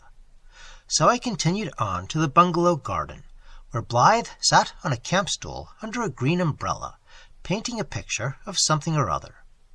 Mr. Blythe, I cried, striving to subdue my enthusiasm, the eyes of the scientific world are now opened upon this house. The searchlight of fame is about to be turned upon you. I prefer privacy, he interrupted. That's why I came here. I'll be obliged if you'll turn off that searchlight. But, my dear Mr. Blythe, I want to be left alone, he repeated irritably. I came out here to paint, and to enjoy privately my own paintings. If what stood on his easel was a sample of his pictures, nobody was likely to share his enjoyment. Your work, said I, politely, is what? He snapped. What is it? If you think you know. It is entirely, so to speak, per se, by itself. What the devil do you mean by that? I looked at his picture, appalled. The entire canvas was one monotonous vermilion conflagration. I examined it with my head on one side and then on the other. I made a funnel with both hands and peered intently through it at the picture. A menacing murmuring sound came from him. Satisfying, exquisitely satisfying, I concluded. I have often seen such sunsets. What? I mean, such prairie fires. Damnation, he exclaimed. I'm painting a bowl of nasturtiums. I was speaking purely in metaphor, said I, with a sickly smile.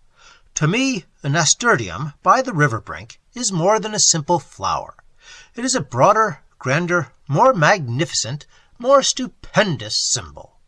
It may mean anything, everything, such as sunsets and conflagrations and Götterdämmerungs.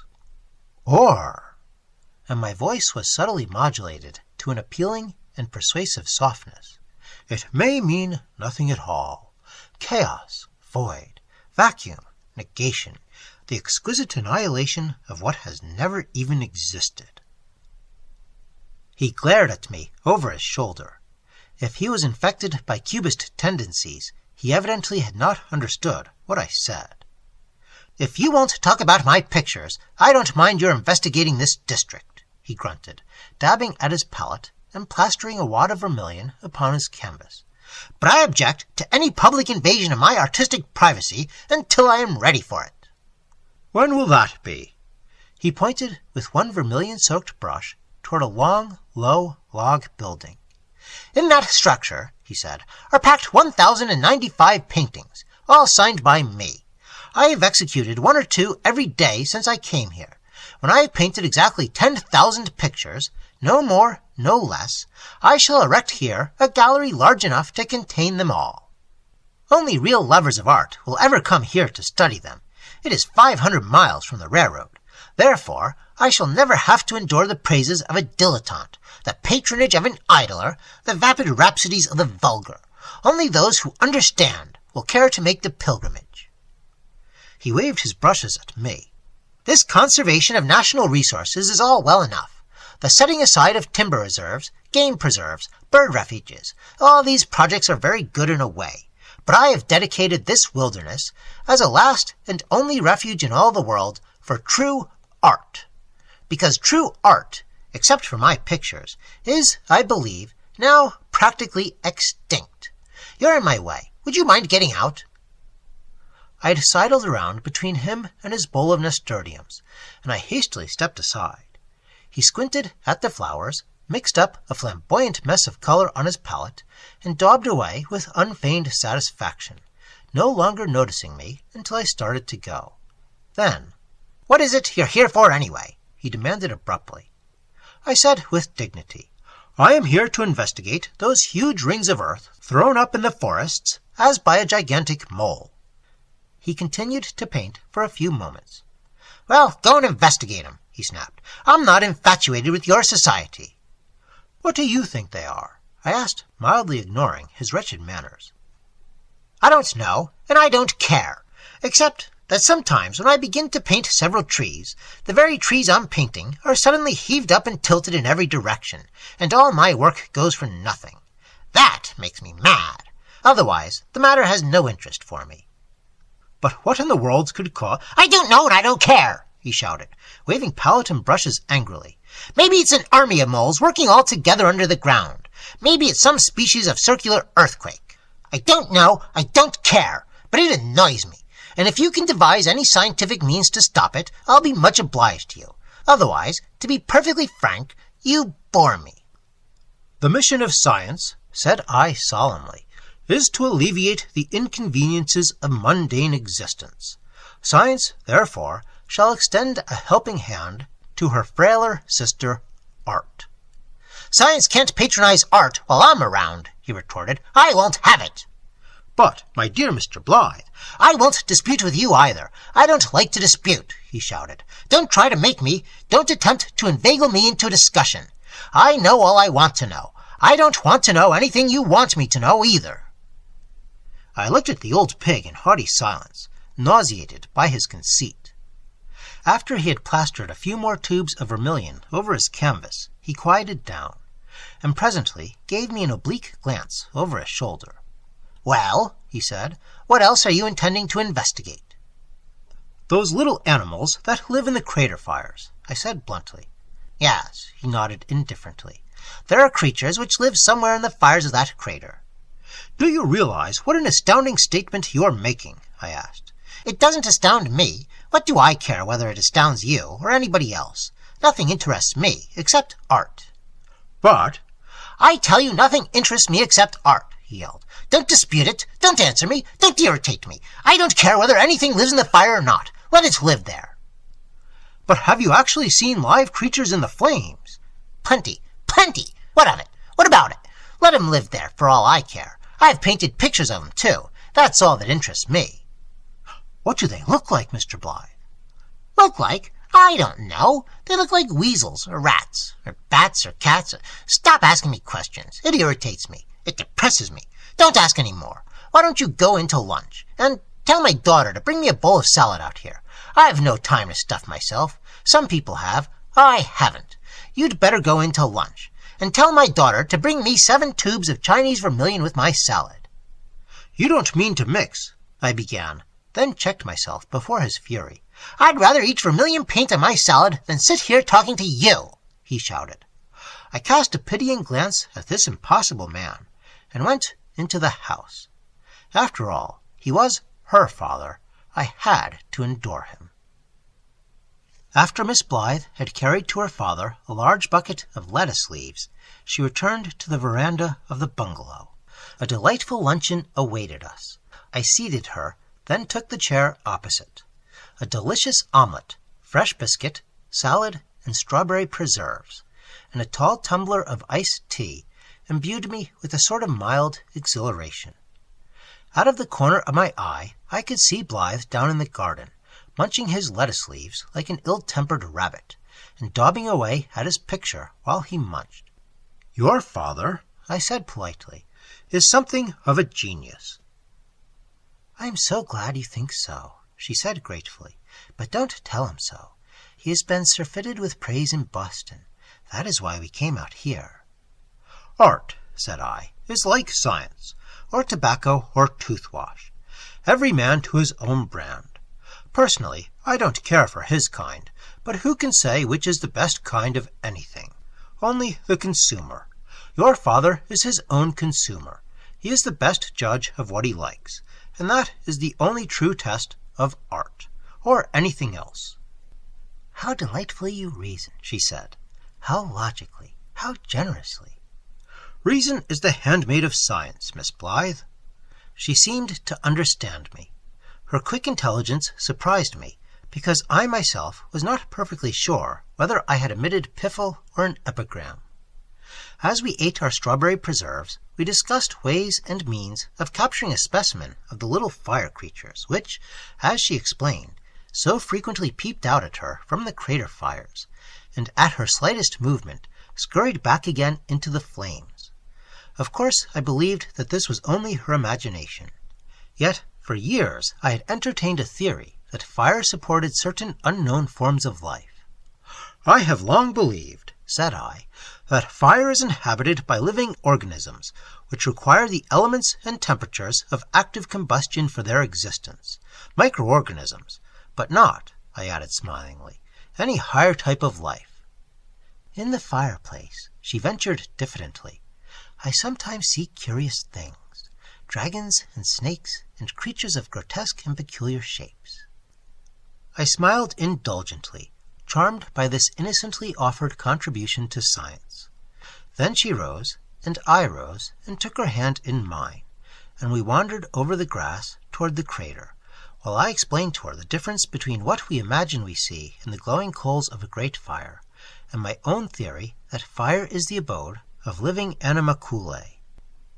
On the grassy edge of the crater, we paused and looked down the slope, where the circle of steam rose, partly veiling the pale flash of fire underneath.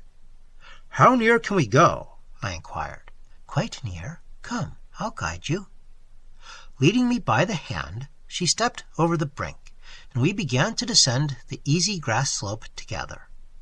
There was no difficulty about it at all. Down we went, nearer and nearer to the wall of steam, until at last, when but 15 feet away from it, I felt the heat from the flames which sparkled below the wall of vapor. Here we seated ourselves upon the grass, and I knitted my brows and fixed my eyes upon this curious phenomenon, striving to discover some reason for it. Except for the vapor and the fires, there was nothing whatever volcanic about this spectacle or in the surroundings. From where I sat, I could see that the bed of fire which encircled the crater and the wall of vapor which crowned the flames were about 300 feet wide. Of course, this barrier was absolutely impassable. There was no way of getting through it into the bottom of the crater. A slight pressure from Miss Blythe's fingers engaged my attention. I turned toward her, and she said, There is one more thing about which I have not told you. I feel a little guilty because that is the real reason I asked you to come here. What is it? I think there are emeralds on the floor of that crater." "Emeralds?" "I think so." She felt in the ruffled pocket of her apron, drew out a fragment of mineral, and passed it to me. I screwed a jeweler's glass into my eye and examined it in astonished silence. It was an emerald, a fine, large, immensely valuable stone, if my experience counted for anything. One side of it was thickly coated with vermilion paint. "Where did this come from?" I asked in an agitated voice. "From the floor of the crater. Is it really an emerald?" I lifted my head and stared at the girl incredulously. "It happened this way," she said excitedly. "Father was painting a picture up there by the edge of the crater. He left his palette on the grass to go to the bungalow for some more tubes of color. While he was in the house, hunting for the colors which he wanted, I stepped out on the veranda, and I saw some crows alight near the palette and begin to stalk about in the grass. One bird walked right over his wet palette, and I stepped out and waved my sunbonnet to frighten him off. But he had both feet in a sticky mass of Chinese vermilion, and for a moment he was unable to free himself. I almost caught him, but he flapped away over the edge of the crater, high above the wall of vapor, sailed down onto the crater floor, and alighted. But his feet bothered him. He kept hopping about on the bottom of the crater, half running, half flying, and finally he took wing and rose up over the hill. As he flew above me, and while I was looking up at his vermilion feet, something dropped from his claws and nearly struck me. It was that emerald." When I had recovered sufficient composure to speak steadily, I took her beautiful little hand in mine. "This," said I, "is the most exciting locality I have ever visited for purposes of scientific research. Within this crater may lie millions of value in emeralds. You are probably, today, the wealthiest heiress upon the face of the globe." I gave her a winning glance. She smiled shyly and blushingly withdrew her hand. For several exquisite minutes I sat there beside her in a sort of heavenly trance. How beautiful she was! How engaging! How sweet! How modestly appreciative of the man beside her, who had a little beside his scientific learning, his fame, and a kind heart, to appeal to such youth and loveliness as hers. There was something about her that delicately appealed to me. Sometimes I pondered what this might be. Sometimes I wondered how many emeralds lay on that floor of sandy gravel below us. Yes, I loved her. I realized it now. I could even endure her father for her sake. I should make a good husband. I was quite certain of that. I turned and gazed upon her meltingly. But I did not wish to startle her, so I remained silent, permitting the chaste language of my eyes to interpret for her what my lips had not yet murmured.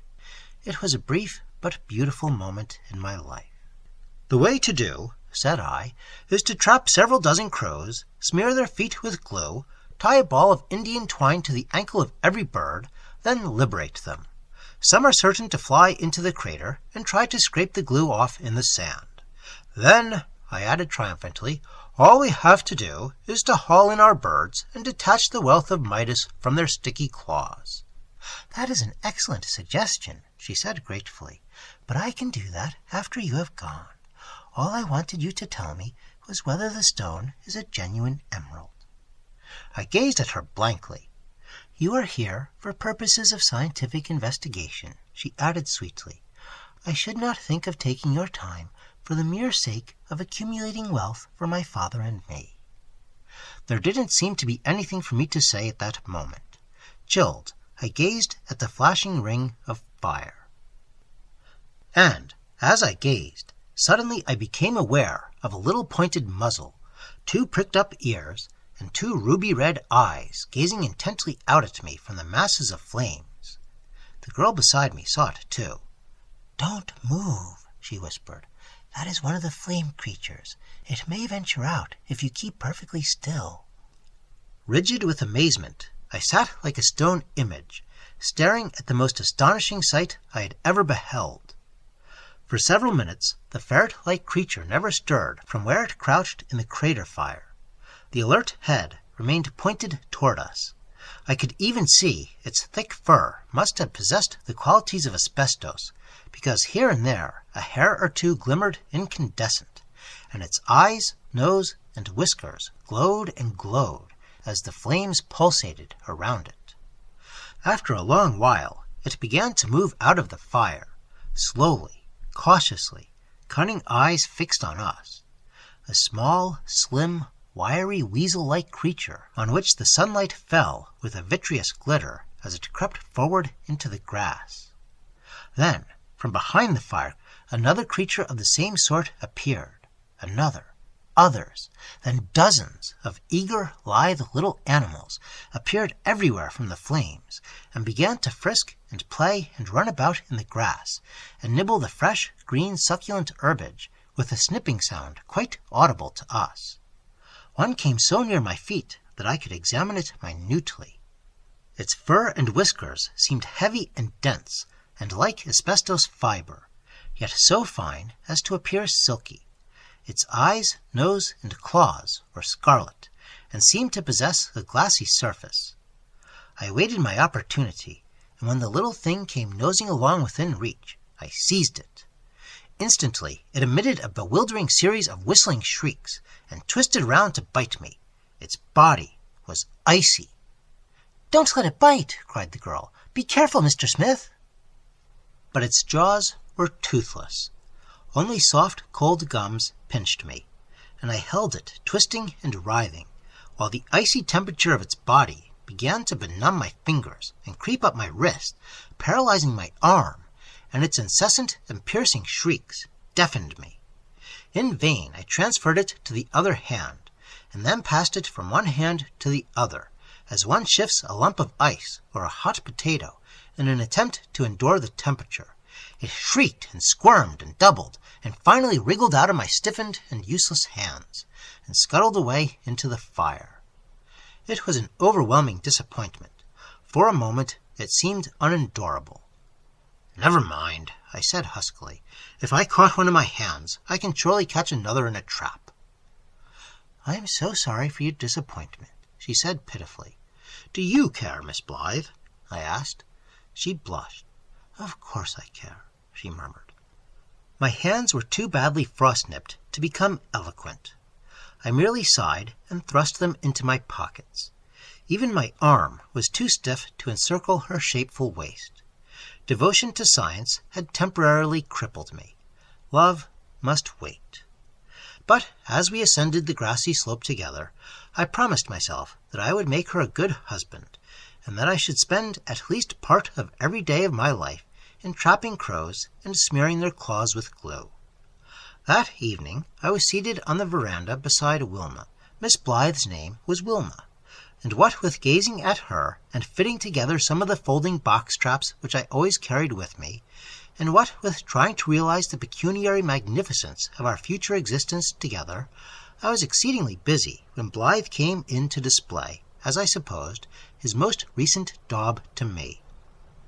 The canvas he carried presented a series of crimson speckles, out of which burst an eruption of green streaks, and it made me think of stepping on a caterpillar. My instinct was to placate this impossible man. He was her father. I meant to honor him if I had to assault him to do it. "Supremely satisfying," I nodded, chary of naming the subject. "It is a stride beyond the art of the future. It is a flying leap out of the not yet into the possibly perhaps. I thank you for enlightening me, Mr. Blythe. I am your debtor." He fairly snarled at me. "What are you talking about?" he demanded. I remained modestly mute. To Wilma, he said, pointing passionately at his canvas, "The crows have been walking all over it again. I'm going to paint in the woods after this, earthquakes or no earthquakes. Have the trees been heaved up anywhere recently?" "Not since last week," she said soothingly. "It usually happens after a rain." "I think I'll risk it then, although it did rain early this morning. I'll do a moonlight down there this evening."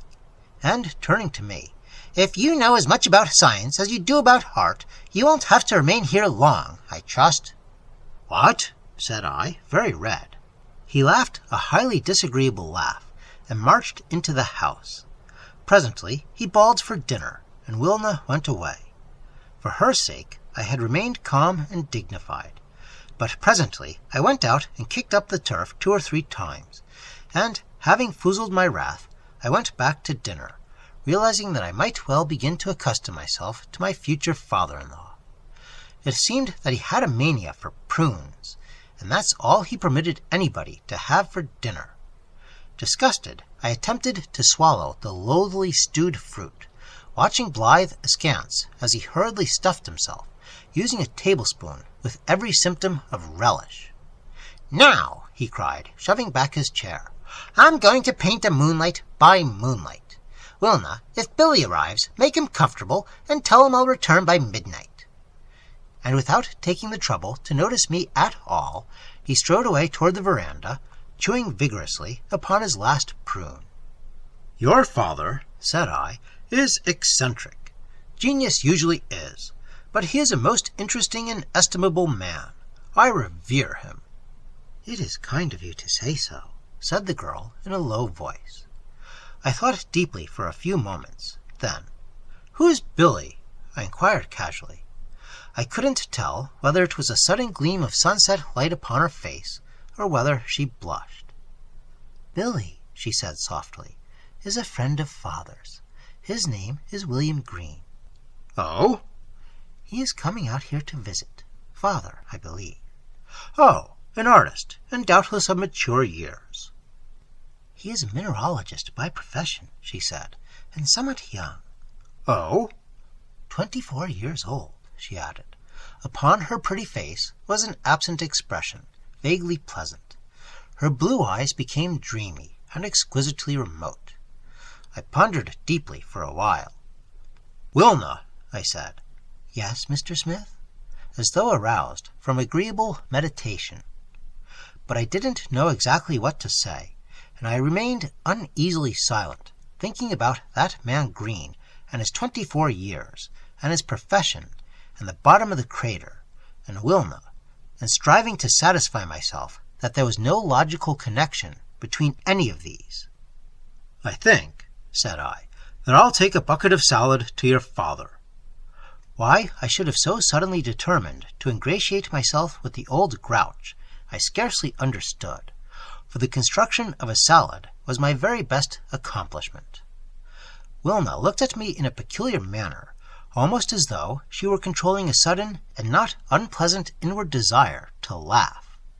Evidently, the finer and more delicate instincts of a woman were divining my motive and sympathizing with my mental and sentimental perplexity. So when she said, "I don't think you had better go near my father," I was convinced of her gentle solicitude in my behalf. "With a bucket of salad," I whispered softly, "much may be accomplished, Wilna." And I took her little hand and pressed it gently and respectfully. "Trust all to me," I murmured. She stood with her head turned away from me, her slim hand resting limply in mine. From the slight tremor of her shoulders, I became aware of how deeply her emotion was now swaying her. Evidently, she was nearly ready to become mine. But I remained calm and alert. The time was not yet. Her father had had his prunes, in which he was delighted, and when pleasantly approached with a bucket of salad, he could not listen otherwise than politely to what I had to say to him. Quick action was necessary, quick but diplomatic action, in view of the imminence of this young man Green, who evidently was persona grata at the bungalow of this irritable old dodo. Tenderly pressing the pretty hand which I held, and saluting the fingertips with a gesture which was, perhaps, not wholly ungraceful, I stepped into the kitchen, washed out several heads of lettuce, deftly chopped up some youthful onions, constructed a seductive French dressing, and, stirring together the crisp ingredients, set the savory masterpiece away in the icebox after tasting it. It was delicious enough to draw sobs from any pig. When I went out to the veranda, Wilna had disappeared, so I unfolded and set up some more box traps, determined to lose no time. Sunset still lingered beyond the chain of western mountains as I went out across the grassy plateau to the cornfield. Here I set and baited several dozen aluminum crow traps, patting the jaws so that no injury could be done to the birds when the springs snapped on their legs. Then I went over to the crater and descended its gentle grassy slope. And there, all along the borders of the vapory wall, I set box traps for the lithe little denizens of the fire, baiting every trap with a handful of fresh sweet clover which I had pulled up from the pasture beyond the cornfield. My task ended, I ascended the slope again, and for a while stood there immersed in pleasurable premonitions. Everything had been accomplished swiftly and methodically within the few hours in which I had first set eyes upon this extraordinary place.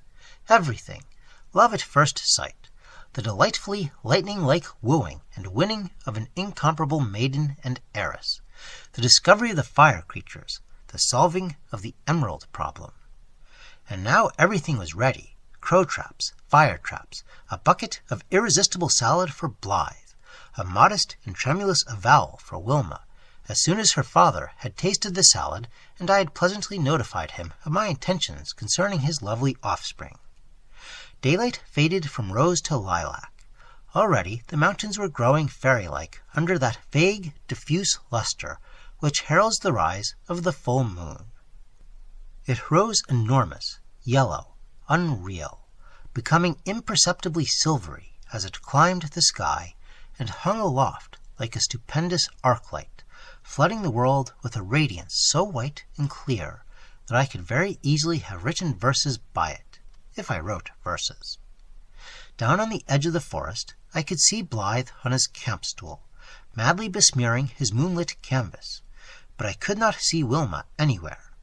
Maybe she had shyly retired somewhere by herself to think of me. So I went back to the house, filled a bucket with my salad, and started toward the edge of the woods, singing happily as I sped on feet so light and frolicsome that they seemed to skim the ground. How wonderful is the power of love! When I approached Blythe, he heard me coming and turned around. "What the devil do you want?" he asked with characteristic civility. "I have brought you," said I gaily, "a bucket of salad." "I don't want any salad." "What?" "I never eat it at night." I said confidently, "Mr. Blythe, if you will taste this salad, I am sure you will not regret it." And with hideous cunning, I set the bucket beside him on the grass and seated myself near it. The old dodo grunted and continued to daub the canvas, but presently, as though forgetfully, and from sheer instinct, he reached down into the bucket, pulled out a leaf of lettuce, and shoved it into his mouth. My heart leaped exultantly. I had him. "Mr. Blythe," I began in a winningly modulated voice, and at the same instant he sprang from his camp chair, his face distorted. "These are onions in the salad," he yelled. "What the devil do you mean? Are you trying to poison me? What are you following me about for anyway? Why are you running about 100 foot every minute?" "My dear Mr. Blythe," I protested, but he barked at me, kicked over the bucket of salad, and began to dance with rage. "What's the matter with you anyway?" he bawled. "Why are you trying to feed me? What do you mean by trying to be attentive to me?" I admire and revere you."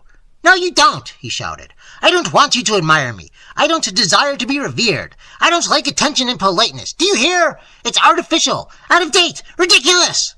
The only thing that recommends a man to me is his bad manners, bad temper, and violent habits. There's some meaning to such a man, none at all to men like you." He ran at the salad bucket and kicked it again. "They all fawned on me in Boston," he panted. "They ran about 100 foot. They bought my pictures, and they made me sick. I came out here to be rid of them." I rose from the grass, pale and determined. "You listen to me, you old grouch," I hissed. "I'll go, but before I go, I'll tell you why I've been civil to you. And there's only one reason in the world. I want to marry your daughter, and I'm going to do it." I stepped nearer to him, menacing him with outstretched hand. "As for you, you pitiable old dodo, with your bad manners and your worse pictures, and your degraded mania for prunes, you are a necessary evil, that's all, and I haven't the slightest respect for either you or your art." "Is that true?" he said in an altered voice. "True!" I laughed bitterly. "Of course it's true, you miserable dauber." "Dauber?" he stammered.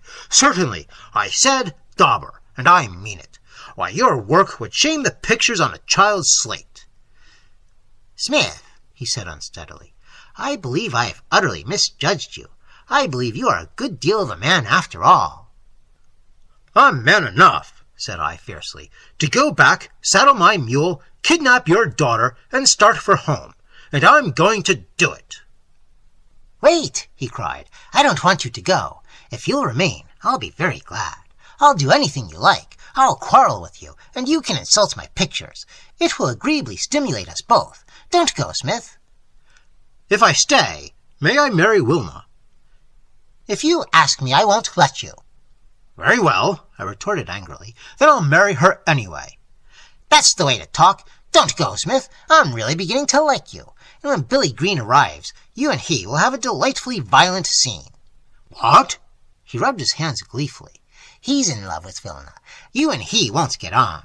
It is going to be very stimulating for me. I can see that. You and he are going to behave most disagreeably to each other, and I shall be exceedingly unpleasant to you both. Come, Smith, promise me that you'll stay. Profoundly worried, I stood staring at him in the moonlight, gnawing my mustache. Very well, I said. I'll remain if... Something checked me. I didn't quite know what for a moment. Blythe, too, was staring at me in an odd, apprehensive way. Suddenly, I realized that under my feet the ground was stirring. Look out! I cried, but speech froze on my lips as beneath me the solid earth began to rock and crack and billow up into a high crumbling ridge, moving continually as the sod cracks, heaves up, and crumbles above the subterranean progress of a mole. Up into the air we were slowly pushed on the ever-growing ridge, and with us were carried rocks and bushes and sod, and even forest trees. I could hear their taproots part with pistol-like reports, see great pines and hemlocks and oaks moving, slanting, settling, tilting crazily in every direction as they were heaved upward in this gigantic disturbance. Blythe caught me by the arm. We clutched each other, balancing on the crest of the steadily rising mound. What is it? He stammered. Look, it's circular. The woods are rising in a huge circle. What's happening? Do you know? Over me crept a horrible certainty that something living was moving under us through the depths of the earth, something that, as it progressed, was heaping up the surface of the world above its unseen and burrowing course, something dreadful, enormous, sinister, and alive. Look out! Screamed Blythe, and at the same instant the crumbling summit of the ridge opened under our feet, and a fissure hundreds of yards long yawned ahead of us. And along it, shining slimily in the moonlight, a vast, vicious, ringed surface was moving, retracting, undulating, elongating, writhing, squirming, shuddering. It's a worm! Shrieked Blythe. Oh, God! It's a mile long! As in a nightmare, we clutched each other, struggling frantically to avoid the fissure, but the soft earth slid and gave way under us, and we fell heavily upon that ghastly living surface. Instantly, a violent convulsion hurled us upward. We fell on it again, rebounding from the rubbery thing, strove to regain our feet and scramble up the edges of the fissure, strove madly while the mammoth worm slid more rapidly through the rocking forests, carrying us forward with a speed increasing. Through the forest we tore, reeling about on the slippery back of the thing, as though riding on a plowshare, while trees clashed and tilted and fell from the enormous furrow on every side. Then, suddenly out of the woods, into the moonlight, far ahead of us, we could see the grassy upland heave up, cake, break, and crumble above the burrowing course of the monster. It's making for the crater, gasped Blythe, and horror spurred us on, and we scrambled and slipped and clawed the billowing sides of the furrow until we gained the heaving top of it. As one runs in a bad dream, heavily half paralyzed, so ran Blythe and I, toiling over the undulating, tumbling upheaval until, half fainting, we fell and rolled down the shifting slope onto solid and unvexed sod on the very edges of the crater. Below us we saw, with sickened eyes, the entire circumference of the crater agitated, saw it rise and fall as avalanches of rock and earth slid into it, tons and thousands of tons rushing down the slope, blotting from our sight the flickering ring of flame and extinguishing the last filmy jet of vapor. Suddenly, the entire crater caved in and filled up under my anguished eyes, quenching for all eternity the vapor wall, the fire, and burying the little denizens of the flame, and perhaps $1 billion worth of emeralds under as many billions tons of earth. Quieter and quieter grew the earth, as the gigantic worm bored straight down into depths immeasurable. And at last the moon shone upon a world that lay without a tremor in its milky luster. "I shall name it Verma Gigantica," said I with a hysterical sob, "but nobody will ever believe me when I tell this story." Still terribly shaken, we turned toward the house, and as we approached the lamp-lit veranda, I saw a horse standing there and a young man hastily dismounting. And then a terrible thing occurred, for before I could even shriek, Wilna had put both arms around that young man's neck, and both of his arms were clasping her waist. Blythe was kind to me. He took me around the back way and put me to bed. And there I lay through the most awful night I ever experienced, listening to the piano below, where Wilna and William Green were singing Un peu d'amour. The Eggs of the Silver Moon.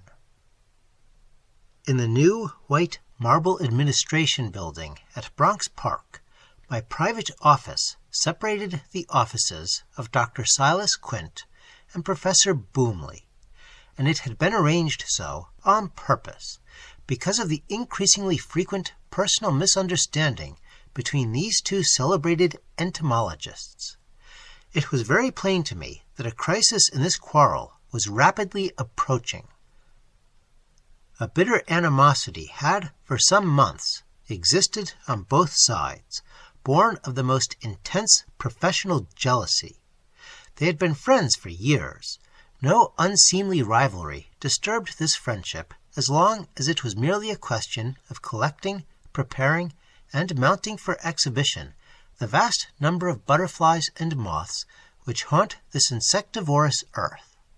Even their zeal in the eternal hunt for new and undescribed species had not made them enemies. I am afraid that my suggestion for the construction of a great glass flying cage for living specimens of moths and butterflies started the trouble between these hitherto godly and middle-aged men. That and the Carnegie Educational Medal were the causes which began this deplorable affair. Various field collectors, employed by both Quint and Boomley, were always out all over the world foraging for specimens. Also, they were constantly returning with spoils from every quarter of the globe. Now, to secure rare and beautiful living specimens of butterflies and moths for the crystal flying cage was a serious and delicate job. Such tropical insects could not survive the journey of several months from the wilds of Australia, India, Asia, Africa, or the jungles of South America, nor could semi-tropical species endure the captivity of a few weeks or even days when captured in the West Indies, Mexico, or Florida. Only our duller-colored, smaller, and hardier native species tolerated capture and exhibition. Therefore, the mode of procedure which I suggested was for our field expeditions to obtain males and females of the same species of butterfly or moth, mate them, and as soon as any female deposited her eggs, place the tiny pearl-like eggs in cold storage to retard their hatching, which normally occurs in the majority of species within 10 days or 2 weeks. This, now, was the usual mode of procedure followed by the field collectors employed by Dr. Quint and Professor Boomley. And not only were the eggs of various butterflies and moths so packed for transportation, but a sufficient store of their various native food plants was also preserved, where such food plants could not be procured in the United States. So, when the eggs arrived at Bronx Park and were hatched there in due time, the young caterpillars had plenty of nourishment ready for them in cold storage. Might I not legitimately have expected the Carnegie Educational Medal for all this? I have never received it. I say this without indignation, even without sorrow. I merely make the statement. Yet my system was really a very beautiful system. A tiny batch of eggs would arrive from Ceylon, or Sumatra, or Africa. When taken from cold storage and placed in the herbarium, they would presently hatch. The caterpillars were fed with their accustomed food plant, a few leaves being taken from cold storage every day for them. They would pass through their 3 or 4 molting periods, cease feeding in due time, transform into the chrysalis stage, and finally appear in all the splendor and magnificence of butterfly or moth. The great glass flying cage was now alive with superb moths and butterflies, flitting, darting, fluttering among the flowering bushes or feeding along the sandy banks of the brook, which flowed through the flying cage, bordered by thickets of scented flowers. And it was like looking at a meteoric shower of winged jewels, where the huge metallic blue morphos from South America flapped and sailed, and the orange and gold and green ornithoptera from Borneo pursued their majestic bird-like flight, where big, glittering papilios flashed through the bushes or alighted nervously to feed for a few moments on jasmine and phlox, and where the slow-flopping heliconians winged their way amid the denser tangles of tropical vegetation. Nothing like this flying cage had ever before been seen in New York. Thousands and thousands of men, women, and children thronged the lawn about the flying cage all day long. By night, also, the effect was wonderful. The electric lights among the foliage broke out. The great downy-winged moths, which had been asleep all day while the butterflies flitted through the sunshine, now came out to display their crimson or peacock-spotted wings, and the butterflies folded their wings and went to bed for the night. The public was enchanted, the authorities of the Bronx proud and delighted. All apparently was happiness and harmony, except that nobody offered me the Carnegie Medal. I was sitting one morning in my office, which, as I have said, separated the offices of Dr. Quint and Professor Boomley, when there came a loud rapping on my door, and, at my invitation, Dr. Quint bustled in, a little, meager, excitable, near-sighted man, with pointed mustaches and a fleck of an imperial smudging his lower lip. "Last week," he began angrily, "young Jones arrived from Singapore, bringing me the eggs of Arabia astarti, the great silver moon butterfly. Attempts to destroy them have been made. Last night I left them in a breeding cage on my desk. Has anybody been in there?" "I don't know," I said. "What has happened?" "I found an ichneumon fly in the cage yesterday," he shouted, "and this morning the eggs have either shrunk to half their size, or else the eggs of another species have been secretly substituted for them, and the silver moon eggs stolen. Has he been in there?" "Who?"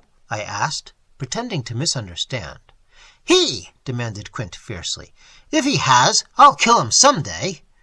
He meant his one-time friend, Dr. Boomley, alas. "For heaven's sake, why are you two perpetually squabbling?" I asked warily. "You used to be inseparable friends. Why can't you make up?" "Because I've come to know him, that's why. I have unmasked this Borgia, this Machiavelli, this monster of duplicity. Matters are approaching a point where something has got to be done short of murder. I've stood all his envy and jealousy and cheap imputations and hints and contemptible innuendos that I'm going to—" He stopped short, glaring at the doorway, which had suddenly been darkened by the vast bulk of Professor Boomley, a figure largely abdominal but majestic, like the massive butt end of an elephant. For the rest, he had a rather insignificant and peevish face, and a melancholy mustache that usually looked damp. "Mr. Smith," he said to me in his thin, highly sarcastic voice, a voice incongruously at variance with his bulk, "has anybody had the infernal impudence to enter my room and nose about my desk?" "Yes, I have," replied Quint excitedly. "I've been in your room. What of it? What about it?" Boomley permitted his heavy-lidded eyes to rest on Quint for a moment. Then, turning to me, "I want a patent lock put on my door. Will you speak to Professor Farrago?" "I want one put on mine, too," cried Quint. "I want a lock put on my door which will keep envious, dull-minded, mentally broken down, impertinent, and fat people out of my office." Boomley flushed heavily. "Fat?" he repeated, glaring at Quint. "Did you say fat?" "Yes, fat. Intellectually and corporeally fat. I want that kind of individual kept out. I don't trust them. I'm afraid of them. Their minds are atrophied. They are unmoral, possibly even criminal. I don't want them in my room, snooping about to see what I have and what I'm doing. I don't want them to sneak in, eaten up with jealousy and envy, and try to damage the eggs of the silver moon butterfly, because the honor and glory of hatching them would probably procure for me the Carnegie Educational Medal." "Why, you little dried-up protoplasmic atom!" burst out Boomley, his face suffused with passion. "Are you insinuating that I have any designs on your batch of eggs?" "It's my belief," shouted Quint, "that you want that medal yourself, and that you put the ichneumon fly in my breeding cage in hopes it would sting the eggs of the silver moon." "If you found an ichneumon fly there," retorted Boomley, "you probably hatched it in mistake for a butterfly." And he burst into a peal of contemptuous laughter, but his little pig-like eyes, under the heavy lids, were furious. "I now believe," said Quint, trembling with rage, "that you have criminally substituted a batch of common Plexippus eggs for the silver moon eggs I had in my breeding cage. I believe you are sufficiently abandoned to do it." "Ha ha!" retorted Boomley scornfully. "I don't believe you ever had anything in your breeding cage except a few clothes moths and cockroaches." Quint began to dance. "You did take them," he yelled, "and you left me a bunch of milkweed butterflies' eggs. Give me my eggs, or I shall violently assault you." "Assault your grandmother," remarked Boomley, with unscientific brevity. "What do you suppose I want of your ridiculous eggs? Haven't I enough eggs of Helioconus salome hatching to give me the Carnegie Medal if I want it?"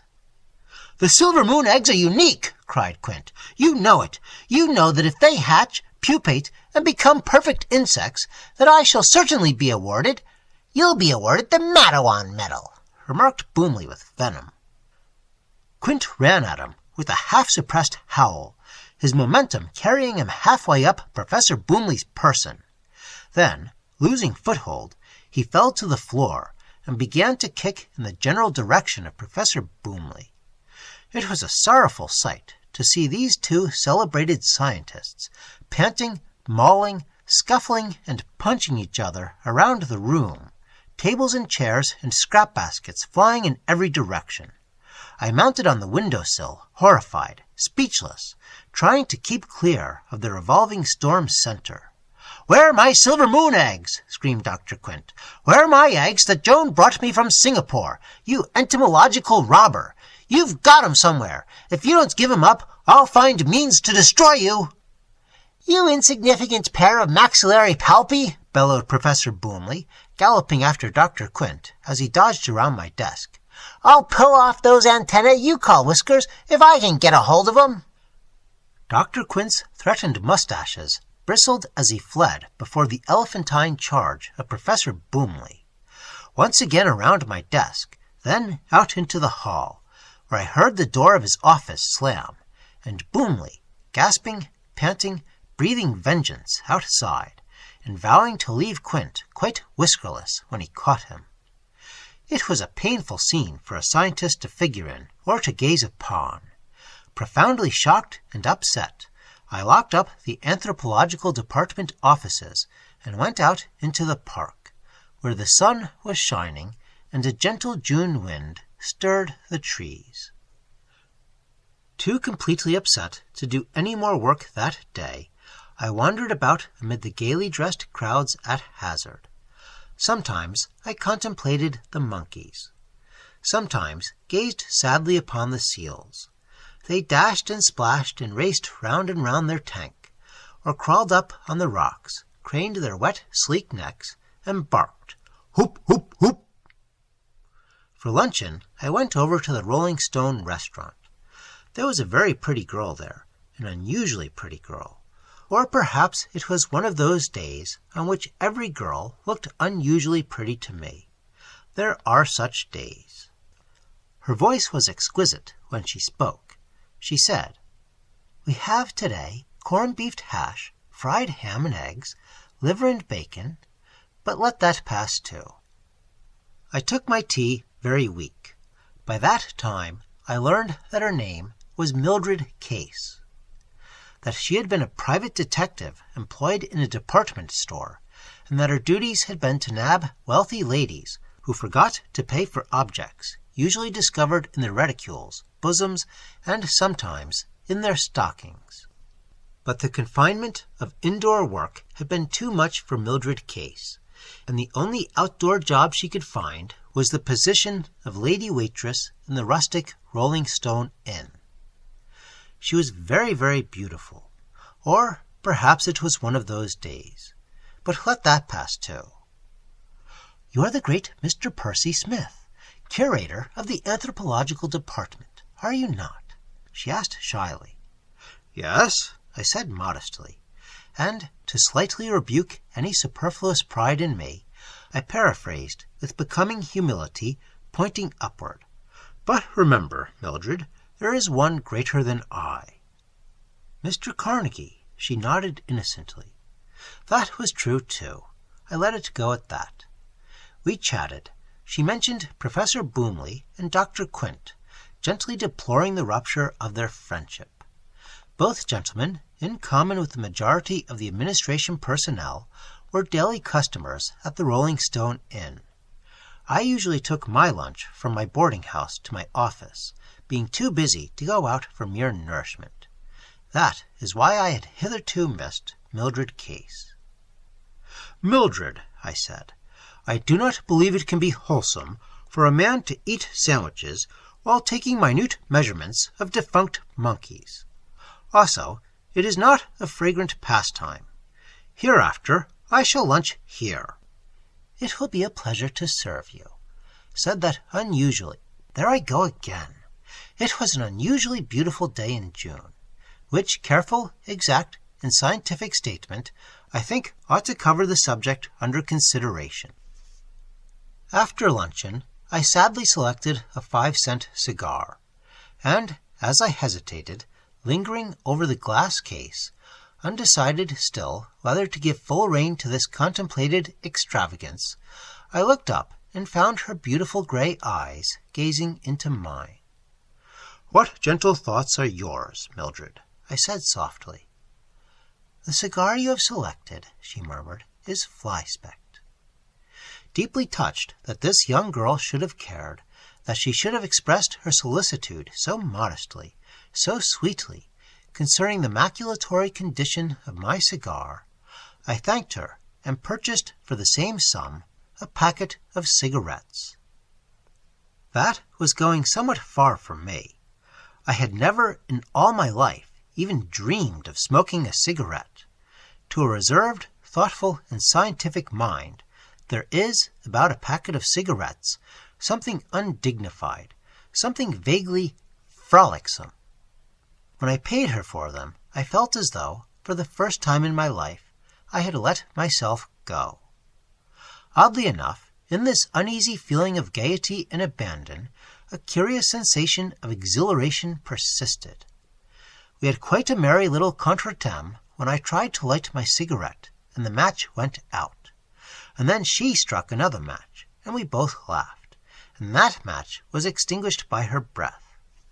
Instantly I quoted, "Her breath was like the new-mown hay." "Mr. Smith," she said, flushing slightly. "Her eyes," I quoted, "were like the stars at even." "You don't mean my eyes, do you?" I took a puff at my unlighted cigarette.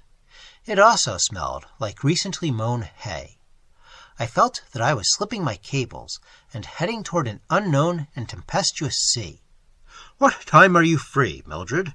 I asked, scarcely recognizing my own voice in such reckless apropos. She shyly informed me. I struck a match, relighted my cigarette, and took one puff. That was sufficient. I was adrift. I realized it, trembled internally, took another puff. "If," said I carelessly, "on your way home you should chance to stroll along the path beyond the path that leads to the path, which—" I paused, checked by her bewildered eyes. We both blushed. "Which way do you usually go home?" I asked, my ears afire. She told me. It was a suitably unfrequented path. So presently I strolled thither, and seated myself under the trees in a bosky dell. Now, there is a quality in boskiness not inappropriate to romantic thoughts. Boskiness, cigarettes, a soft afternoon in June, the hum of bees, and the distant barking of the seals. All these were delicately blending to inspire in me a bashful sentiment. A specimen of Papilio turnus, dimorphic form glaucus, alighted near me. I marked its flight with scientific indifference, yet it is a rare species in Bronx Park. A mock orange bush was in a snowy bloom behind me. Great bunches of wisteria hung over the rock beside me. The combination of these two exquisite perfumes seemed to make the boskiness more bosky. There was an unaccustomed and sportive lightness to my step when I rose to meet Mildred, where she came loitering along the shadow-dappled path. She seemed surprised to see me. She thought it rather late to sit down, but she seated herself. I talked to her enthusiastically about anthropology. She was so interested that after a while she could scarcely keep still, moving her slim little feet restlessly, biting her pretty lower lip, shifting her position, all certain symptoms of an interest in science which even approached excitement. Warmed to the heart by her eager and sympathetic interest in the noble science so precious, so dear to me, I took her little hand to soothe and quiet her, realizing that she might become overexcited as I described the pituitary body and why its former functions had become atrophied until the gland itself was nearly obsolete. So intense her interest had been that she seemed a little tired.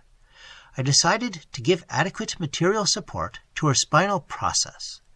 It seemed to rest and soothe her. I don't remember that she said anything except, "Mr. Smith." I don't recollect what we were saying when she mentioned me by name rather abruptly. The afternoon was wonderfully still and calm. The month was June. After a while, quite a while, some little time in point of accurate fact, she detected the sound of approaching footsteps. I remember that she was seated at the opposite end of the bench, rather feverishly occupied with her hat and her hair, when young Jones came hastily along the path, caught sight of us, halted, turned violently red, being a shy young man, but instead of taking himself off, he seemed to recover from a momentary paralysis. "Mr. Smith," he said sharply, "Professor Boomley has disappeared. There's a pool of blood on his desk. His coat, hat, and waistcoat are lying on the floor. The room is a wreck, and Dr. Quint is in there, tearing up the carpet and behaving like a madman. We think he suddenly went insane and murdered Professor Boomley. What is to be done?" Horrified, I had risen at his first word, and now, as I understood the full purport of his dreadful message, my hair stirred under my hat, and I gazed at him, appalled. "What is to be done?" he demanded. "Shall I telephone for the police?" "Do you actually believe," I faltered, "that this unfortunate man has murdered Boomley?" "I don't know. I looked over the transom, but I couldn't see Professor Boomley. Dr. Quint has locked the door." "And he's tearing up the carpet." "Like a lunatic. I didn't want to call in the police until I'd asked you. Such a scandal in Bronx Park would be a frightful thing for us all." He hesitated, looked around, coldly, it seemed to me, at Mildred Case. "A scandal," he repeated, "is scarcely what might be expected among a harmonious and earnest band of seekers after scientific knowledge. Is it, Miss Case?" Now, I don't know why Mildred should have blushed. There was nothing that I could see in this young man's question to embarrass her. Preoccupied, still confused by the shock of this terrible news, I looked at Jones and at Mildred. They were staring rather oddly at each other. I said, "If this affair turns out to be as ghastly as it seems to promise, we'll have to call in a detective. I'll go back immediately." "Why not take me also?" asked Mildred Case quietly. "What?" I asked, looking at her. "Why not, Mr. Smith? I was once a private detective." Surprised at the suggestion, I hesitated.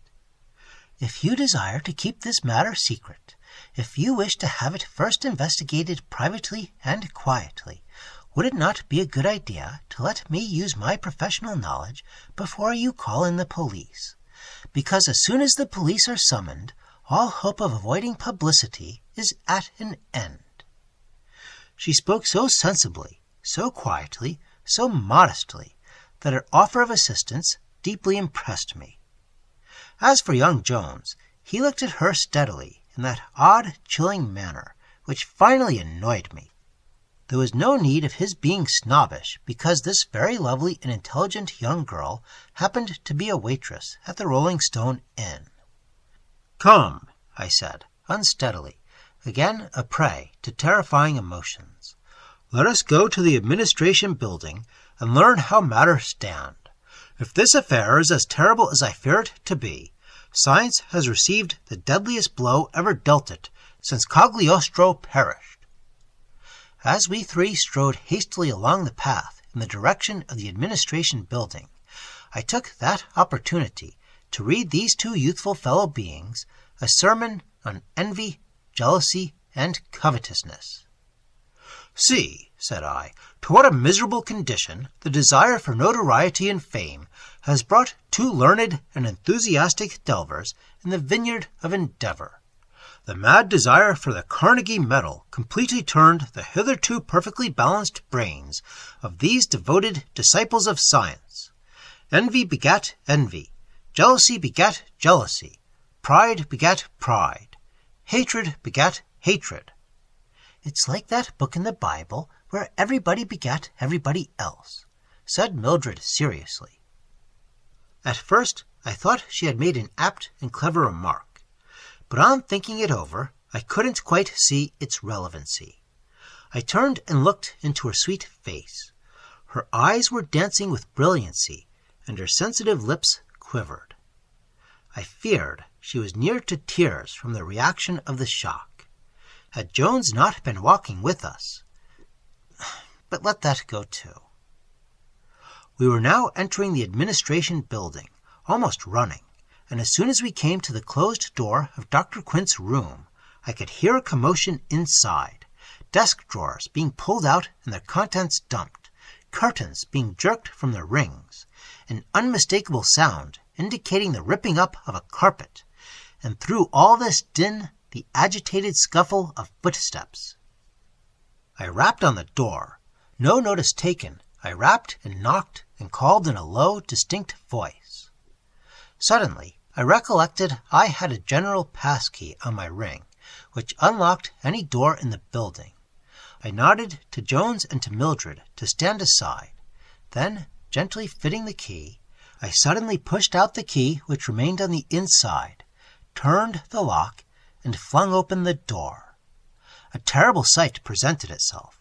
Dr. Quint, hair on end, both mustaches pulled out, shirt, cuffs, and white waistcoat smeared with blood, knelt amid the general wreckage on the floor, in the act of ripping up the carpet. "Doctor," I cried in a trembling voice, "what have you done to Professor Boomley?" He paused in his carpet ripping and looked around at us with a terrifying laugh. "I've settled him," he said.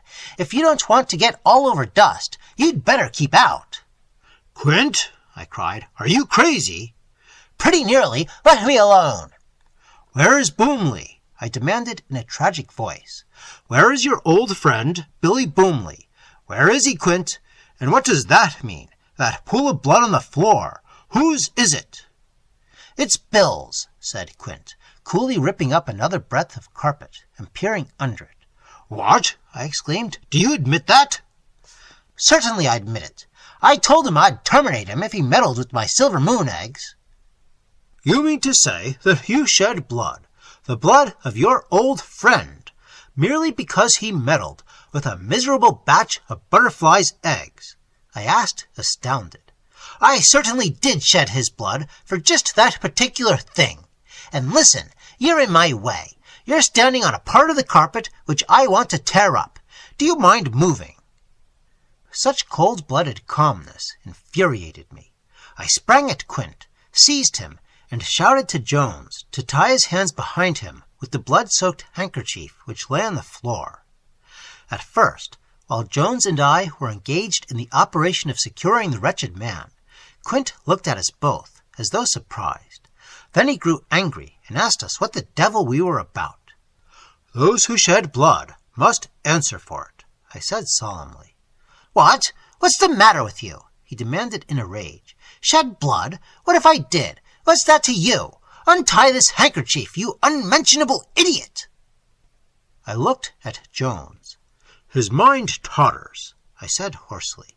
"What's that?" cried Quint, struggling to get off the chair whither I had pushed him. But with my handkerchief we tied his ankles to the rung of the chair, heedless of his attempts to kick us, and sprang back out of range. "Now," I said, "what have you done with the poor victim of your fury? Where is he? Where is all that remains of Professor Boomley?" "Boomley? I don't know where he is. How the devil should I know?" "Don't lie," I said solemnly. "Lie? See here, Smith, when I get out of this chair, I'll settle you too." "Quint, there is another and more terrible chair which awaits such criminals as you."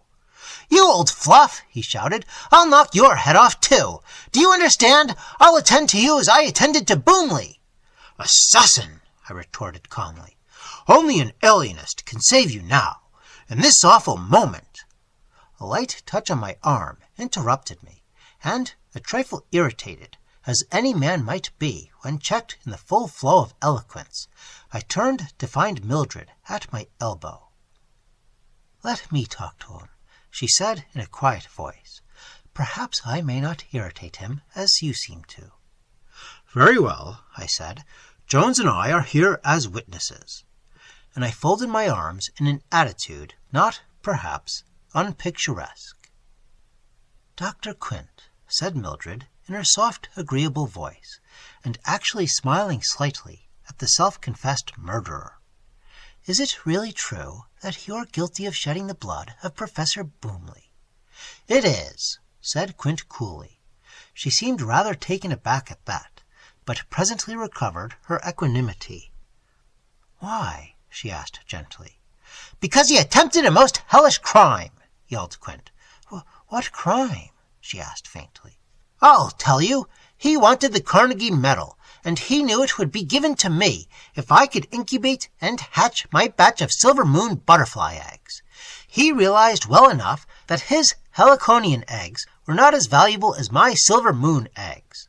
So first he sneaked in here and put an ichneumon fly in my breeding cage, and next he stole the silver moon eggs and left in their place some common plexippus eggs, thinking that because they were very similar, I would not notice the substitution. I did notice it. I charged him with that cataclysmic outrage. He laughed. We came into personal collision. He chased me into my room."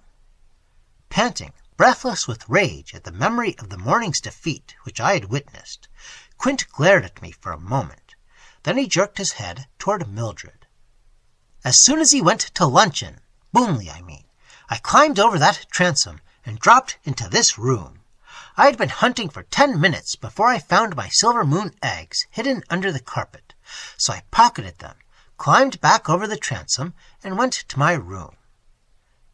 He paused dramatically, staring from one to another of us. Boomley was there," he said slowly. "Where?" asked Mildred with a shudder. "In my room. He had picked the lock. I told him to get out. He went. I shouted after him that I had recovered the Silver Moon eggs, and that I should certainly be awarded the Carnegie Medal.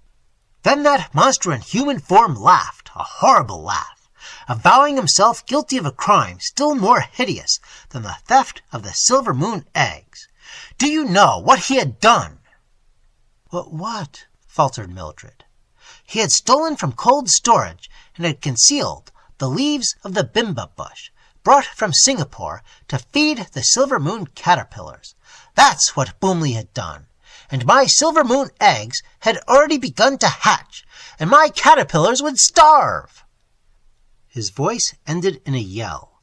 He struggled on his chair until it nearly upset. "You lunatic!" I shouted. "Was that a reason for spilling the blood of a human being?" "It was reason enough for me." "Madman!" "Let me loose. He's hidden those leaves somewhere or other. I've torn this place to pieces looking for them. I've got to find them, I tell you." Mildred went to the infuriated entomologist and laid a firm hand on his shoulder. "Listen," she said, "how do you know that Professor Boomley has not concealed these bimba leaves on his own person?" Quint ceased his contortions and gaped at her. "I never thought of that," he said. "What have you done with him?" she asked, very pale. "I tell you I don't know." "You must know what you did with him," she insisted. Quint shook his head impatiently, apparently preoccupied with other thoughts. We stood watching him in silence until he looked up and became conscious of our concentrated gaze. "My caterpillars are starving," he began violently. "I haven't anything else they'll eat. They feed only on the bimba leaf. They won't eat anything else. It's a well-known fact that they won't. Why, in Johore, where they came from, they'll travel miles over ground to find a bimba bush." "What?" exclaimed Mildred. "Certainly, miles. They'd starve sooner than eat anything except bimba leaves. If there's a bush within 20 miles, they'll find it." "Wait," said Mildred quietly. "Where are these starving caterpillars?" "In a glass jar in my pocket. Here." "What the devil are you doing?" For the girl had dexterously slipped the glass jar from his coat pocket and was holding it up to the light. Inside it there were several dozen tiny, dark caterpillars, some resting disconsolately on the sides of the glass, some hungrily traveling over the bottom in pitiful and hopeless quest of nourishment. Heedless of the shouts and threats of Dr. Quint, the girl calmly uncorked the jar, took on her slender forefinger a single little caterpillar, replaced the cork, and, kneeling down, gently disengaged the caterpillar. It dropped upon the floor, remained motionless for a moment, then, turning, began to travel rapidly toward the doorway behind us. "Now," she said, "if poor Professor Boomley really had concealed these bimba leaves upon his own person, this little caterpillar, according to Dr. Quint, is certain to find those leaves." Overcome with excitement and admiration for this intelligent and unusually beautiful girl, I seized her hands and congratulated her. "Murder," said I to the miserable Quint, "will out. This infant caterpillar shall lead us to that dark and secret spot where you had hoped to conceal the horrible evidence of your guilt. 3 things have undone you: a caterpillar replete with mysterious instinct, a humble bunch of bimba leaves, and the marvelous intelligence of this young and lovely girl. Madman, your hour has struck." He looked at me in a dazed sort of way, as though astonishment had left him unable to articulate. But I had become tired of his violence and his shouts and yells. So I asked Jones for his handkerchief, and, before Quint knew what I was up to, I had tied it over his mouth. He became a brilliant purple, but all he could utter was a furious humming, buzzing noise. Meanwhile, Jones had opened the door. The little caterpillar, followed by Mildred and myself, continued to hustle along, as though he knew quite well where he was going. Down the hallway he went in undulating haste, past my door. we all following in silent excitement as we discovered that, parallel to the caterpillar's course, ran a gruesome trail of blood drops. And when the little creature turned and made straight for the door of Professor Farrago, our revered chief, the excitement among us was terrific. The caterpillar halted. I gently tried the door. It was open. Instantly, the caterpillar crossed the threshold, wriggling forward at top speed. We followed, peering fearfully around us. Nobody was visible. Could Quint have dragged his victim here? By heaven, he had!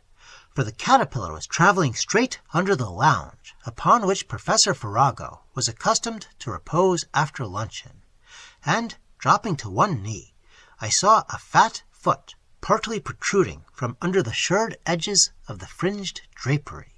"He's there," I whispered in an awed voice to the others. "Courage, Miss Case. Try not to faint." Jones turned and looked at her with that same odd expression. Then he went over to where she stood and coolly passed one arm around her waist. "Try not to faint, Mildred," he said. "It might muss your hair." It was a strange thing to say, but I had no time then to analyze it, for I had seized the fat foot which partly protruded from under the sofa, clad in a low-cut Congress gaiter and a white sock.